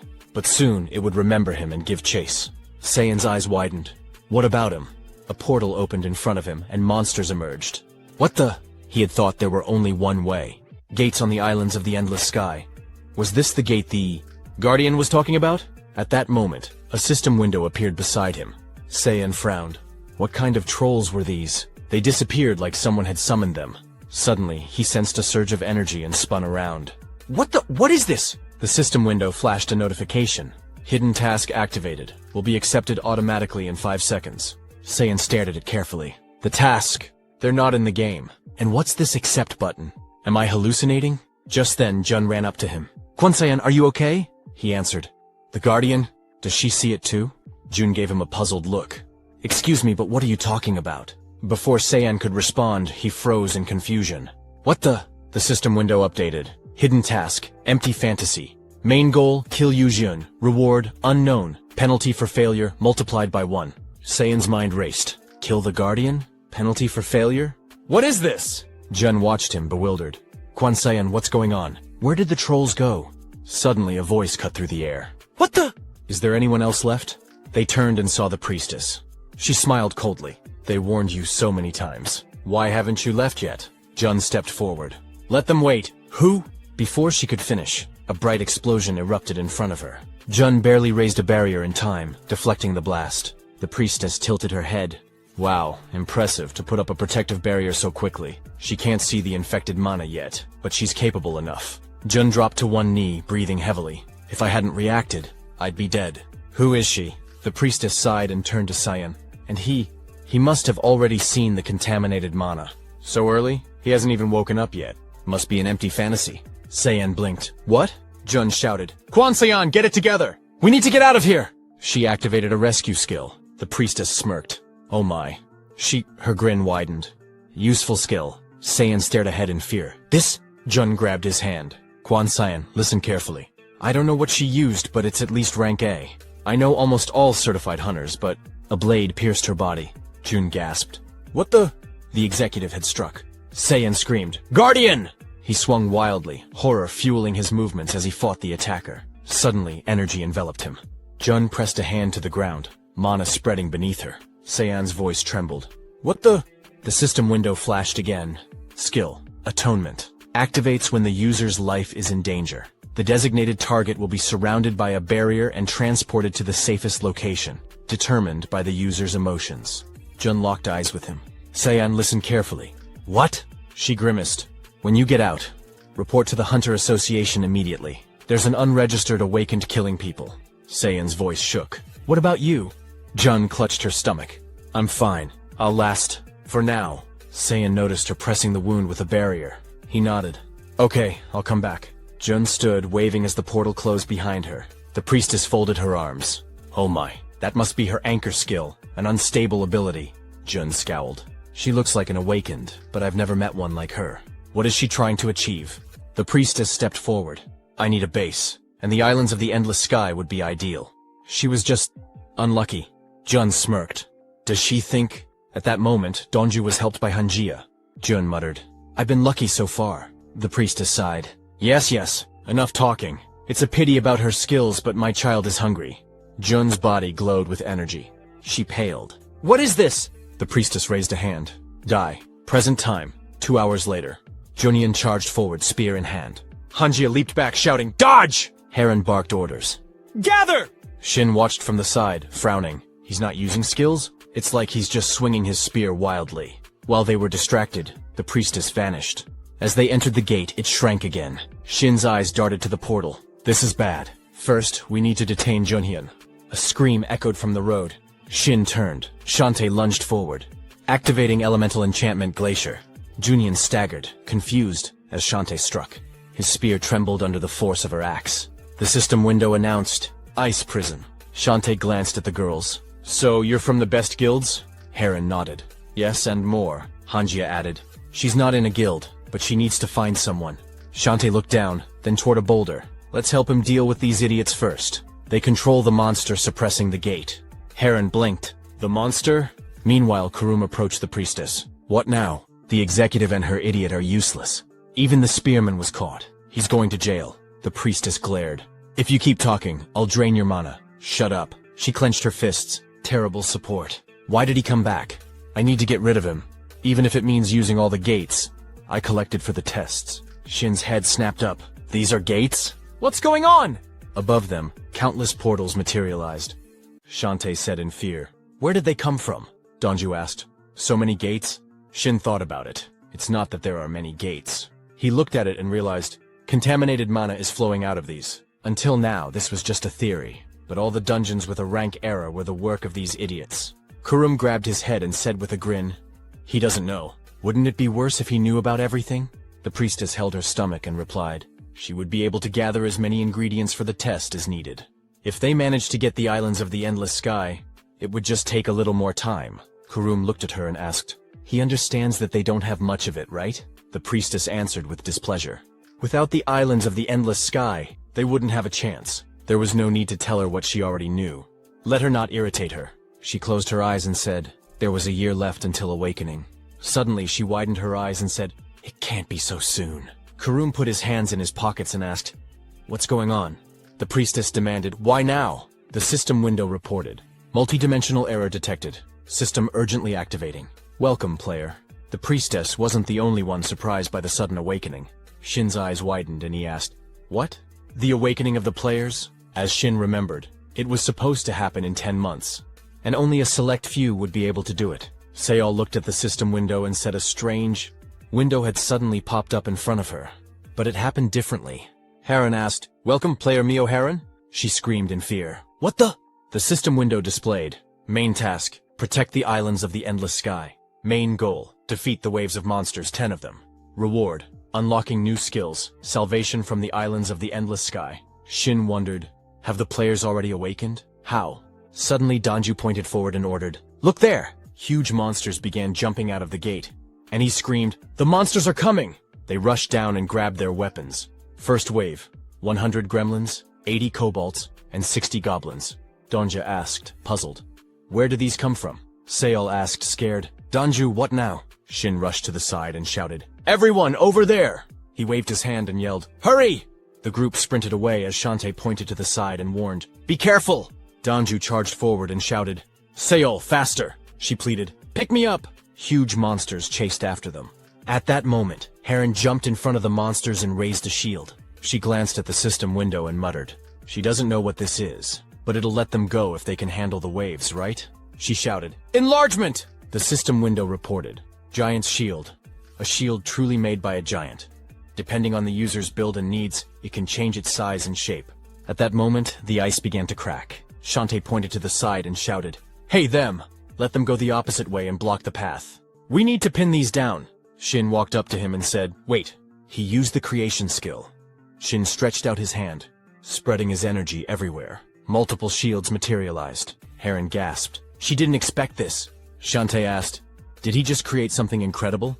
How did he make so many shields?" Shin wiped sweat from his forehead and said, "Now they'll only have a narrow passage left. We need to surround them." Heron ran forward and answered, "She's got it." Shantae silently turned around and saw a fighter lying on the floor. At that moment, Heron called out to him, "They have enough people. If he's a close combat fighter, he can try reviving him." She ran ahead and added, "He's the best at large battles, does he understand?" Shantae approached the ice block with Junian and muttered, "A spearman, but specializes in large-scale battles?" The monsters laughed loudly, pointing forward. Hanjia narrowed her eyes and thought, "This is the perfect time to use a skill." She activated Golden Meteor skill. A massive energy flow surged toward the monsters, who continued laughing evilly.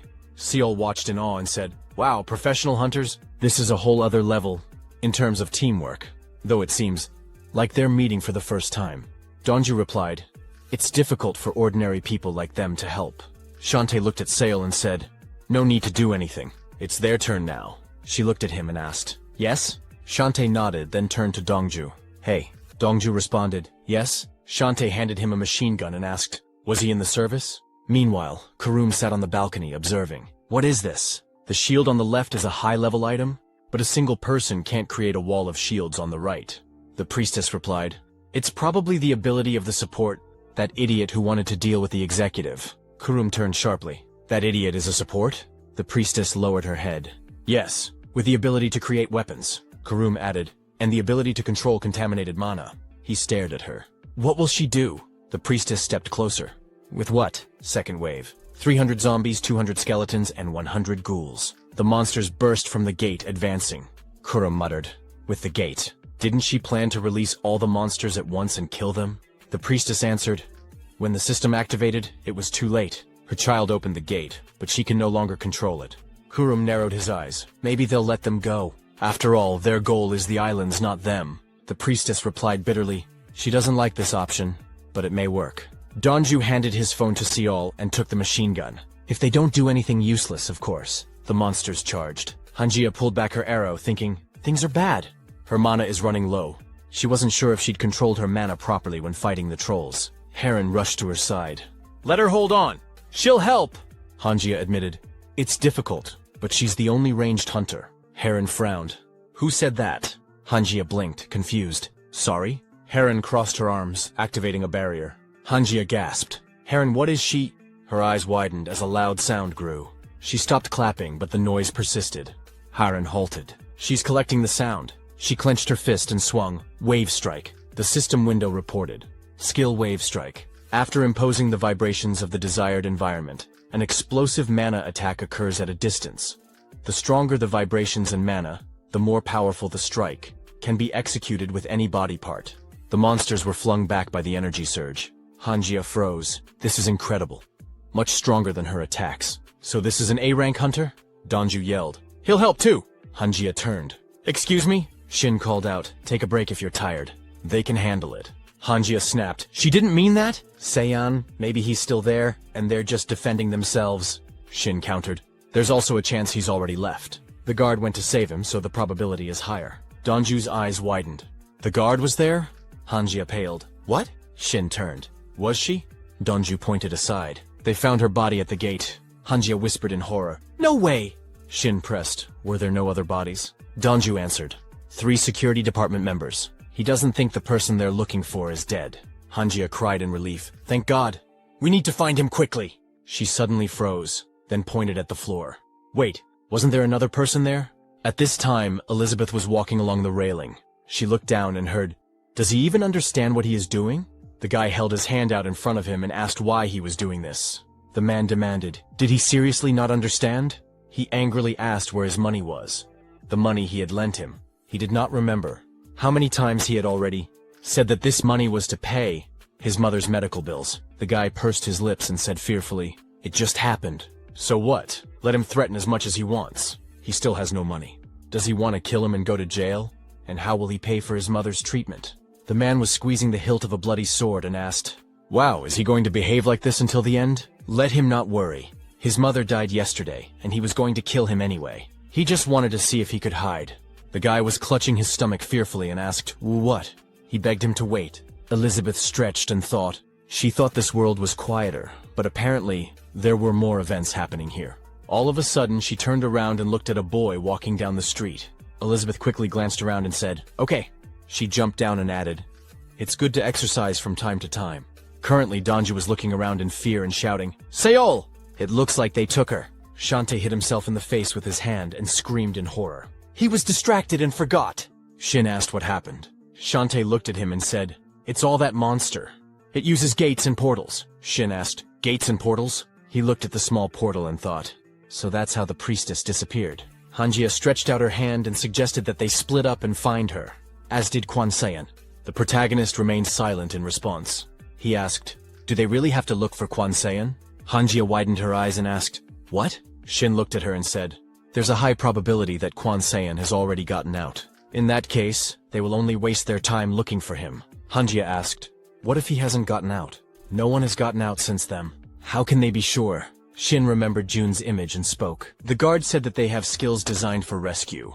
The islands of the endless sky are an isolated space that depends on one gate, and there have been cases of their instability. It's reasonable to assume that she has a skill that allows her to move people from the islands of the endless sky in an emergency." Hanjia cried out in confusion, "But this is just an assumption. There's no evidence." Shin thought about it. To tell the truth, he says this because he himself saw it in his past life. But if he said that, she wouldn't believe him. Hanjia said, "She thought he was there to find Sayan, or was he there for that?" Shin replied, "Originally, yes. But plans changed. Now they were stuck in the islands of the endless sky. If they couldn't open the gate, their situation would only get worse with each passing minute." Shin opened the system window and spoke. He didn't know, even if this quest really existed, they still had no choice but to kill all the waves. The third wave, 100 orcs, 100 gnolls, 100 goblins. Huge monsters jumped out of different gates and rushed forward.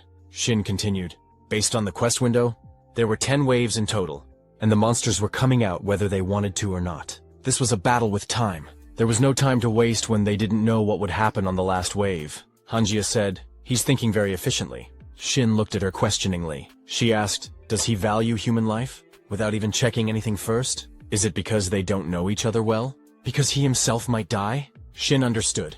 Hanjia imagined the image of Shin and spoke, "But honestly, it's upsetting." Shin froze and remembered how Hanjia told him. She didn't know he would do this. What a pity. At present, Shin clutched his head and thought, were these his memories? This is the first time he's seen this. Shantae ordered them to stop. They're just wasting time arguing. Now they need to save Seol. He's not going to leave until he pays back the debt. At this moment, a gate appeared. Donju asked, "A portal." Suddenly, a voice rang out. "Hey, support!" Shin turned around and saw a guy shouting, "If he wants to save her, let him go there." The priestess asked, "Is there anything?" Karum looked at the screen of his phone and answered, "No." He stopped the recording and erased everything. "Besides, what difference does it make?" The priestess said, "Okay, otherwise," she thought about what would happen if they filmed it. Seol sat on a chair in front of the huge monster and begged for mercy. "Please don't kill her." The priestess frowned and opened the system window. She said, if the video remained and they decided to analyze it, they'd be in trouble. They were already in trouble because the system was activated. She looked at the guy and asked, "Did he ask what the task was?" Kurum answered, "Yes, the reward would be the exit, as they expected. Then they don't need her." Seol's eyes widened in fear. The monster put his hand on her head and she fearfully asked, "Wait." She couldn't see their faces. "Please don't let them kill her." The priestess leaned her elbows on the table and said, "How much noise she makes." Kurum suggested, "Let's use her somehow." The priestess looked at him questioningly. Kurum took off her mask and said, "She thought she wanted to kill that support. The priestess looked at her and asked, "She just didn't want to kill her?" "Okay, let her do as she wants," Kurum replied. "Thank you for understanding." He thought about it. To be honest, he also wanted to settle something with him. In the present, a portal appeared near Shin. Donju said, "It looks like a trap." "Is it okay?" Shantae clenched his jaw and said, "But there are no other ways to save Sail." Donju looked at him and said, "Yes." Shantae turned around and declared, "They can't waste any more time. She and Donju have nothing to worry about. There's a man fighting hundreds of monsters alone. We need to help her quickly." Heron was fighting the monsters at that moment. The system window reported, the fourth wave, 80 orc warriors, 100 goblin archers, 20 skeleton knights, 150 skeleton warriors, and 100 skeleton archers. Heron put her hands forward and said, "Just not the archers." Shin walked towards the portal. Hanjia said, "Shin, no need. It's because of her." He turned around and said, "It's okay. It's not her fault." He raised his head and thought, he didn't expect this, but he had to show them his abilities someday. They would act according to plan. Shin turned around and asked, "A warrior?" Shantae answered, "Is he?" "His name is Li Shantae." Shin created an energy weapon and told him to take it. Shantae replied, "But he already had a weapon." Shin ordered, "Throw it into the portal in a minute." Shantae asked, "What?" Shin turned around and asked, "Can he promise him one last thing?" He used the plat skill. He stepped through the portal. The priestess said, "He really came." Shin answered, "Yeah, what does she want?" The priestess smiled and said, "Stop acting arrogant. One awkward move and they'll smash her head." She put her hand to her lips and added, "He understands. She's not going to just kill him, so let him stand still." Kurum was sitting on a chair in the corner, holding up one finger. He said, "The first rule." Junhan screamed. He started punching the ice and shouted, "What is this? Let him out!" Shantae looked at the portal and remembered Shin's words. "Let him throw it into the portal." He swung and thought, "I guess it's time." Shantae threw the swords into the portal. Shin thought, he had a strange feeling ever since he left the islands of the endless sky. Kurum said, "The third rule. He will tell them everything he remembers." Did he understand? Shin thought, as if he can't just go back like that, as if he missed something. He used the skill of the world of the net. Shin imagined the image of Hanjia and thought, thanks to Hanjia, he understood what this is. And it's him. Kurum's eyes widened and he asked fearfully, how did he know his name? The swords flew out of the portal and shot forward, outlining a triangle on the floor. Shin said, he doesn't know how it's connected to the priestess. The priestess jumped back and screamed loudly. Shin smiled and said, but it's not enough if she wants to catch him. The priestess smirked. She had planned something. The priestess stretched her hand forward, activating a barrier. She smiled coldly and said she had forgotten she could just chop his head off. Behind him, a monster had already swung its clawed paw. Shin reacted fast, using his barrier. The monster's strike clashed against it, but then, suddenly, an energy thread from the priestess flew at him. He dodged, but another monster was already behind him, its claws reaching for him. He was being pulled into a portal. Then, a sword shot out of the portal, slicing the monster apart. Shin collapsed to the ground inside the portal, catching his breath. Before he could react, an axe came flying out. Shantae had thrown it 2 minutes earlier. Back at the battlefield, Shantae turned and said, that support did that? Junxia asked in disbelief. Is a support even capable of something like that? Heron crossed her arms and scolded them. Instead of standing there with their jaws on the floor, they should help. The fifth wave had begun. Heron asked if she was familiar. Hanjia hesitated. No way! She knocked an arrow and pulled it back. She knew how to deal with them now, as she had already killed one. The ogre dodged her attack, and she gasped in shock. Heron warned her. The ogre picked up bones from the ground and threw them with force. A warrior rushed forward, raising his shield to cover her. Hanjia cursed, asking herself how the trolls had gained intelligence. Then, a deep, guttural roar. The system window flashed, ogre magic's overwhelming roar. The monster opened its mouth, releasing a deafening shockwave. Hanjia braced herself. Heron screamed at her to get down. The ogre's body was suddenly sliced apart. The other monsters flinched in shock. Shantae turned his head. We need to help him.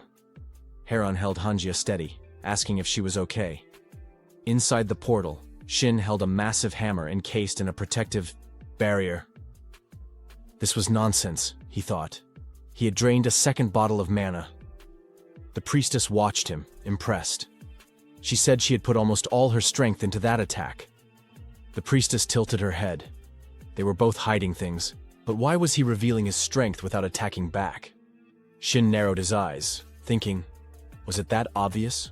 Earlier, he had opened a box. Inside were twin rings.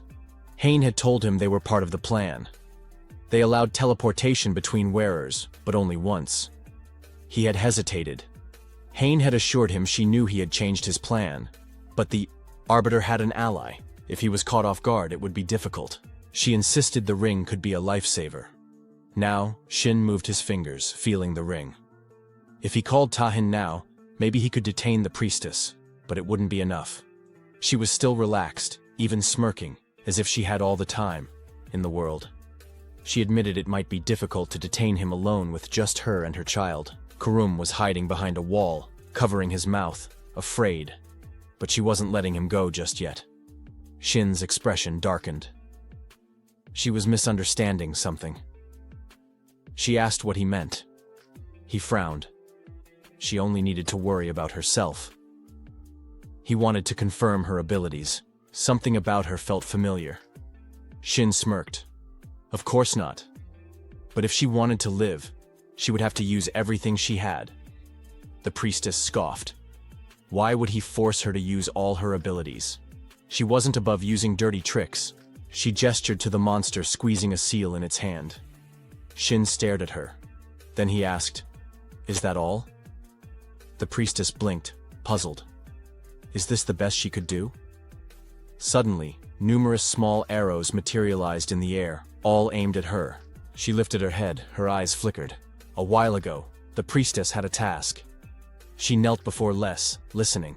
He told her to find out how much the creator could use contaminated mana. She asked again about the level of power. Lester waved his hand, dismissed her concern, and said the priority was finding shelter. The priestess hesitated and asked, "What about the support?"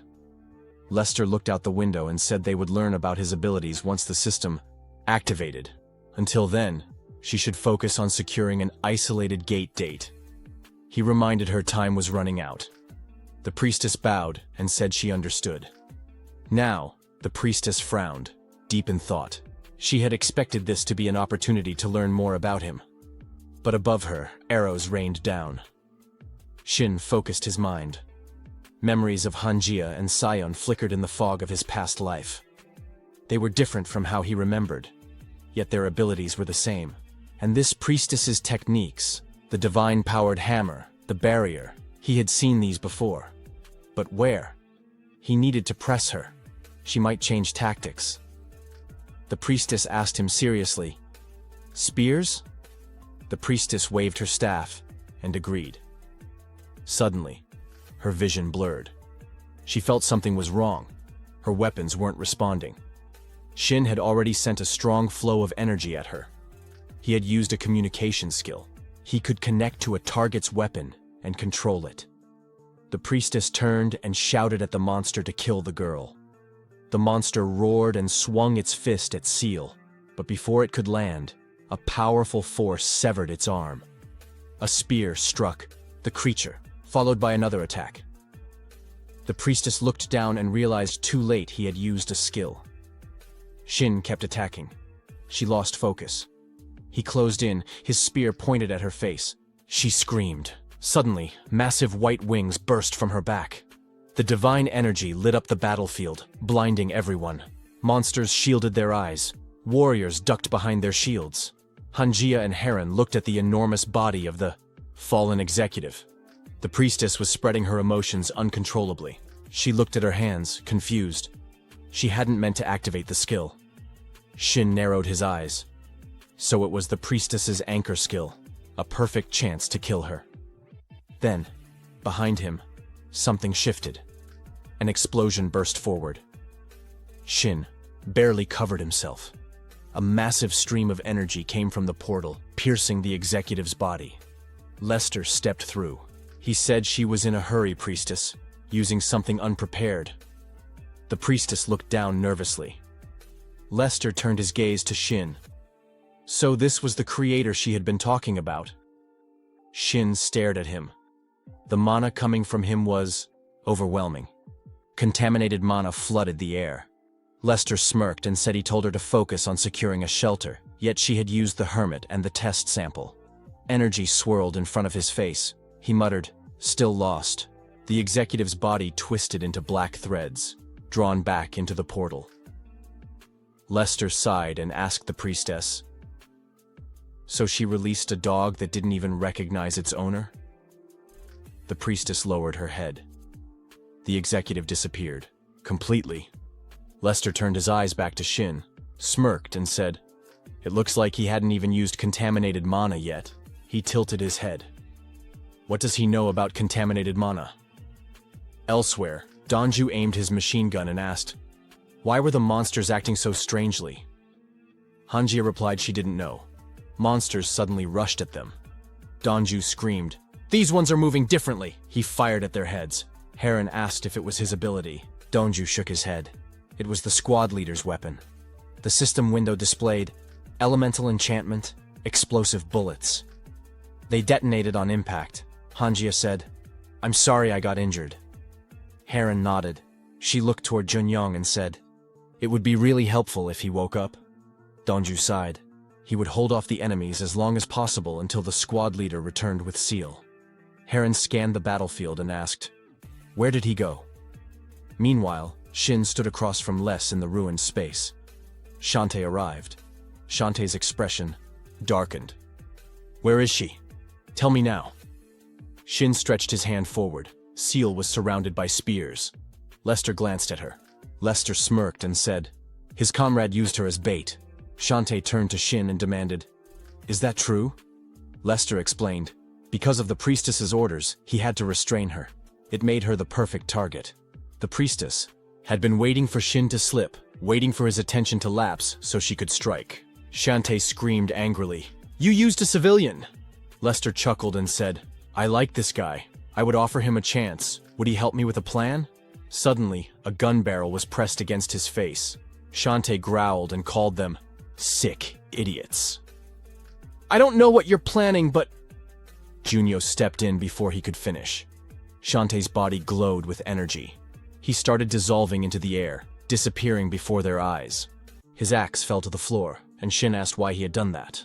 Lester smiled and answered that it was a strange question, pointing out that the man's head had almost been blown off. Shin frowned and asked how Lester had done it, to which Lester answered unexpectedly that the man's comrade had died, and he, instead of taking revenge, had asked questions. Shin said he had wanted to see how far his powers could go, clarifying that the fallen man was not his comrade. He thought to himself that the man was probably a good person, but had acted too recklessly. He was talented but not strong enough to be called a hero, which was too bad but couldn't be helped, as it was his own choice, and he had just suffered the consequences. Lester chuckled and said that he liked him. Shin then asked how he had managed to use that technique, but Lester said that was enough, and that Shin should understand he was not in a position to ask questions now. It was his turn to ask what Shin knew about the infected. Lester fell silent, looked away, chuckled, and clenched his palm before stating that apparently he had been wrong. Shin looked at him, puzzled, and Lester swung his hand, declaring that first they needed to deal with the annoying kids. Shin thought, "No," and turned around in fear to see Lester swing his sword and order, "Down!" A large energy flow rushed through the room and cut the monsters' bodies. Dongju asked in surprise what he had said, and Hanjia grabbed him, pulling them both to the floor as the monsters continued to die. A warrior put a shield in front of himself and screamed loudly before an explosion sounded. After a while, Hanjia asked what had just happened, and Haran answered that it had flown out from Shin's side, then turned to see the warrior's body cut in half. Dongju looked around, asking just what was going on, and Lester stretched out his hand, saying he had assembled this gate because he needed it but could no longer control it, so there was no point. Shin thought that you couldn't even think about fighting, wondering if Lester could do this even with contaminated mana, and concluded there was nothing he could do at all. He squeezed a flask, thinking he first needed to replenish his mana deficiency. After emptying it, he noted this was the third bottle, and that the potions would become less effective with addiction symptoms starting to appear. Judging by the situation, he thought Lester was definitely in charge of the priestess, but he couldn't be defeated by just calling for Tahan. He needed to outlive him first. Shin turned around, thinking he needed to protect not just himself, but also Hanjia and the others, who were worthy of being called heroes. He clenched his jaw, wondering how, and reflected that Lester was interested in him now. but would let him die immediately like Shantae once he grew tired of him. A system window reported he could not use contaminated mana due to someone's interference. His nose started bleeding, and he thought that if he could use it, it would help. Just then, Lester turned around, and Hanjia asked in confusion if they were seeing this, to which Harun answered yes, that many large energy flows were quickly heading towards the portals. Harun asked if this had ever happened before, and Hanjia said no. They would have noticed something like that. And though she asked for forgiveness, she said she thought she needed to go to Shin. Harun objected that she was wounded and couldn't shoot. So Hanjia called for Dongju. When he turned and answered, she extended her hand and told him to give her a weapon. He handed her a machine gun, and she rushed forward while Harun thoughtfully turned to look at the system window, asking what was going on before jerking in fear as bloody cracks appeared in front of her, and asking if the gates were being destroyed. Lester exhaled and said now they could talk calmly, but Shin remained silent, so Lester told him to answer his question. Shin asked what Lester knew about the contaminated mana, saying to forgive him, but he didn't know anything about it either since he had only recently received it. Lester remained silent, then asked if Shin also had memories, causing Shin's eyes to widen in fear as he wondered how Lester knew. Lester replied that contaminated mana could not be obtained just like that, and he had begun to suspect this when he heard from the priestess. But now he clearly saw that Shin had it. Shin thought he was being probed, but Lester told him not to worry, saying he was just trying to do his best to prevent the end of the world, and that they could become comrades pursuing a common goal if Shin helped him. Shin frowned, looked at his hand, turned around, and asked why Lester had killed the man. Lester said he had interfered, and unfortunately his goal was larger than a single death. And since he had little time, he stretched out both hands and asked if Shin would help him. Shin thought about the word comrades, and the priestess turned around, looking back thoughtfully before screaming for them to be careful. Hanjia aimed her machine gun and screamed for Lester to put his hands up, otherwise she would shoot. Shin thought, no. Horror. Wondering why Hanjia had come there, and created a blade, thinking he hadn't intended to become enemies with Lester but now needed to protect Hanjia. A large energy flow swept through the room, and Hanjia told him to stop, but Shin rushed forward, thinking he had to thrust the blade forward before the contaminated mana reached her to distract Lester. Hanjia dropped the machine gun and screamed in fear. Lester turned around, clenched his fist, said, "Too slow," and struck Shin, who fell screaming. At the same time, Lester clenched his fists and said Shin used skills but was completely physically undeveloped. When Shin asked what he was talking about, Lester replied that he must have known skills were needed to increase strength, but that wasn't enough. Until now he had no problem dealing with opponents with skills alone, but he lacked physical ability and would soon reach his limit. Shin looked at him in surprise and froze as Lester stood over him and told him to develop physically first, noting there were many ways to do so while the system was activated. When Shin asked why he was telling him this, Lester answered that it was because he had confirmed Shin had memories, and since he didn't know yet whether Shin was an enemy or an ally, he was curious. Hanjia looked up in fear, clutching the machine gun, and Lester turned around, saying his offer still stood and that Shin would answer later. Then thought, puzzled, about where the contaminated mana was heading. A huge rift appeared above them. Lester stretched out his hand, thinking this was a mistake, and that he hadn't thought she would go all the way. Then took off his hood and told Shin his name was Lester, to remember his words as it wasn't a bad offer. Hanjia rushed forward, screaming Shin's name, crouched down, and asked if he was okay and what was going on. Shin lowered his head and said he was well, and a system window appeared in front of Hanjia. She read it aloud. The main task was to protect the islands of the Endless Sky, the last wave, with the main goal to defeat the waves of monsters. 9 out of 10, and the rewards were to unlock new skills, even from the islands of the Endless Sky. She asked if this was not the end, and Shin answered that apparently there was still a boss left, but Hanjia said she could no longer fight. Shin rushed forward, thinking he had no mana left, and had barely created a dagger during the last attack, then looked at the large rift and wondered what would happen since there were no more ways to defend himself. Suddenly, a huge bird and a hat flew out from the rift, and the guys looked at it with puzzled eyes, opening their mouths in surprise. It landed on the floor, and Shin thought he had never met such a monster before, wondering where it had come from. For the boss, Hanjia looked at it and said, "Somehow, it does not inspire," before walking forward and announcing she would try to deal with it. Shin told her to wait, but suddenly he fell to his knees as blood began to flow from his mouth. He grabbed his face and thought that this was bad, questioning why the side effect had to appear now. Judging by the weak reaction, he concluded there was a high probability that this monster used contaminated mana, and if it had a similar ability, Hanjia was in danger. As she swung her machine gun, the monster suddenly turned around and said, "Found it," prompting Hanjia to only scream in fear in response. The bird then ordered, "Give it back," and Hanjia looked at it questioningly, while the monster looked towards Shin and said, "This is his." Shin thought about what the monster had said, that he took it, said he would return it but did not, and that the hour had come for him to give it back. Hanjia turned around and looked at it, puzzled, while Shin held out his hand in front of him and realized he now understood. He didn't know what it was, but it reacted to contaminated mana, and as long as Hanjia didn't do anything special, it would focus on him. Though the problem was that this was the target of his knowledge and he didn't know how to deal with it. The monster turned its head to the side and asked if he was listening to it. And Shin thought honestly that it didn't look like it had much contaminated mana, but he still couldn't attack yet. The monster ordered him to compensate, and Shin looked at it in surprise as it came closer and said it didn't listen when he asked for it to be compensated, and now it tells him to compensate. Shin said, "No, it," and wondered if Lester had contaminated mana like this. The monster leaned towards Shin and said, "Mine. This one had a lot, almost all of it, but he has almost none of it. Where did it go?" Shin said there seemed to have been a misunderstanding, and that he thought it was the person making the mistake. But the monster replied there was no misunderstanding, leaving Shin looking at him in surprise as it insisted it was definitely used there. The stockpiles of this. Shin hit it with his hands and screamed that it wasn't his, and the bird started to fly up, demanding, "Immediately, let it give it back. Immediately, let it give it back." At that moment, Heron clenched her fist and hit the monster on the head.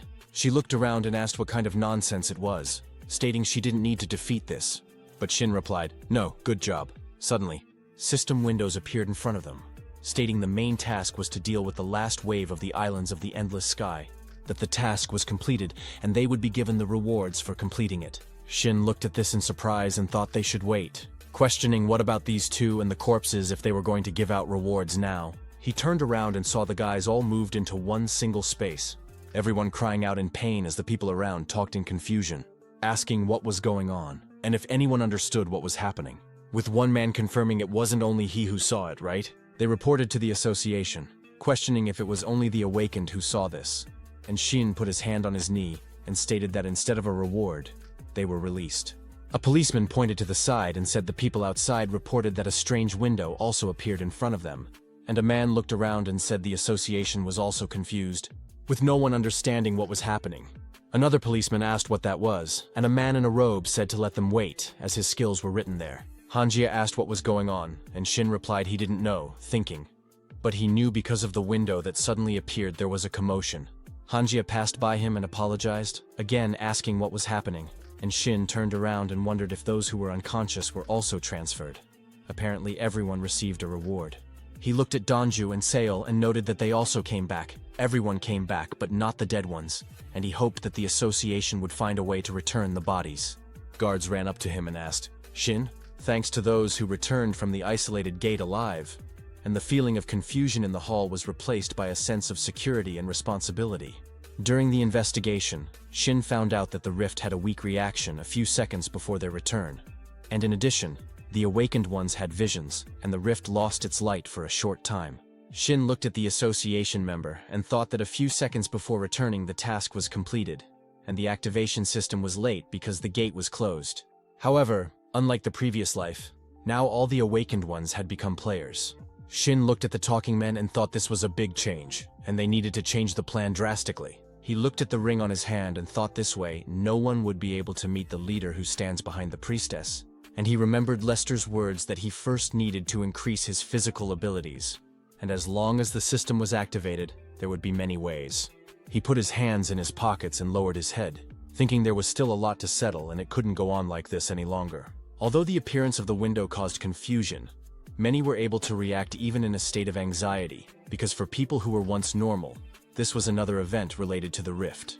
According to the news, only those who were awakened saw visions, presumably related to the rift, and some said that the rift would one day lead to the end of the world.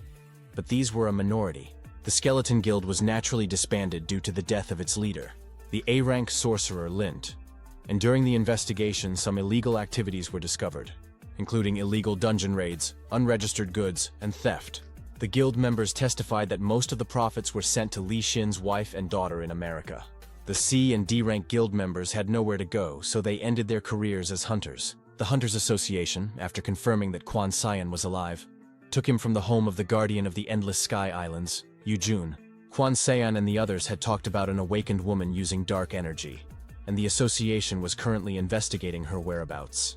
When they learned that Guardian Yujuan had no blood relatives, the association began to discuss who should receive compensation, as her husband and family had died several years ago as part of the rescue party.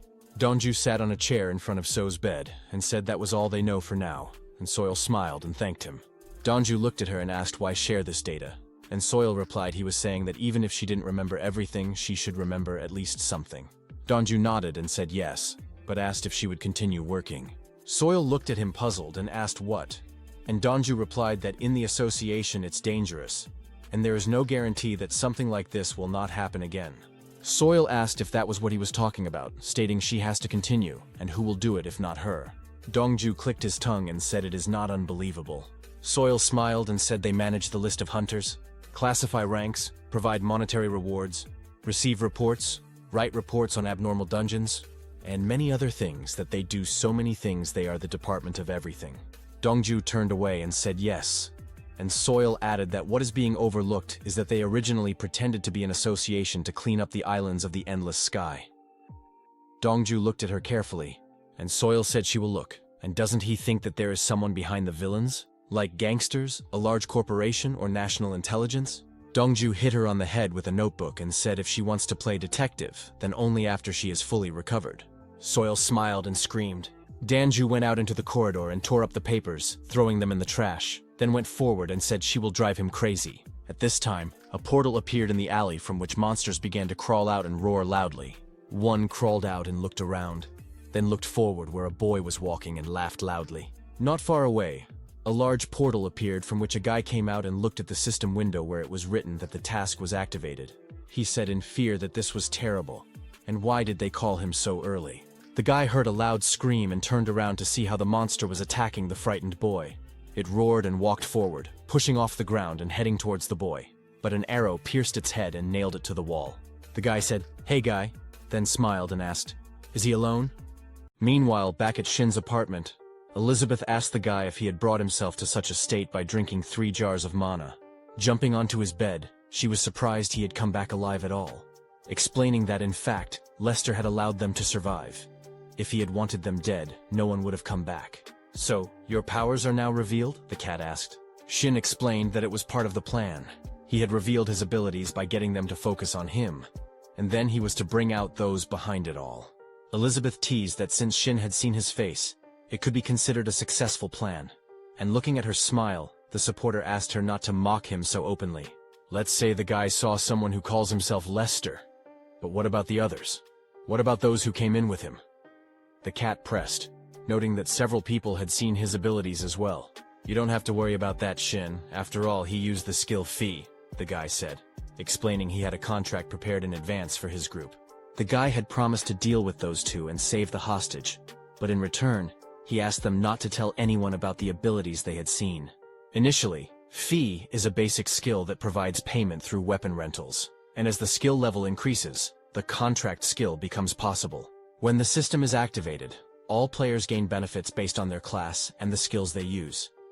In normal cases, ranged classes get improved aiming, melee classes get strengthened, mages can summon familiars, and supports have a variety of benefits depending on their skills, with Shin's advantage as a support being the link skill.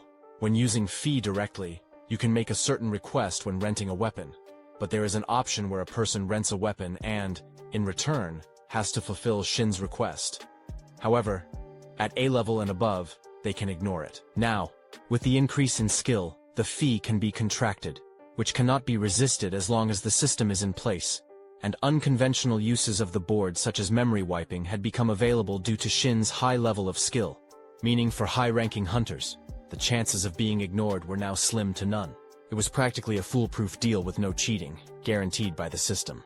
Judging from the fact that the guy was barely mentioned during the investigation, it could be assumed that the skill worked properly, and thanks to Yun Tai-hun, Shin was able to determine what was acceptable, which was also helped by the system being activated early, meaning the other players would now have to adapt to the changes.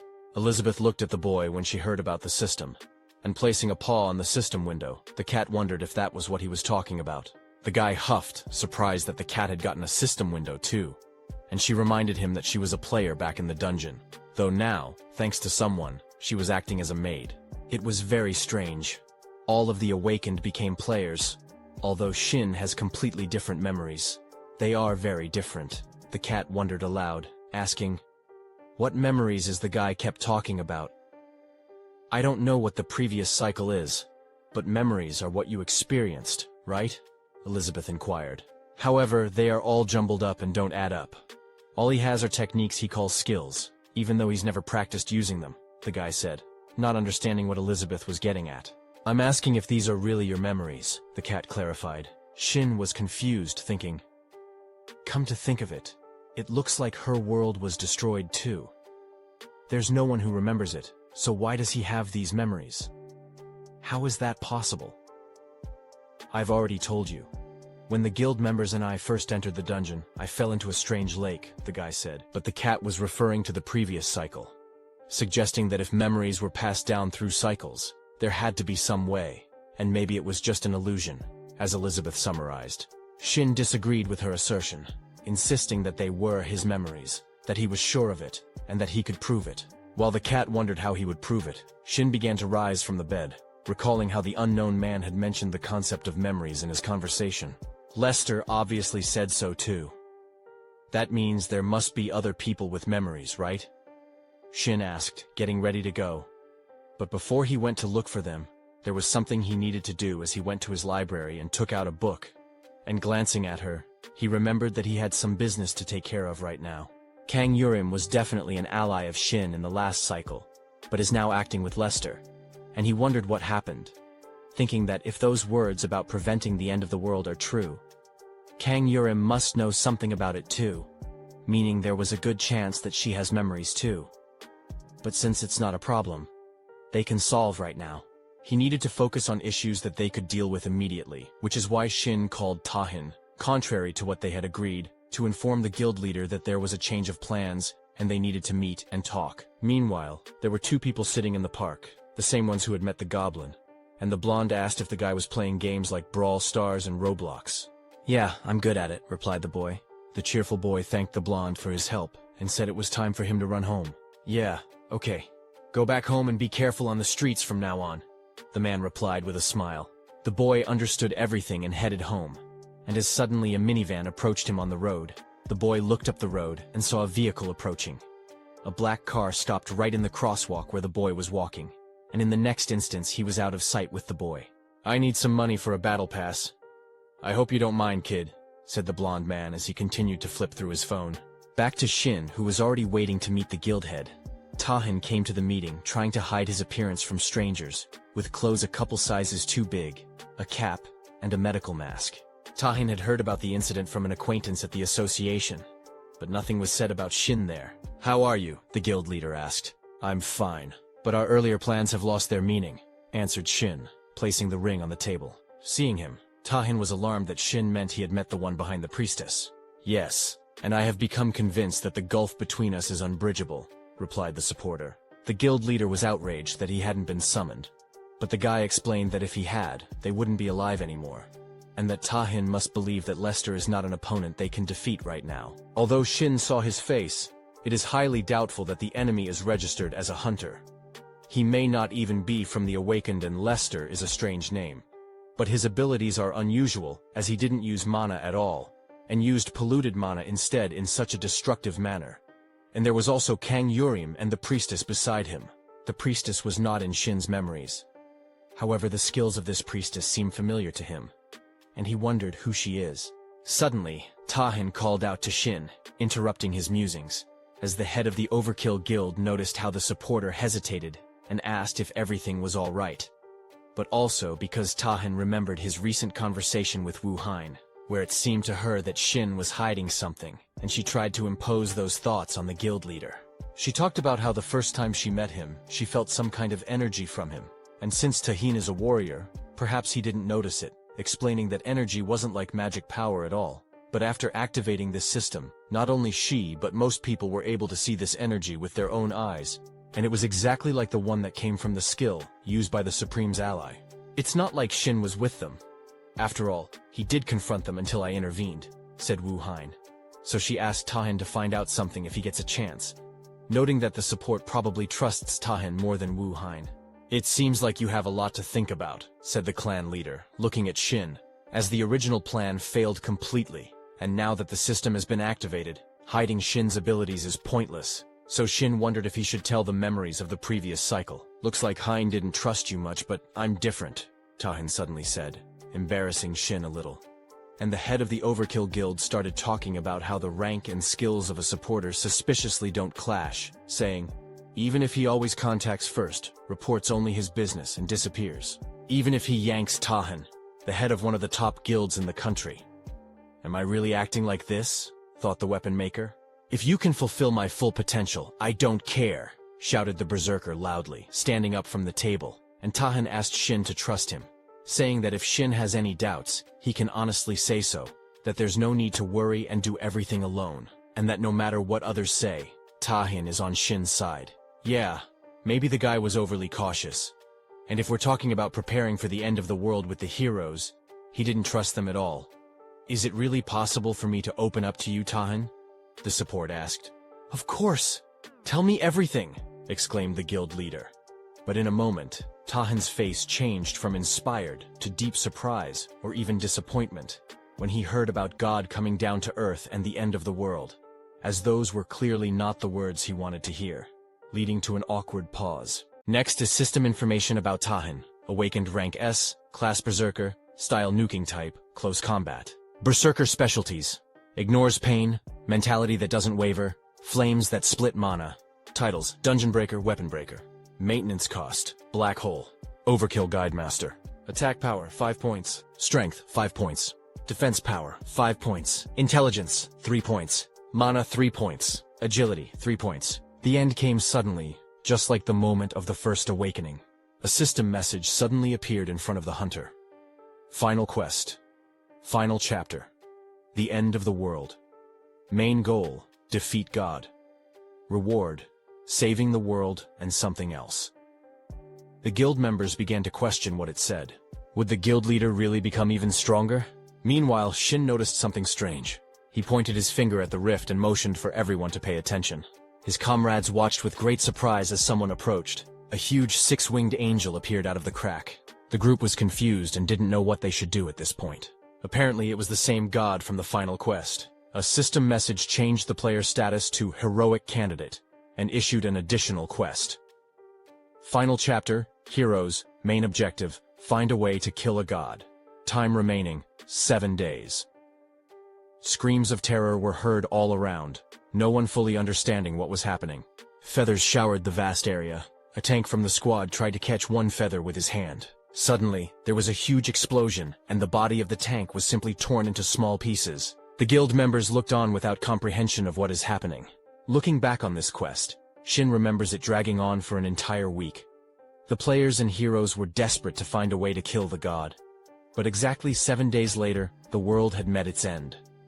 After listening to Shin's story, Tahan drew his own conclusions. Shin didn't expect Tahan to believe it so easily. The guild head abruptly stood up from his seat and grabbed Shin's shoulder. The man in the cap started pulling the supporter with him. The guy urgently needs to visit the hospital, apparently. The shock from the islands of Endless Sky still hadn't passed. Shin asked him to stop and listen to him. A week after descending, Shin seems to have realized the way to kill the final boss was just a gimmick. If only he could have realized it a little sooner, he could have saved everyone. Suddenly, the roof over Shin collapsed. The very system in human likeness came down to him. I realized it too late, said the boy, looking at the silhouette of the system. The system looked at the supporter and smiled. She thought it was very funny. If I had one more chance, Shin wheezed. The heroes you eliminated in the beginning were the key. The boy continued to reason, looking at the way the system was pointing its hand at him with a clenched fist. The system terminated another player, so all of Shin's memories end with his own death. Therefore, there is a suggestion that God is also behind the doer who pursues the awakened one. Then what is this trick that can kill a god? Tahan asked. But the guy didn't remember it. The guild leader was disappointed by this answer. Maybe Shin remembers the names and number of characters? Then Shin only remembered the people he crossed paths with. Of the dozen or so who made it to the end, he remembered a couple of faces, and in the beginning there were several hundred of them. It was as if someone had deliberately erased some of the memories. Watching Tyne's reaction, the guy noticed that he was still hesitant. Well, I guess that's a normal reaction. Tahin really helped Shin. It was worth approaching the matter more delicately. But to his surprise, when the guild leader stood up from the table, the man returned the ring to him and said that in that case, it would be better to leave the ring to the supporter. They would have to work closely together in the future. You believe me? The boy asked in surprise. I'm not looking at this from a faith standpoint, but from the standpoint of whether or not I can give you the proper assistance, the guild leader said with a smile, handing the ring to the boy. Judging from the fact that Shin told such a story, he doesn't need a man who will believe his words, but a man he will trust. I'll trust you, Shin, but in return, I want you to trust me as well, Tahin summarized. After saying those words, the guild leader placed an emergency ring in the supporter's hand. Although Tahin didn't know if the supporter was telling the truth or not, if they could get him into the guild, he could become a strong ally for them. And just as the guild leader wanted to strike up a conversation about joining Overkill, Shin held out the very book he had brought with him from home. This is the book the guy got on the islands of the Endless Sky. Good thing he brought it with him. Your system activated too, didn't it? Shin asked. Tahin was a little surprised and nodded in response. In such a case, a man should realize the significance of acquiring the first skill book, and Shin gives it to the guild leader as a sign of trust. This skill book, the difficulty of obtaining it is S rank, so its price on the market will be astronomical. It allows you to learn a new skill. Skills can vary depending on the class and style of the target. To activate the book, it must be opened, but it disappears after one use. Tahin was surprised by such a gift. Why exactly is he worthy of this book? To make you stronger, replied the supporter. Much stronger than this, he continued. Well, it would be even better if Tahin could get something useful at the same time. So there's a reason after all, thought the guild leader. The man agreed because he promised the guy all-round support. He inquired as to what the support guy needed. A magic stone solvent for starters. Can you get it in 2 days? Shin asked thoughtfully. Initially, this request was completely insignificant. But when it came to the number of 10,000 liters, are you going to fill a swimming pool? This isn't tap water, Tahin said indignantly. But the list didn't stop there. There were still other ingredients needed, such as wool of the Monkey King, whiskers of the Heavenly Fish, slime of the Wasteland Witch, blood of the Night Goblin, helmet of the Ant King, and something else. Wait a minute. These are top-quality materials. You can't get them in a couple days. Tahin couldn't contain his emotions and started shouting at the entire cafe. The people sitting near them began to whisper. The head of the guild toned down his tone and asked what the supporter was up to, as the man had never heard of some of the items. Tahin wondered if it was the kind of thing Shin had dealt with in the past. Passing. Then, what are the most valuable mana-related materials in the guild storage? Shin inquired. A few moments later, there was a box with a huge sphere inside it on the table. This is a purified spirit core. Difficulty in obtaining this material. A rank. This is a core that holds the power of a once-fallen spirit. After an elaborate purification process, there was only pure essence left inside. This orb was brought by Secretary Min. She is a rank B, class, space opener. She is able to create subspaces in closed places. This orb was obtained from the S-rank dungeon and cleared with the help of Wu Hein. While the guy was stretching his hands for the orb and saying that it should be enough, the rare specimen was abruptly snatched away. Looking at Min, Shin couldn't understand what was going on. She was furious, like a little chihuahua that barks and growls indiscriminately. She considered this sphere to be a priceless treasure of the guild. The head of the guild noticed the awkward situation, and held out a much more valuable item to his secretary. And in order to alleviate this little misunderstanding, he offered to deliver the orb to the place where Shin would need it. After all, one has to be especially careful with this orb. You have to use it together with the solvent, Tahin summarized. After agreeing with the man, the guy said the address where all the material should be delivered. Just as the guild leader and secretary were about to leave, Shin asked Tahin to stay and talk one-on-one. The guy wants to talk about everything that happened on the islands of the vast sky. After a while, the city bus arrives at the stop. Shin approaches someone's house with gifts and guests. "Mom, I'm back," the boy said loudly. An older woman sitting in a wheelchair turned around sharply. She was happy to see her son again, and he, in turn, inquired how she was feeling. One day, unexpectedly, a crack appeared in the earth and mana poured out of it. But it was not a blessing for all the people. Those who resonated with it became awakened and gained new abilities. but for those with a particularly low sensitivity to mana, it turned into poison. This disease was later called multiple mana perception disorder. In severe cases, it was fatal, and survivors suffered from various complications. "How have you been feeling lately?" Shin asked, to which the mother replied that she felt much better after being treated in such a place with clean air. Wondering if she had gotten some of the items, the woman pointed her finger at the pantry. They were left right outside the storeroom, as the boy had requested. Shin's mother doesn't remember very well who exactly came, but it seems it was an awakened one from the guild. Looking at the huge canister, the guy thought, "I should call Walter White. I mean, did Min really come by herself? Probably grumbling the whole way?" In any case, thanks to Tahin, there was an opportunity to take a chance. Opening the door and stepping inside, the guy thought, "Walter White? Has he already finished the job?" More specifically, Shin now has a chance to use the magic stones he's been collecting all year. Meanwhile, at the Shinhwa Guild office, Haran stood in front of Kim Huk with a broken arm. The guild leader had heard that she had traveled to the boundless Sky Island. "About that, I've already submitted a full report to Secretary Choi," Kim said before the girl could reply. He had familiarized himself with it, and began to reread the report of what had happened again. Unusual awakened and portal-creating monsters attacked. A passageway suddenly opened from where the monsters poured in. A quest began. But here's the best part. At the office of the Hunter Association, Han Chol was questioning Mr. Lee Dongju. Did he notice some unidentified dark force? Dongju answered positively to this question, but because of the monsters, he couldn't really see anything. But it seemed to have been used by another awakened person. "So, someone has seen this man?" the head of the association asked. "The 3 hunters who accompanied me spotted him," replied Dongju. Of these were the deceased hunter and head of the Skeleton Guild, Li Shintai, the hunter Hanjia, and Shin. Kim was very surprised to hear his name. How could this guy be there? The guild leader just couldn't believe his ears. He decided to ask his huntress in person what had happened there. "I didn't see," the girl said in a timid voice. Kim was angry. How could she not see? There were monsters all around us. I didn't manage to get a proper look while I was fighting them. Instead of the other hunters, Mr. Dongju continued his report. Then she and the huntress Miho Haran tended to those who had fainted. They couldn't leave them behind, and that man went into hiding. After listening to Mr. Dongju's report, the head of the Hunter Association office thought for a moment. "Then you questioned the 2 eyewitness hunters?" Han Chol asked.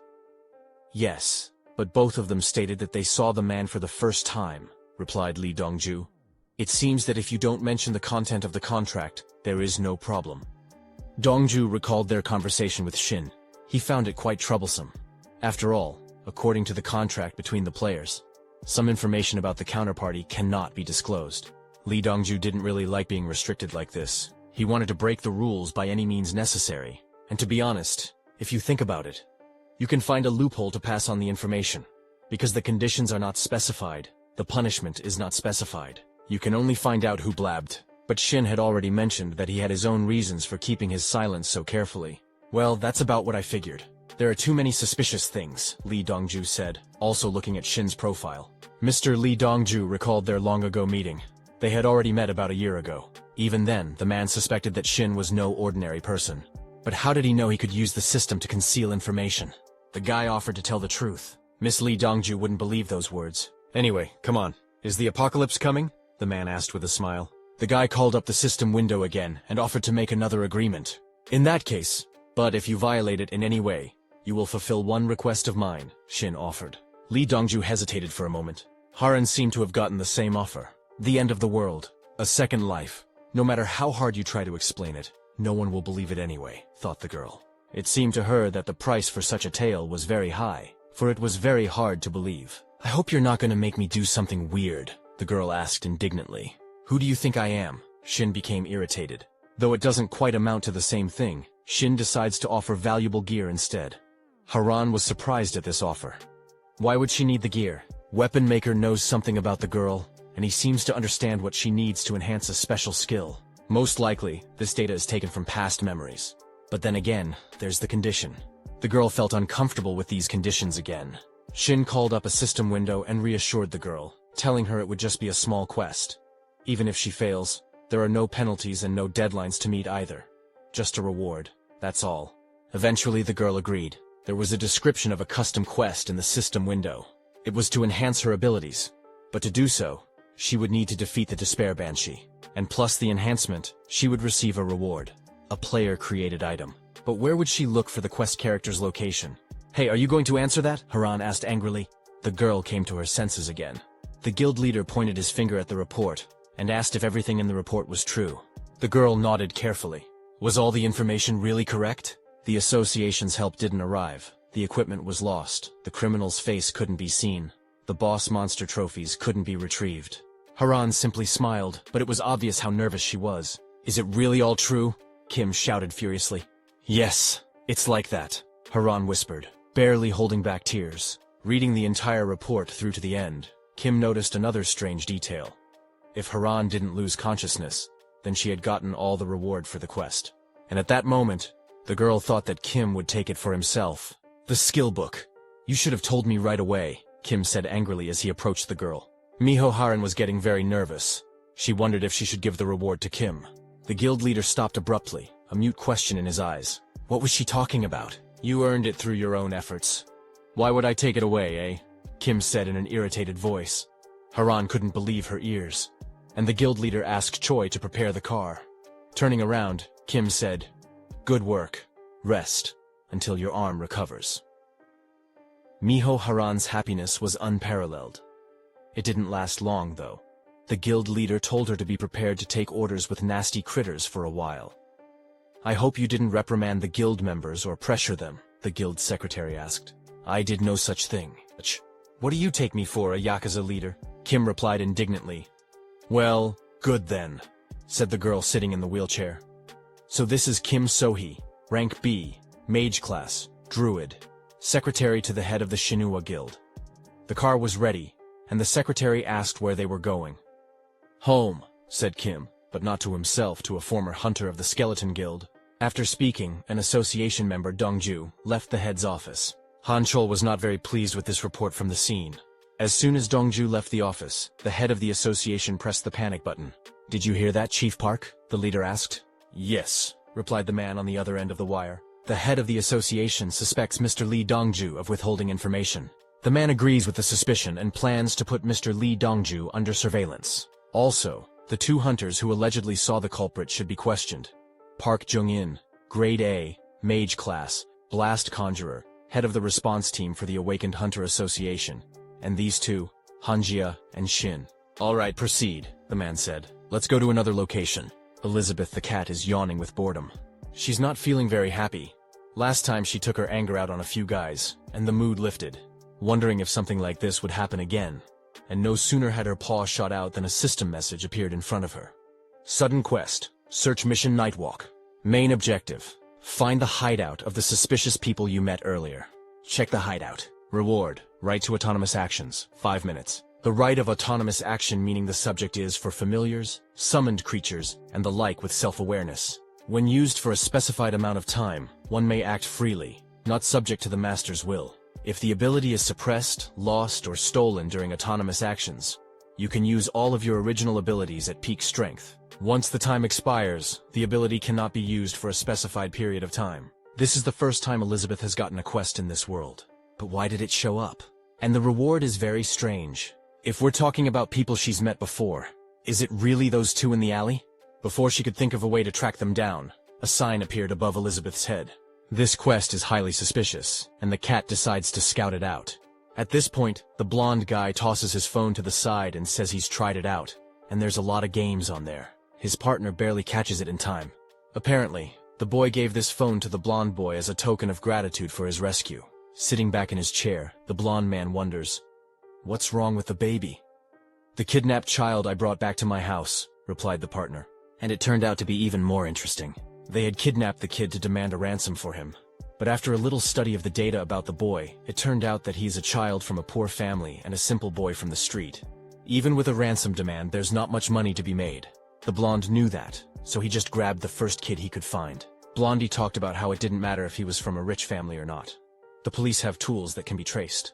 Usually in these cases, negotiations are done under the pressure of money. His partner didn't have much confidence in this theory. And another question. Why do you need money that can be traced? To this question, the blonde didn't want to answer. He just needed that kind of money for his personal business. Who cares? The blonde said with a smile. After all, this is a fake world made for predation. Laughing, the guy said, "Who cares what money they get?" Hearing this made my partner shiver. Sensing someone's presence, the boy turned around. He saw a stream of infected mana. Elizabeth arrived at the designated location. But the quest did not end at the moment of finding the shelter, and the reward was not given. The guy felt some strange energy and decided to look. The cat didn't expect to meet anyone here. She saw a man emerge from an abandoned building. Seeing the cat, the guy wondered who it was. Character info, name Mayo Harang. Class A, rank a fighter. Combat style, fighter with vibration accumulation. Special skills, acceleration, vibration accumulation. Titles, finisher, wave warrior, our ace, Shinua guild member. Characteristics, attack 4, strength 3, defense 2, dexterity 4, intelligence 3, mana 2. The guy was somehow the first to know about the cat and approached her suddenly. Another system message appeared in front of Elizabeth. The search mission was completed, and Elizabeth was rewarded with the opportunity to act on her own within 5 minutes. She did not understand why she needed this right, or what she should use it for. The guy is surprised that even cats can be players in this world. "Didn't you do some mischief to my men before this?" the boy asked. But the system wouldn't give such a search mission after what had happened. Elizabeth wondered. How could he see the system windows of others? At that moment, the guy was approaching the cat with a knife hidden behind his back. He said there was no need for her to know such things, for she was going to die soon anyway. "Just know there's a man who supports me," the blonde man said, coming closer and closer. While Elizabeth was trying to figure out what was going on, she received the system message again. Bound quest activated. Strange quests again. Approaching the right distance, the guy pulled a knife from behind his back. He focused on the target and took a swing for the throw. The cat was engrossed in studying the task, and the knife was coming toward her with great speed. With a satisfied meow, she realized what was required of her. The knife was already a few inches away from its target. Elizabeth didn't even look in his direction. There is a huge explosion, and the cat flies a great distance into the air. Upon landing, she takes on her original appearance as a vampire, all thanks to the reward received for the completed quest. Also, Elizabeth had a new hidden quest. It was in addition to the first one, and the task was to apprehend suspicious people. The time of execution is 5 minutes. The reward, a fragment of the source, 1 of 5. Looking at the vampire, the boy was surprised. He thought that the system in this world had been activated quite recently. There's no way someone capable of DOD. His knives would show up here. Elizabeth doesn't listen to the guy at all. She just reads the system messages. Now she wants to understand what a source fragment is. A new window unfolded. Most likely there was a description of the very source fragment. "Not a bad reward for you," Elizabeth said. The blonde man was not pleased with the woman's tone. He didn't like that she was treating him like a monster. "I'm a human being. Or am I?" the boy said thoughtfully.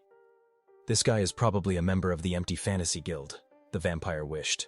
He knew more, but there was no time for idle talk. Judging by the fact that the mission doesn't specify destroying the target, only delaying it, it's enough for Elizabeth to... The target?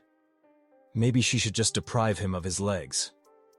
After hearing such speculations, the guy only muttered something unhappily.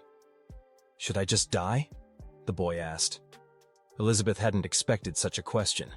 Looking at the vampire, the guy judged her to be a pretty strong opponent. The blonde didn't want to waste energy on someone he wasn't open to raiding. The woman didn't know what she was talking about. Is the guy really willing to sacrifice himself just so she can get the reward for the quest? Elizabeth was outraged by the blonde man's behavior. First, he attacks her, and then he changes his mind. The boy replied that since he couldn't finish everything with one attack, there was no point in resisting. "I'm the kind of person who only works at the behest of a superior," said the blonde man. After saying that, the guy also got a system message. The system responded by telling him that he was a cunning scoundrel.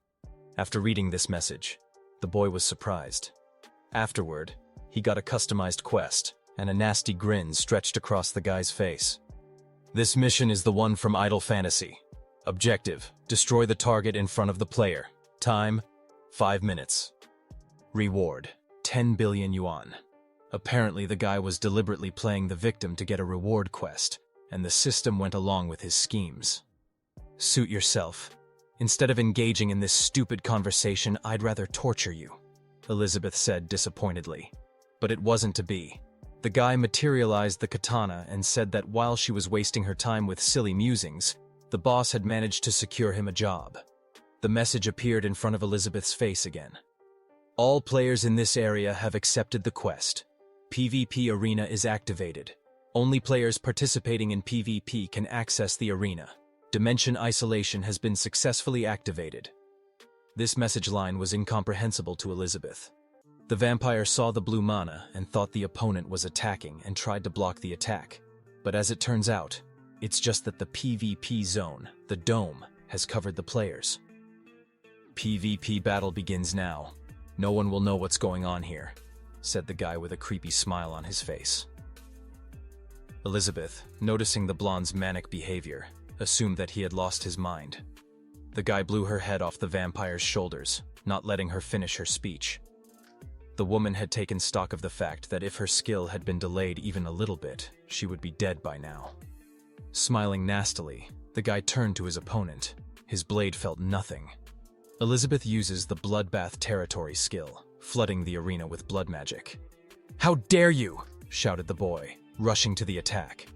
At this point, Elizabeth dodges the attack and uses Thirsty Hands. Seeing the huge, bloody hands, the blonde man senses that it's not that simple. "Gotcha," Elizabeth said with a smile. Something unlikely happens. With tremendous speed, the katana hits the ground, and another sword materializes in the air. Holding a katana in his right hand, the guy rested against her and swings his foot with a strong leg kick. The blonde sends the katana overhead, fending off the attack of the bloody hands. Flipping over in midair, the guy stands on the hilt of his katana, thus avoiding contact with the bloody ground. Pushing off, the guy rushes toward the vampire. Elizabeth doesn't let her opponent near her. With a huge pillar of blood, she tosses him overhead. While in the air, the blonde becomes an easy target. Thirsty hands surround the guy again. As he falls, the man considers his surroundings. He realizes that he must not step on the bloody terrain. The area looks very suspicious, but also, the red hands only appear from there. Can this ability be used anywhere, or does this ability have a limited damage area? Thought the guy. Though the form is different all the time, it's obviously always blood magic, so she's most likely a vampire. But I've heard there are very few blood mages, the blonde continued to ponder. The man is accumulating mana in his hand. After a moment, he creates several knives, and the question of how she knows about the idle fantasy looms in his mind. A guy gets too many questions he wants answers to. With a sharp motion, the blonde throws his daggers at the red hands, splitting them open. Elizabeth doesn't understand how he manages to destroy bloodthirsty hands with ordinary daggers. Each knife stabs into the ground, creating some sort of foothold for the guy's maneuverability. Landing on them, he aims for his opponent again. Approaching the right distance, the guy grasps the hilt of the katana in a very strange but effective way. The guy stops in front of the vampire without touching the ground.